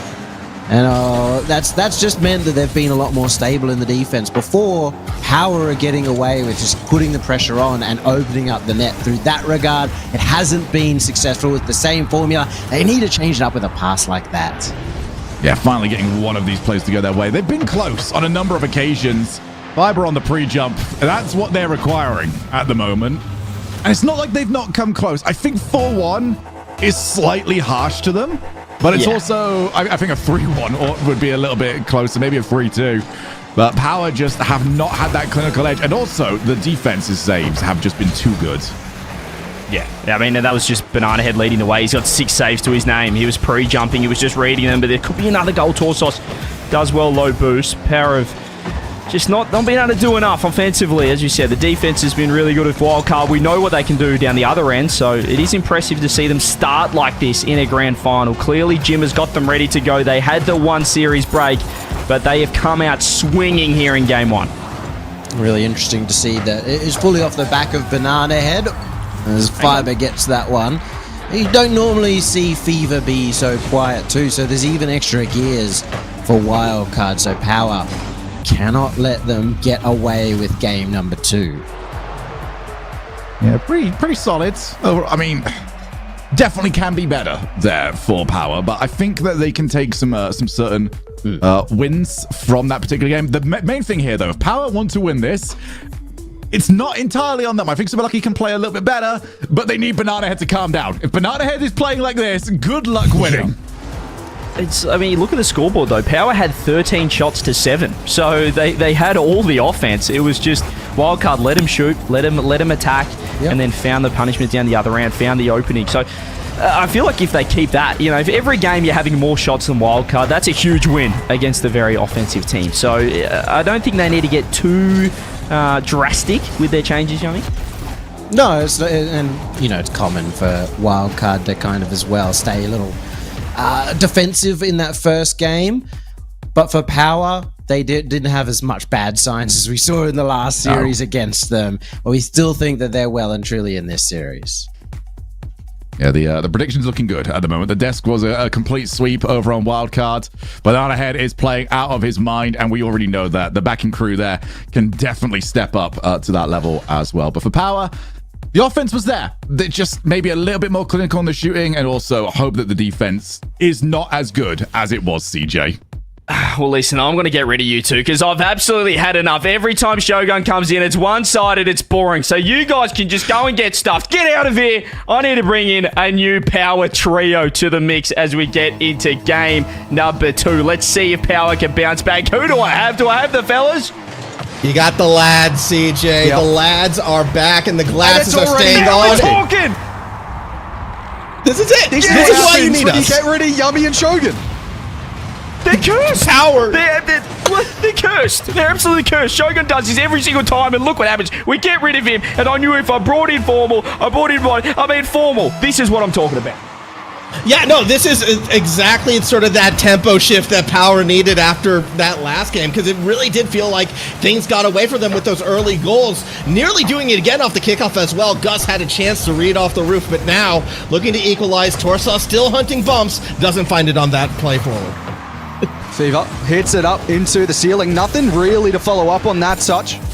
And so it's downfield as B-Head. He's a little bit awkward, but he does well with low boost. Gus up next. Just hits it into the middle of Fibers there, and it's Gus to drop it in. 2-0. The damn wall's broken. They had 13 shots in the first game, but they lost 4-1 Formal. Now they're finding the back of the net. 2-0, 34 seconds in. They're back. Yeah, are you sure we didn't switch the nameplates when we switched the casters over right now? Because this looks like a completely different Power already. Fever, though, quick off the gun, nearly finds a goal. Super Lucky's back for the save, but more pressure's coming. Banana Head, free touch. Another diving save. Where was this defense last game? Where was this explosiveness in game number 1? Power, I guess, just needed one more game to warm up. Yeah, and it's looking very good for Power now, although they have to do some defending at the moment. Sauce takes it across the net. There's going to be a chance to just keep the pressure on, which Wildcard would love. That's a massive demo, and what a save across from Fiber. Great save from Fiber. I mean, Wildcard are trying to build an offense, but they've got no boost to work with. You can see Banana Head had to go all the way to the back corner, but he has just found a little bit of space off the ceiling to himself. He just couldn't land on the ceiling, but it's an awkward touch from Super Lucky. Gus bails him out. Yeah, it looked like Torsos was waiting for that shot as well. Demo still. No goal to be found. Power bending but not breaking amidst this wild card attack. As Fiber will finally get underneath it in the corner and create some much needed space for the Power side. In fact, they nearly go all the way. What was that challenge there, CJ? Oh, I don't know what we're looking at here, Monty, but I like what I'm seeing from Power, and I like if you want a close series, this is much more like it. Yeah, we're seeing something early on into the series rather than seeing teams win, you know, one game in game 3 or 4 or whatever. That's what we've seen all weekend. Now it's turning up as Super Lucky has a hit. It's too hard to defend. It's powerful and it's good from Super Lucky. How does this one sneak through that right there? I thought Torsos was in a good spot for the save, just couldn't quite get the height needed to play it off the crossbar. Great play. 2 minutes in, already a change in fortune. I'm telling you, this is what I was saying on the desk. We start off slow on the day, finish with a bang. This one's going 7. Yeah, Torsos just wanted that shot to be either side of him, but it was straight at him, so awkward to clear, and in the end, he's just put it into his own net, didn't have the momentum, didn't have the angle to get to work with. His Fever's missed, he thought the shot was coming through. Gus is a mile away, he goes to the pass to he wasn't quite ready, but it's a drop down. Fever doing well, low boost, but this Monty is just all team power, I love it. There's a chance to reprieve here for Wildcard, but Power just keep getting the boost. They get forward when they need to. It's a triple commit almost from Wildcard. Not what you want to see from them while they're 3-0 down. Half the game played as Super Lucky looks to just compose and slow down. B-Head has absolutely none of it. But Power in so much control right now, Max. Fever getting very close. Thought he had that one right there. A little bit too far back. Torsos now leading the charge as the ball gets dropped in front of the net. Off the post will be cleared out. Something I am noticing this game, CJ. I don't know if you've picked up on it just yet. Power is much more willing to get physical middle of the field, like cheat that player a bit further, find the demos, and now Wildcard is starting to return the favor with some demos of their own. Yeah, they're getting aggressive. Minute 50. They have to, though. The time is running out to find 3 against Team Power, who look really strong right now, at least on the offense. But that's a great touch. Fiber. It's low boost. I'm not sure if Wildcard were just quite ready for it. Banana hit, trying to find the drop down to Fever, who pre-jumped. But Power have found their way out. It was a very strong start in Game 1 for Wildcard. In Game 2, it's anything but that. And Power have come alive when they really needed to. And Gus is going to have another. You can't be giving those ones away. Yes, I know, 3-goal deficit, it's pretty hard, so you want to send more players forward, but nobody rotating back. I don't know. Yeah, Torsos had full boost in that back corner. Didn't look like Banana was going to find anything down the middle. Just an awkward play. They went for it. You could see the time was running out for Wildcard, so they overcommitted. They sent all the troops, but it just left them so exposed down the other end. And fourth goal, just a huge response. If they can keep a clean sheet, I reckon as well here, Monty, that'd just do Team Power wonders for their confidence and for the momentum, should I say, going into the rest of the series. Yeah, Power, they flipped the script from Game 1 as Fever. They'd love to get something back. It was what Power did, get a little bit of momentum going the other way by the end of the match. But right now, it's Wildcard that is struggling to really get forward. Fever takes to the skies. One flip reset, looks for another. He found it, and it's saved from Gus. No highlights allowed, said Gus. We are not giving you anything with this 4-0 lead. Granted, I like how Wildcard is still threatening. I like how they're still trying to shorten the field, take these shots on. This is their style. They want to keep that going into the next game, but this defense won't allow any points. This is just Scott Sterling-like, Monty. They're just throwing themselves across net. They're willing the ball out of net. Super locked in at the moment. Gus keeping it alive. Fiber as well. The clean sheet is on. The defense just feels like it's you not a champion, a clown kind of roster, but it eventually breaks on through. Fever has at least one in this match, and potentially the momentum might be able to shift their way in Game 3. Like, I love how you can say, yeah, that's your typical wild card goal. You know, you've got lead blockers finding the demos, fast passes across the middle. I like CJ's explanation better, though. They wouldn't have found their strive if you didn't say anything, buddy. Yeah, I mean, I've just called it out. I said, sure, there's got to be a sweep, and that's exactly what happens every time. I should have learned my lesson by now, but alas, it is a Team Power 4-1. It's an instant response, and it's anything you can do, I can do better situation here. Wildcard taking Game 1 4-1, and now Team Power say, how do you like them apples? A 4-1 response, series tied up, and do we finally, Monty, have a game? I really hope to say yes to that, but I really just can't. It's OCE at the moment. I really hope that we get something good, but I think... What, Max? We have a game now. This is proof we have a game. We have gone blow for blow, 4-1, 4-1. Both teams have shown us what they can do. We don't need to wait for the game. The game is here. We are seeing it. Until we go to a Game 6, I'm not buying into it. I'm going to be honest with you guys. Wow. Such high standards. Bring him on, first RLCS broadcast, and I'm with you. I want that Game 6, Game 7. I'm saying it's happening. You got to believe. None of this is Debbie doubting. And look at the replay. I mean, you just look at the defensive efforts. We spoke about. We just pumped Wildcard up about how good their defense was in Game 1. And I think Team Power took that personally, Monty. And they said, you know what? We can play some defensive rock too. And I love seeing it. It was a fantastic response. These teams look pretty evenly matched, which is really good to see for OCE.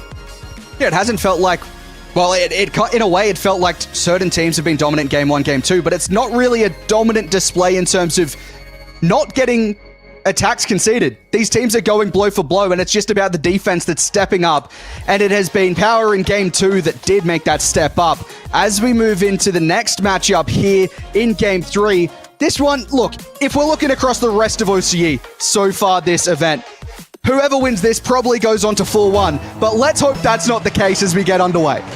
Let's get into game 3, folks. We finally got rid of CJ. Formal, his takes are always wrong.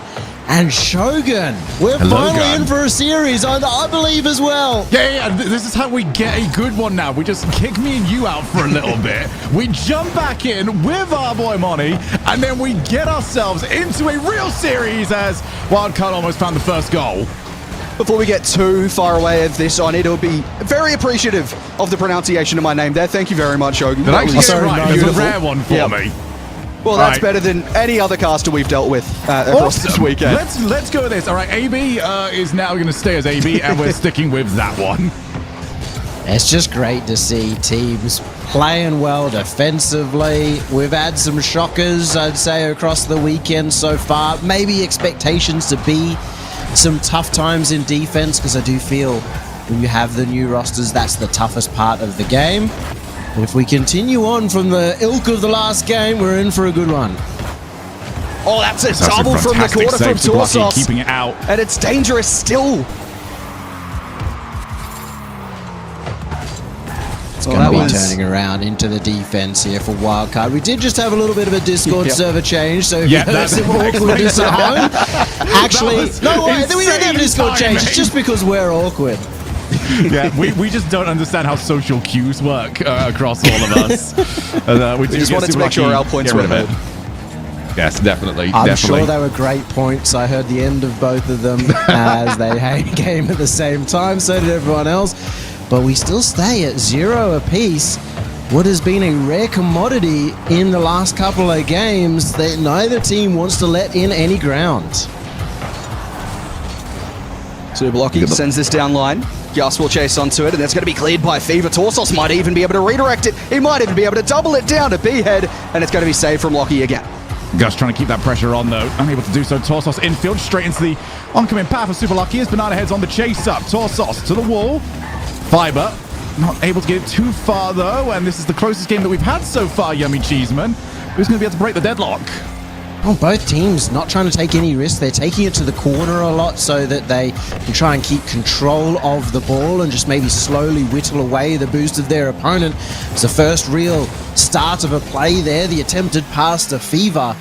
As you said, another clear into the corner, into an area of safety for both teams. Semi-finals have typically been the point that really matters for the second seed of OCE. Now all that matters is the grand final. And I think we're seeing that with the hesitancy. They're not looking to rush in all too often. Torsos with a great fake out to the width, and he will double this into the center perhaps. No, it's Fiber off the back wall, and I want to see Fiber step up in this game as well. Potentially the quietest of the power roster in game 2. If he steps up and gets loud, then it's going to be dangerous for Wildcard. Ahead, ceiling, reset, tries to get them to drop down. Unfortunately, nobody's shooting from that angle, as now Fiber trying to get rid of it. Just really struggling with those positions, though, is currently Fiber. Torsos constantly getting the better of him in those 50s. Fever's now on his way in. On the reset, another one that's not quite worked, and that's a dive in as well, so the bump from Banana Head does at least give them some time to work with. We both have sort of hit the nail on the head in terms of the two players we need to look at. Fever versus Fiber. Two players who mechanically can totally take over a game at times. Fever, we saw some moments of brilliance from him in the last game. None of them leading to goals, but you could see that he was starting to warm up. We still haven't quite seen Fiber taking that main man role for Power. Speaking of Fever, he might get a corner double. It's in towards Torsos, and that had a lot of pace on it. As B-Head just hits this one into the ground. Could be a dangerous on the follow-up. Torsos, he's wide of the mark, and Gus will turn from the sidewall. Fever keeps it inbound. Has B-Head in the center. The physicality coming through from Wildcard now as Gus gets past one. It might open up for Fiber and Torsos. The physicality again, but it's the other way. What a save from Torsos. Yeah, Torsos gets rid of the dangerous zone. Now Banana Head on the breakaway. Past one. Looks for the drop. Tried to fake it out as Fever was waiting. Still takes the shot. It's saved a second time. Both defenses have been tested. Torsos on the infield, but Banana Head, 0 boost. 0 chance of getting to it, Yummy. And now we're starting to see Wildcard looking for some more aggressive plays in the attack. Defensive-wise, they have to scramble a few times. Banana Head looking just to slow it down, gets the flip reset over the top of one, but not over the top of Fiber, who played it patiently. Torsos, he has to play this one patiently too in the air. It's going to be Gus to keep it alive at 0 perhaps. What a dribble across, but no one to follow up from Power. It's OT in game 3. That's a crucial one as well. Get yourself a lead in this series. Torsos can try and run on, realize that Gus might have him on the 50, so didn't want to try and take that risk. Smart idea there from the Dominus player, especially when you do have that much higher hitbox to try and deal with. That's over to the corner a second time. Torsos has missed it. In comes Gus. Looks backboard, and it's awkward, but Banana Head gets enough to not invite any danger afterwards. Just make sure to get the extra touch as well. Could have been a little bit of a disaster if he was intercepted, and has allowed them to get to the other end. Not much of an offensive position available for Wildcard, given the defense, the Power players, both ready and net, not seeing the communication coming through pretty well from Power. They seem very settled in the defensive half. It's a good play from Fever as Torsos went up and missed it. B-Head will keep it in for Wildcard. Torsos, can he get the redirect? It's Fiber to drop on in, and the defense holds strong. It was game 1 that Wildcard's defense looked good. Game 2, it was Power's, and now it's both teams. Just a little defensive trip up there as well. The Power members falling over the top of each other, almost costly. Fiber's on his way. Goes ceiling. Oh, he's faked it out, and Torsos so awkward. Needed Banana Head to be in a good spot. Thankfully, Banana Head's always in a good spot. Now they're on the break. Fever couldn't find the demo, and Gus gets rid of the danger. You can see the game plan now from Wildcard. They really want to send one person forward, go for the bumps, while just the other person behind goes for the dribble. It is a safe play for them. It's B-Head in the corner. He gets by a couple, but Gus takes over, and he's got a full tank to work with. He looks to find the bump, and Torsos makes the stop as Fiber keeps it in for Power now. It's their chance to keep some possession, but it's sent the other way. Lockie has to deal with it. It's to the corner where Torsos resides. What can he do? Infield towards Fever, and Gus gets it downfield. There's just nothing between these teams. 7 minutes, no goals. Does that change? Oh, it's over to Gus, and he's blocked again. 2 stops for the price of 1. Super Lucky can't get there ahead of Banana Head. Gus, infield. Fiber takes his time. A little bit too much of it. Invites Torsos to get rid of the danger. Banana Head's been so fast up to the last couple of plays, just ensuring that Power are not allowed to go for a solo play, not allowed to slow it down. And that's just a shot out of nowhere. Fever scores in overtime. They look settled, they looked ready, but that does not matter when Fever is that fast. Fiber and Gus were both up to clear that to the corner. It was Fiber that backed off. He faked it out, and Gus hit it straight into an attacker from Wildcard. That set them on their way, and Wildcard will be thankful for that mistake on defense to get the scoring started at the end of Game 3. Yeah, Wildcard just they've been setting themselves up for that this entire game. The amount of pre-jumps Torsos tried on the redirects earlier in this game just made them constantly think he's got to be around. Something's happening right now. And the one time that he plays it a little bit more basic, completely catches them flat-footed. But I love the shot as well. You will see it from Fiber at the end of this, how Fiber doesn't even move because he knows, I'm not getting to that one, am I? Have a look at this, and yep, that's not happening for you. Still, such an impressive game. I'd say overall, a 0 all overtime, defensive all around. There can be a little mistake there at the end, but overall, just good Rocket League, solid play, some real nice shifting of the attack that came out halfway through from Wildcard, and yet Power still felt up to the task of defending against them. But unfortunately for them, they now find themselves a game behind. They have to really figure it out. That's not an ideal circumstance that they find themselves in at all. They have to make something work here. I don't think if you go 2 games down here, you'll be looking too good for the rest of the series.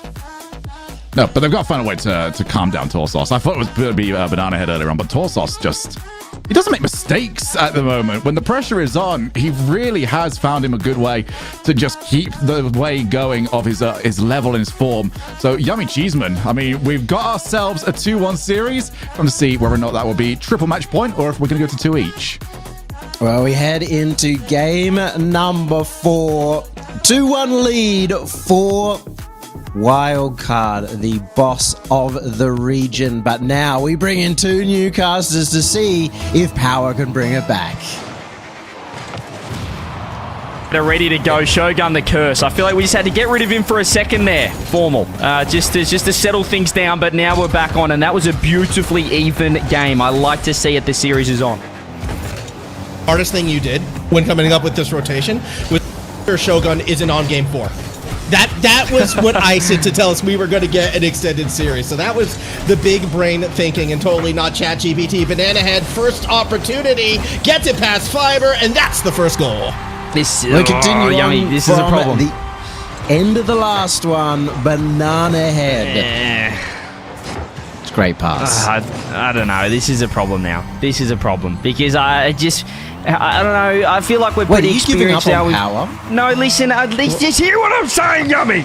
I feel like we've watched a lot of OCE gameplay, and what I worry about is those 0-0 close games that, you know, you have one big mistake. Gus tries to take the ball off Fiber. They lose it out of nothing, a double commit, and you can lose your head. I want to see Formal Power just regain, just recompose and not lose this, not throw it away.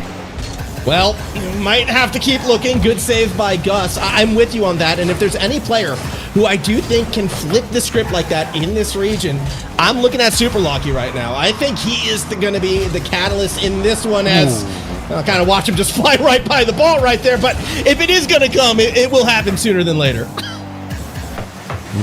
Gus certainly has the ability to take over a game too. We haven't seen that. We've sort of talked about everybody on Team Power. They have looked good as a team. They haven't had that one kind of star performer like we saw from Banana Head earlier, like Shogun said with Torsos, and even the signs of it with Fever.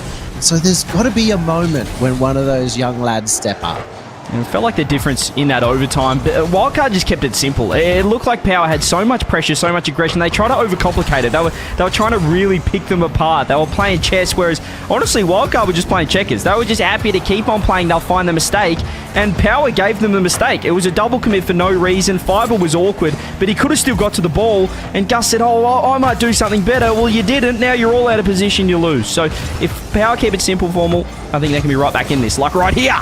There it is. You want a simple play? How about a lead blocker and just taking it straight down the middle? Super Locky gets credit for the goal, but make no mistake, this was Fiber opening the doorway after the air dribble. Perfect way to tie the game. Love to see that. The Fiber air dribble out of defense. It is a classic for a reason. And a little bit out of the play of Wildcard from last game, where that was their MO. Not quite successful themselves, but certainly generates a lot of pressure. Well, we'll have to wait and see if Team Power have regained their form and perhaps not been too tilted from that overtime where they look like they had complete control of the game. Here's Torsos with the pop-up. Half the game gone here, 1-1, still so even, and you just want the series score to reflect how even the individual games are, Formal.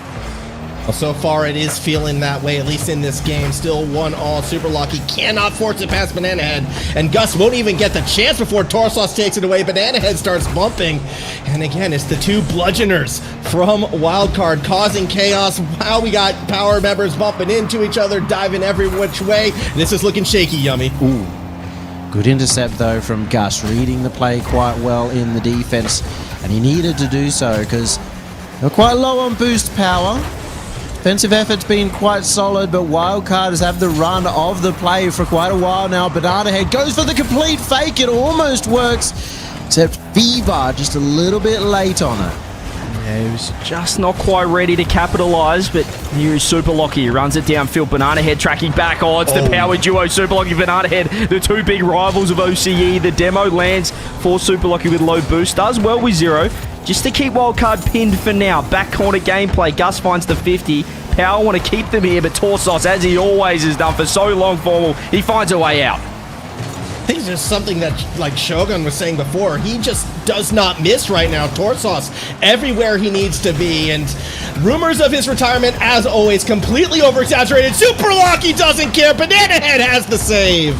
You almost had a classic call just as that ball goes flying past Torsos, but fortunately Wildcard as a trio have been rock solid, willing to back each other up on every single defensive play.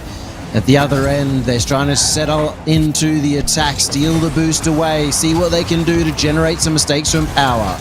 It's Banana Head that is the difference for Wildcard. That was a huge pre-flip save on net. It should have been a goal for Power, but the shot just wasn't good enough. The finish wasn't great, but that's a huge dunk from Gus. Can he get a shot on net? Tortos can't make the save. Power with the lead. Oh, what a play from Gus right here. That's the follow-up tap, driving it. Torsos, awkward position. I guess it was a delayed curse there, Yami, because Torsos could not get back in time, and now it's a late lead. Really nice. Quick follow-up play from Gus. Defense not able to get back in time because he was just that quick, and with 30 seconds remaining, Power very, very close to tying up this series. We might finally be avoiding the dastardly 4-1. Please, please, can I get a 1 in chat if you just want a good series here for the OCE Grand Final, for the opening of RLCS 2026 in OCE. 10 seconds. Fever's got other ideas. Can he cook? Can he find a dunk? Super Lucky just eats the 50, finds 100 boost. Might have done enough to call game, or put an exclamation mark on it. Oh, Super Lucky is back and hungrier than ever. Doesn't matter if people are trying to steal it away. Doesn't matter how many defenders will try to stop him. He wanted this game. 3-1 lead. That's the dagger, and we have a series. You saw it in his flashlights. The moment he got onto that ball, air dribbled away. He was ready to win the game with a 2-goal lead for Power. It's tied up again. It is truly a grand final. Finally, we have a series. Yes, we just had to get Shogun off this game 4. Finally. This must mean it's going 7. As he said, he either casts sweeps or game 7s. Give us the distance. Give us champ field for the first time for the entire weekend. But, I mean, regardless of that, it's just great to see the quality of gameplay here. Both teams formal just going at it. Yeah, exactly. I think we've been kind of waiting to see them go for it. Of course, now we are getting our first timeout of the series. So Wildcard has called for it. They're taking a bit of extra time now to regroup, refocus, and if there's any team that will benefit from the timeout buff, historically, Yummy, it has been Wildcard. Have certainly done very well. Jimma, of course, being probably the most successful, the GOAT of OCE coaching, and has done very well from it. So we'll see exactly what he can cook up in the little break. Whether Wildcard be able to maybe clinch out the rest of the series from there using it. I mean, he's broken the golden rule, though. You don't call a timeout unless you lose 2 on the bounce, unless you lose 2 games in a row. They've got 1 more game up their sleeve. Maybe he just needs to call it, though. Not happy with where things are going. Or, as, you know, back in the day, we used to call timeouts for a toilet break. Maybe Banana Head needs to go outside and pee on the grass, which outside the shed, which is his go-to spot, apparently. Is there some context to this? Do you want the context? Okay, so Banana Head. Now, okay, so yeah, I probably need to give context there. Banana Head plays outside. When I say outside, he's in his garage in the shed at a family home. And so when he wants to go to the toilet, there's no toilet in the shed. Instead of going inside the house, he just goes outside in the backyard. But unfortunately, he now has a territory battle with his own dog, who also wants to mark his territory whenever Banana Head does. So he has a 1v1 with his dog every time he needs to go to the toilet. That's maybe why we have a timeout here, Yummy. Where's the next game? Wait, so you're saying that's the secret to becoming good at Rocket League? I'll pee anywhere, mate. That could be the secret. Anyway, let's see if Banana Head did win the 1v1 with his dog. If he has marked his territory in his own homestead, as we do head, I think we're about to. Are we ready? I think we're ready. We're looking like we're ready to go. Get out of here, you two. I'm sick of you. Bring someone else back in. Who's sticking with me? Who's back? Is it Chogi? Of course it is, mate. Of course it is. I am back, but I'm not alone here. We've got more here as well. Trying to get ourselves into our Game 7. But we need to find out here, my friend, who's taking the advantage. Well, look, thinking about it strategically, wildcards seem to win when Shogun's on the cast. So what I'm thinking is, wildcards came to win, and then Power win game 6, and we've got a game 7, CJ. Oh, please. I'm pretty... Well, I'm not going to say anything, actually. Let's just not talk about it. Let's just focus on this gameplay. Let's focus on Team Power improving and see if Wildcard can respond off that timeout, Shogun. Well, right now, they are the ones with all the boost. They've got the reset. They've gone low. Fever peaks on them. This is ridiculous from Fever from the sidewall. Look at this one back. He hits it into the ceiling, gets the reset underneath Gus. He could do nothing to stop that. And Wildcard, well, I said they might take the lead, and they might take the lead in the series here. Well, that's a good start for Game 5. Oh, he's a wonder kid. He's got so much experience, Shogun, but he still feels like the up-and-comer. It still feels like that he's yet to reach his top form, Fever, and we're seeing it once again right here. Oh, but they got a demo. Is it going to mean anything? Banana Heads scoops that ball away and does get rid of it. But yeah, you're absolutely right. The fact that he's got a play like that and the shot to go low. Like, the defense has not done anything wrong. You always play those one side because surely the ball is going to get hit high. I don't know how he managed what he did there. But now it's up to Power to try and figure out how they don't let that happen again. Yeah, Gus looks to take over. It's a high line of offense at the moment from Wildcard. Pushing forward very often. It's super lucky. Looking to counterattack as well. Not quite able to open the door there. Fiber will cut in the midfield. Gets demoed out of the lobby. As Super Lucky goes past it as well. A couple of whiffs now. Potentially the nerves getting to these two teams. Yeah, you can see it building as the series goes on. That's why it just gets so exciting in OCE. And now, especially with only one spot available for the RLCS international events, one spot available at Worlds for OCE, pending, you know, what do you call it? Pending if we earn an extra spot, Shogun. I'm trying to remember how RLCS works. If that one team does well enough, but it's twice as hard, is what I'm saying, to compete and to make an international appearance. Yeah, especially if these two are going to be the dominant teams of the region. It might mean that you're going to need either some help from someone else, or as the crossbar does come into play just there, you're going to need to try and beat them twice in a row. So effectively, you've got a split long best of 7, best of set, which, yeah, you'd rather not be losing this one. Well, they'll both be hoping to make a grand final appearance in the next two, but right now, this is all that matters for either of these teams. It could be so critical as Fever lets that one go by. Super Lucky cuts from the midfield. It's Torsos into the corner again. Wildcard looking for something. That's a big clearance downfield, and Fiber will get back to it. Gets absolutely bumped out of the way. No chance to get back to it, and it might be Wildcard's chance, but it's not. It's just diving defense, and they're desperate to get it away for Power.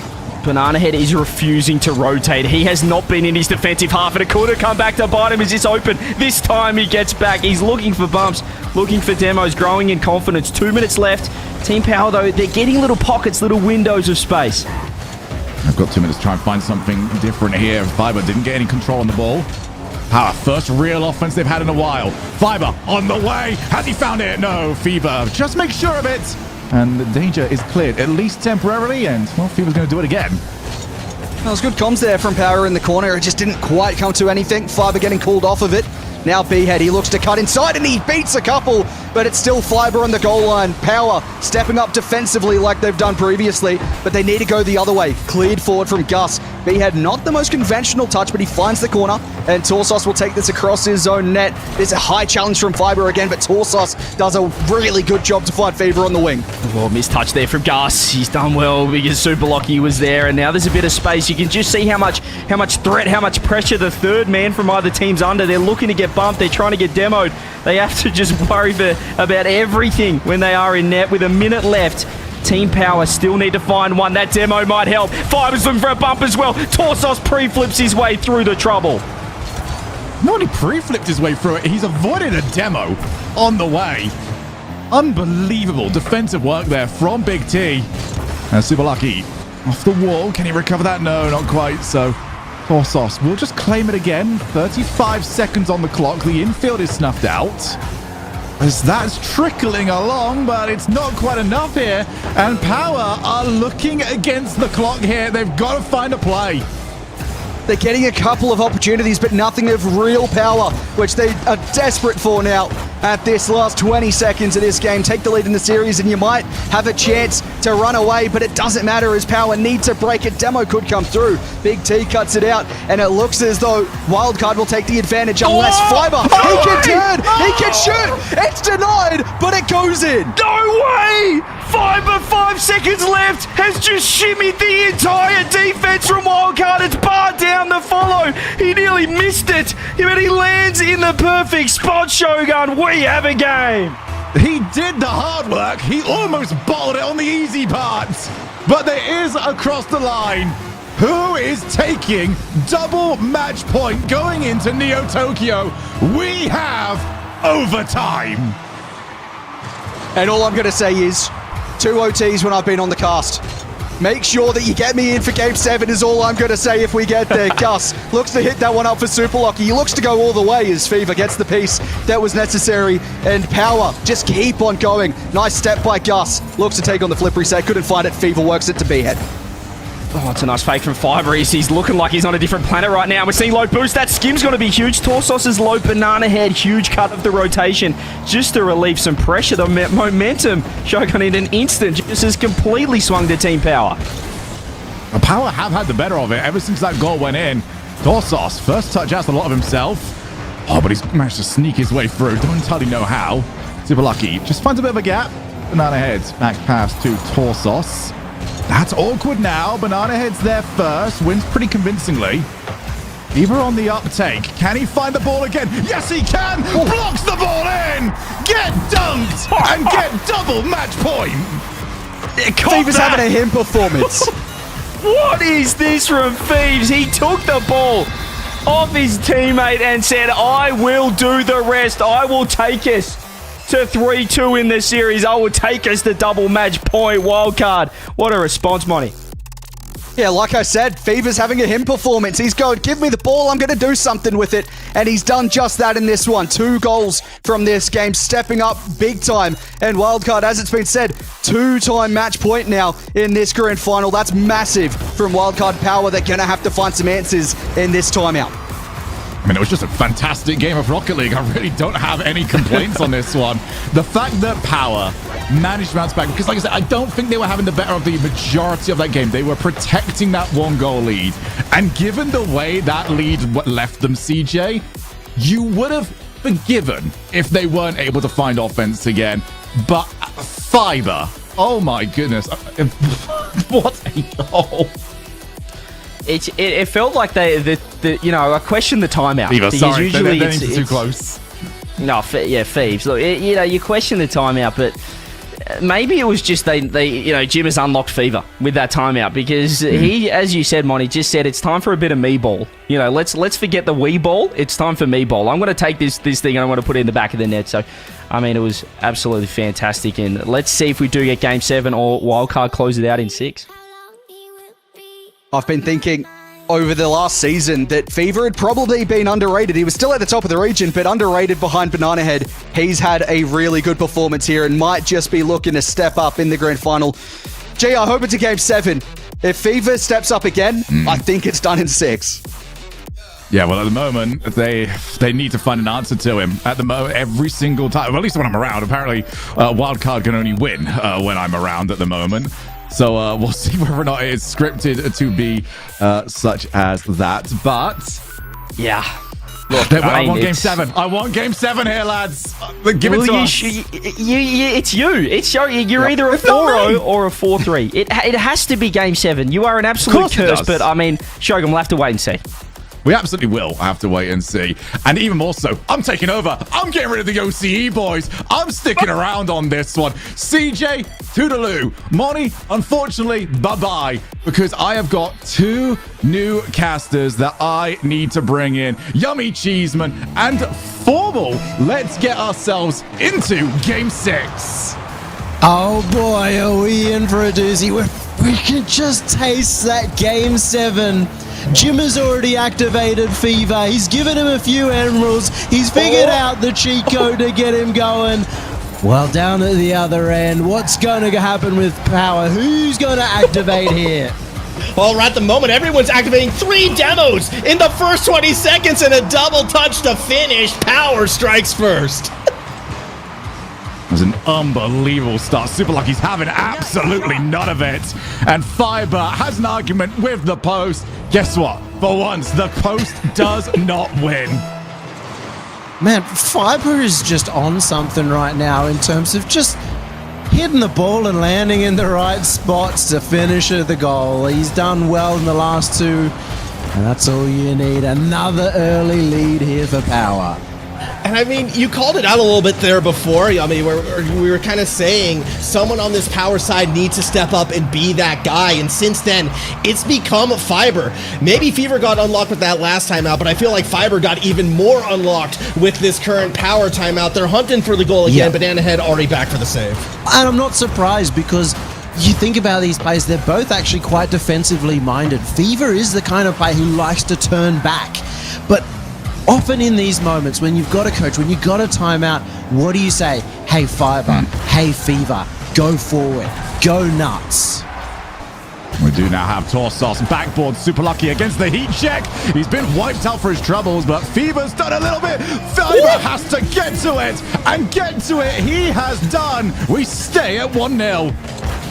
And this is that Fiber that I think, the Chiefs were looking to see last year. The Fiber that used to have these one-off performances every now and then back with teams like the Direwolves. He's stepping up now on our makeshift unofficial stage here, but it's also one of the largest crowds we've seen in OCE to keep Power alive. Super Lucky down. Gus is there, but can't get it in. Keeping it out, Fever making sure that they don't get a 2-goal lead, but they do need to get to the other end. It's been quite a lot of offensive pressure coming out from Power. Super Lucky now with a potential chance shut down, but Gus is still in the wings and waiting. Shot for Fiber, goes high, looks for Super Lucky. Another backboard. Will there be the third? No, they have to play defense as Gus gets faked out. Oh my goodness, surely! Banana Head takes it through. They fake 1, they fake 2. They make it all the way through to the nets. 1 each. I need somebody smarter than me to explain why Gus was in the middle of the field, no boost, and just completely outpaced on that breakaway. It looked like it was all set up, Yummy, for the 1-shot, 2-shot, 3-shot good. Instead, the counterattack finds the goal, and it's now an equal game.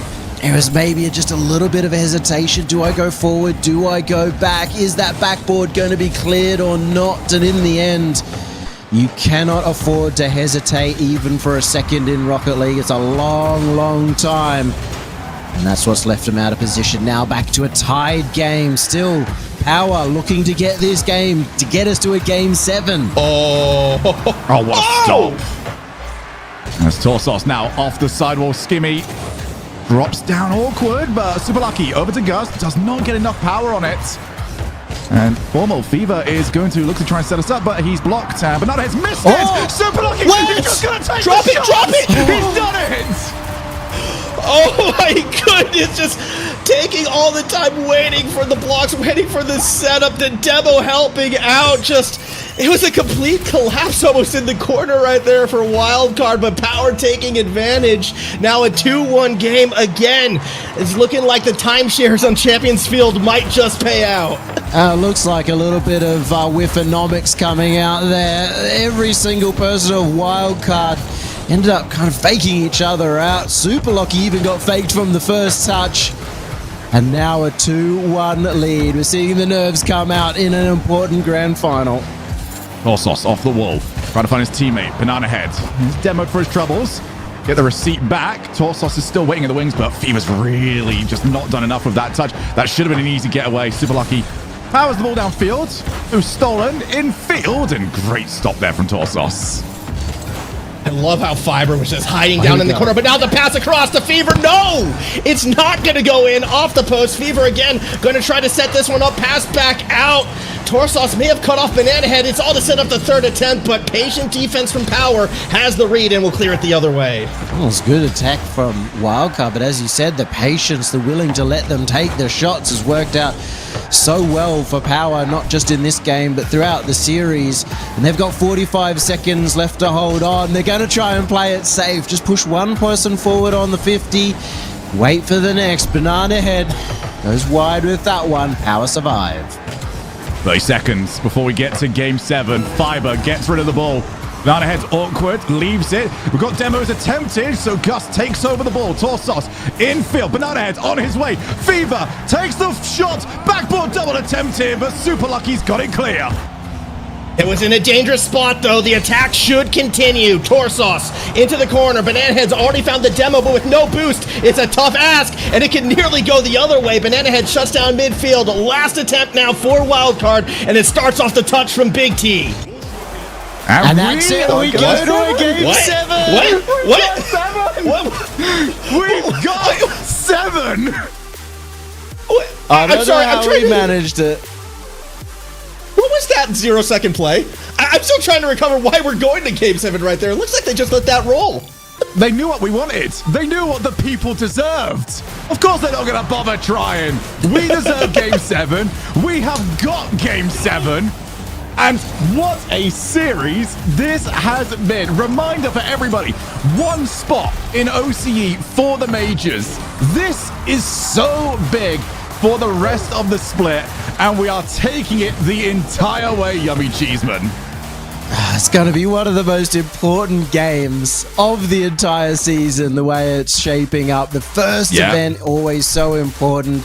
You got plenty of time between now and then to try and figure things out, but if you fall behind, you're in trouble. But I'll tell you what, these two teams, they're delivering.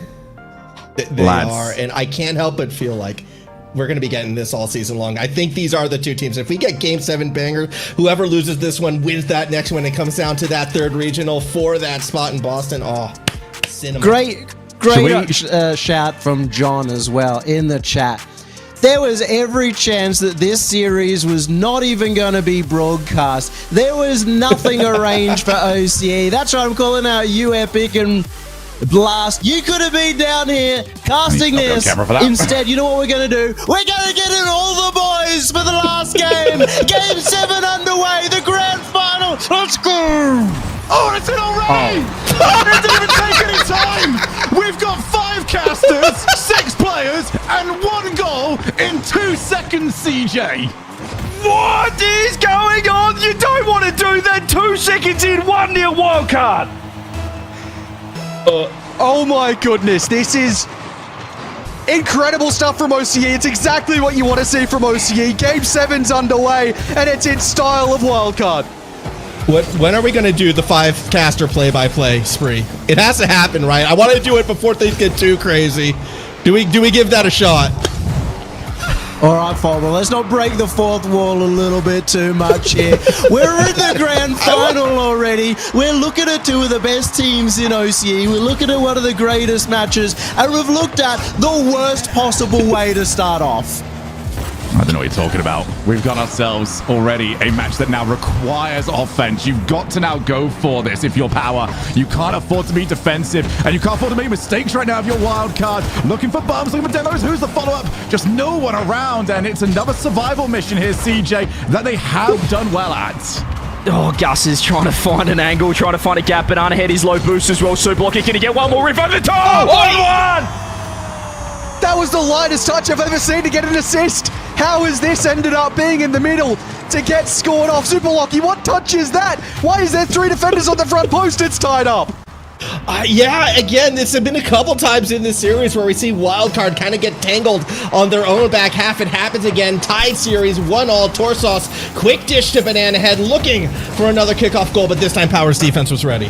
That's what nerves do to you, folks. The little mistakes come out when it really matters the most. There's been times throughout this series where I'd say especially Wildcard would have felt comfortable, and then all of a sudden everything goes against them. 3 minutes 40 on the clock, tied game, no mistakes from now. Torsos looking for the skim, doesn't quite get it. Booming clear here from Fiber, only as far as Fever, whose first touch means he can try and chase it. Super Lucky might try and reset this one, but the boost management just not quite able to take control. Back into the midfield, left for Gus! Well, they just stopped. They just stopped moving. Wildcard not online. They stole it 2 seconds in, and it's been power ever since. Fiber with a huge fake. All 3 Wildcard. Nothing you're doing about that. We've spoken about the defense from all of these players, from all of these two teams, how good it's been across this series, but it's falling apart when the nerves get to you. Grand finals mean everything now in OCE, and it's showing. And how big would this be for a player like Fiber right now if they can hold on to this lead again? Remember last season, it was a game 7 that sent Power through and sent the Chiefs packing. Well, he can start off this season, perhaps with the Champions Field journey ending his way. They've got the lead. It's going to be a long 3 minutes, Yummy. It feels like a long time coming for the likes of Fiber to have a series like this, but in the defense for now, Torsos goes high, Fever in support. It's Gus to take it around the corner, extra touch, Fiber in support, but shut down by Torsos. Fever lurking in the backfield, super lucky. Low 50, in for Fiber! It's topped by 2, 3-1, and it's all Power! It's a brace from Fiber. What a shot. Top left, top bins, locked in. Power 3-1. And it's the team that went top 6 at the World Championship. They're down 3-1 right now. What have you got left in the tank? Half the game to go. Is it going to be Power, or can Wildcard find something extra? I mean, you never count this wildcard team out. I think we've learned that lesson plenty of time over the past 2 years. You know they're going to go down fighting till the bitter end. They just need to get something going on that blue side of the field, get Power. They're back. They're waiting. Full moons, full boosts. They're ready, it feels like, for anything wildcard has. And a reminder to you guys at home, Wildcard, the team that have stuck together for 2 years, that have got this top 6 at Worlds, up against Power, who have 3 players just getting together, maybe getting another goal to try and make this split work. 2 minutes, 2 goals. That is the challenge here for this experienced roster. Banana Head, the passing option was too obvious. Fiber has that covered. Fiber is having a worldie of a game 7. Torsos drops it, and what a stop again! They're just getting something on it, getting anything on it. Fiber, huge. Gus just had a fingernail on the touch. Ever since the timeout, they've looked like a different team. Ever since, Gus, double save. Wildcard is nearly 4-1. Freaky, the super coach of Power, has got to work on these boys. What an infield from Super Lucky, and Fever just gets back in time. That's what was needed as B-Head misses it. Power, they might just be able to get some possession. If they can keep the territory right now, they might just shut this one down. Super Lucky to the air. Massive 50 win. He gets back to it. He pinches it across, and Fever clears to B-Head. The best defense right now is a good offense. Power has not let that ball pass the midfield line, but now Banana Head cheats deep. Super Lucky still finds an intercept, but Torsos is there. This is the best approach we've seen from Wildcard in about 2 minutes time, and they need to convert, yet Super Lucky says no, and Gus says that's an open net. We want this final. Gus gets credit for the goal. Wildcard could try all they might, but Power have absolutely destroyed them in the final game. What a landmark performance from the likes of Fiber, who stepped up at the very end of the series. Super Lucky, who's been everywhere. But also, it's just so good to see Gus back in the play. Oh, you know you're playing well when there's been 4 goals scored. You've not had any of them, and you're still top of your team's leaderboard, CJ. He has been that good this game as Super Lucky. And what a performance as Banana Head! Hang on. Give us time to question. Well, I was about to say the only goal they've scored was 2 seconds in, but we do see the second with 26 on the clock. Still time. And all I'm asking is, can we get Hazard into the call? He threw for the Bulldogs earlier in this event. Can he throw for Power? That's the question mark as Torsos looks for another one into the midfield. Oh, but this time Power was ready. 18 seconds, 1 big clear will eat so much time. 2 goals, 13. It doesn't seem like there's enough on the clock, and with that whiff, that should do it. Banana Head down to Gus, who almost could have scored. Yummy, they're gonna do it. Power's gonna get the win. Wildcard seemed unbeatable until these young 3 come out and take them down in the first event. 2026, Power are your first regional champions. And what a way to do it. What a performance from Power. With everything against them, with the series never really in their hands, they were always fighting back, CJ. But when it came to Game 7, despite the early mishaps, the opening 2 seconds for a goal, just put it behind them. Doesn't matter. We're still going to win this. it never seemed likely until it was. Even as you said, going into Game 7, they're a goal down 2 seconds in. But then they put in their best performance of the series to take down Wildcard, a team that was top 6 at Worlds, as Monty said, a team that we thought would just completely wipe the floor with our region this season in 2026. But a new challenger, Monty, has arrived. Well, it wasn't simple across all of the series, but by the time we got to Game 7, it was all but simple for Power. They just made sure everything worked. Okay, to be fair, that was almost a miss from Gus to make it 4-1, but he didn't in the end. He got the touch. It was almost an OCE moment. That might have made this goal from B-Head even more interesting, but they couldn't do it. Wildcard are slain in the first event. And we've lost one. We've lost one, guys. Shogun, we need... Shogun, are you here? Can you hear us? I'm the voice around here, buddies. But I'm going to get going now. It was so good to be a guest, but I'm leaving it to the core quad. Go and enjoy it, and what a fantastic tournament. Thank you very much. Can we get some W Shoguns in chat? The voice of Rocket League coming in down under to commentate some OCE Rock, and thank goodness that OCE Rock delivered. We waited. We paid our dues all weekend long with 4-1s, Yummy. 4-1, 4-1 to finally see a Game 7, and I mean, why not the Grand Final? Why not? And it took some good individual efforts too. I mean, Fever almost scored a couple of really good goals in that final game. But the reason that they were in that final game was Fever stepping up to have that level of performance in the last one. Unfortunately, you can't keep that up every single game. It can come down to little moments. It can come down to Fiber in Game 5 as well, having a brilliant effort. Or it could come down to what ended up being a 3-man effort in that 7th game. Love to see it. I just want to say 2 quick things. The first one being, look, I know my predictions aren't always great. I'm happy I got the Game 7 right. That was the most important one. But also, if you think that Wildcard is going to take this loss laying down and like this is the end of the era, I am going to say think again right now, because this squad, they've dropped a couple times in the fast and then they bounce back. And knowing that there's only one spot, knowing there's that 5-point difference between first and second, they're going to come back hungry as well. And I feel like Game 2 might go the other way, of course, and then it's going to come down to that Regional 3 finals. This is the beginning of the rivalry of OCE. Yeah, I mean, Monty, like it's coming into this season as well, you hear that we've lost a spot, it's back to 1. Is it just going to be a 1-team region? I think that's the most exciting thing coming out of today. It does feel like there are challenges. It feels like they're not only are there challenges, but there's teams that are stepping up to Wildcard's level rather than kind of Wildcard regressing. They played fantastic Power, so it's great to see for OCE.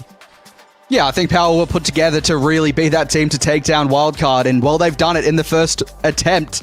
There's other teams around, Bulldogs, they beat Wildcard earlier in the event as well, but they didn't look too good today. Team Flight will also obviously be able to potentially bounce back. I expect to see them back in the top 4, potentially stepping even further towards the grand final next time, but there are names around this region that won't make it easy for Wildcard, and they certainly won't make it easy for Power now. Well, I kind of look at Keck Dubs, of all the teams, weirdly enough, who fell very far short in this first regional, but that's got Luna and Laxton in there. They're the players that took down Wildcard originally, that were the surprise run.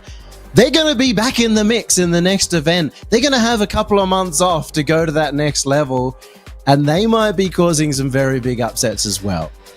Just hope they have that motivation, because that one spot, I mean, the 7th, 8th, they have a lot of work to do. If they want to be that major team, they got to go perfect. And maybe we're looking at the second major. Maybe we're looking at Worlds. It's a brutal format, CJ. Look, it's tough. But a huge congratulations to Team Power. It's great to see even Freaky as well coaching. I'm not sure what he said in that timeout after Game 5, but he got the boys locked in. Wildcard still look like they're in great form as well. So it leaves me so excited for the rest of OCE, but it also leaves me in a spot where I'm thinking, imagine if this wasn't streamed. Can I just have a glass? Like, imagine if we didn't have this weekend. At the final hour, there was nothing happening. We had no broadcast for OCE. We said we have to get something together, and I have to give a massive thank you to these 3 guys alongside me for just stepping up, saying, you know what, we might get, get a little bit of money from this. We might get none, but we're here because we have to do it. We have to support the community, and as well, probably the biggest thank you we possibly can to Hazza, our producer, who I was going to run the most scuffed broadcast you've ever seen for this OC. I was going to try my best with the boys, with Monty and Formal, but Hazard came along and said, you know what, I'm in the same boat. I just want to help out OCE, and, you know, if it works, if it pops off, it pops off, but at least we've tried our best, and look what he's created. I think it was nearly the best production. We had a Pentacast grand final. A massive thank you as well. Better than NA. It's crazy. Going on? It's crazy. And all on 6 hours sleep for the weekend for Hazard too. Hazard is in the UK. It's like 6 a.m, 7. I don't know what time it is for you, mate, but you're an absolute superstar. Thank you so much to Guru and Timmy, our admins, getting everything seamless in game, except the map rotation, but we'll leave that to the refs as well. And yeah, just a massive thank you to you guys for getting behind it. I mean, you guys jumping in. I knew that if we ran a stream that we'd see some support from the community, because it is such a fantastic OCE community that everyone comes together and supports one another. So yeah, it just shows that we need a broadcast. So hopefully we can get something working a bit more permanent, and hopefully, or maybe we can get some budget so we can make as much as we love doing this. I'll be honest, Fortress has been fantastic for the OCE broadcasts. If you guys aren't tweeting out Blast and Epic Games to get some OCE support with the broadcast, to get some love, not just for this CJ stream, but also for, you know, maybe Fortress or something to go on down here, then, you know, I don't know what we will get. So it's been a fantastic weekend. You know, of course we were all going to do it. We were never going to go, there's no money, let's not do it. It had to happen. Yeah. Formal final thoughts, Monty. Final thoughts, boys. I mean, this gap is weird. I mirror everything you guys said. This gap is weird. I'm after that finals. I want to run it back. I want to go again. It sucks we have to wait, but hey, maybe that means, you know, the deals will work out and we get our broadcast, and maybe we get to bring Monty along as well, because technically this was his debut one, and he got paid even less than Tins did. Oh no! Oh no!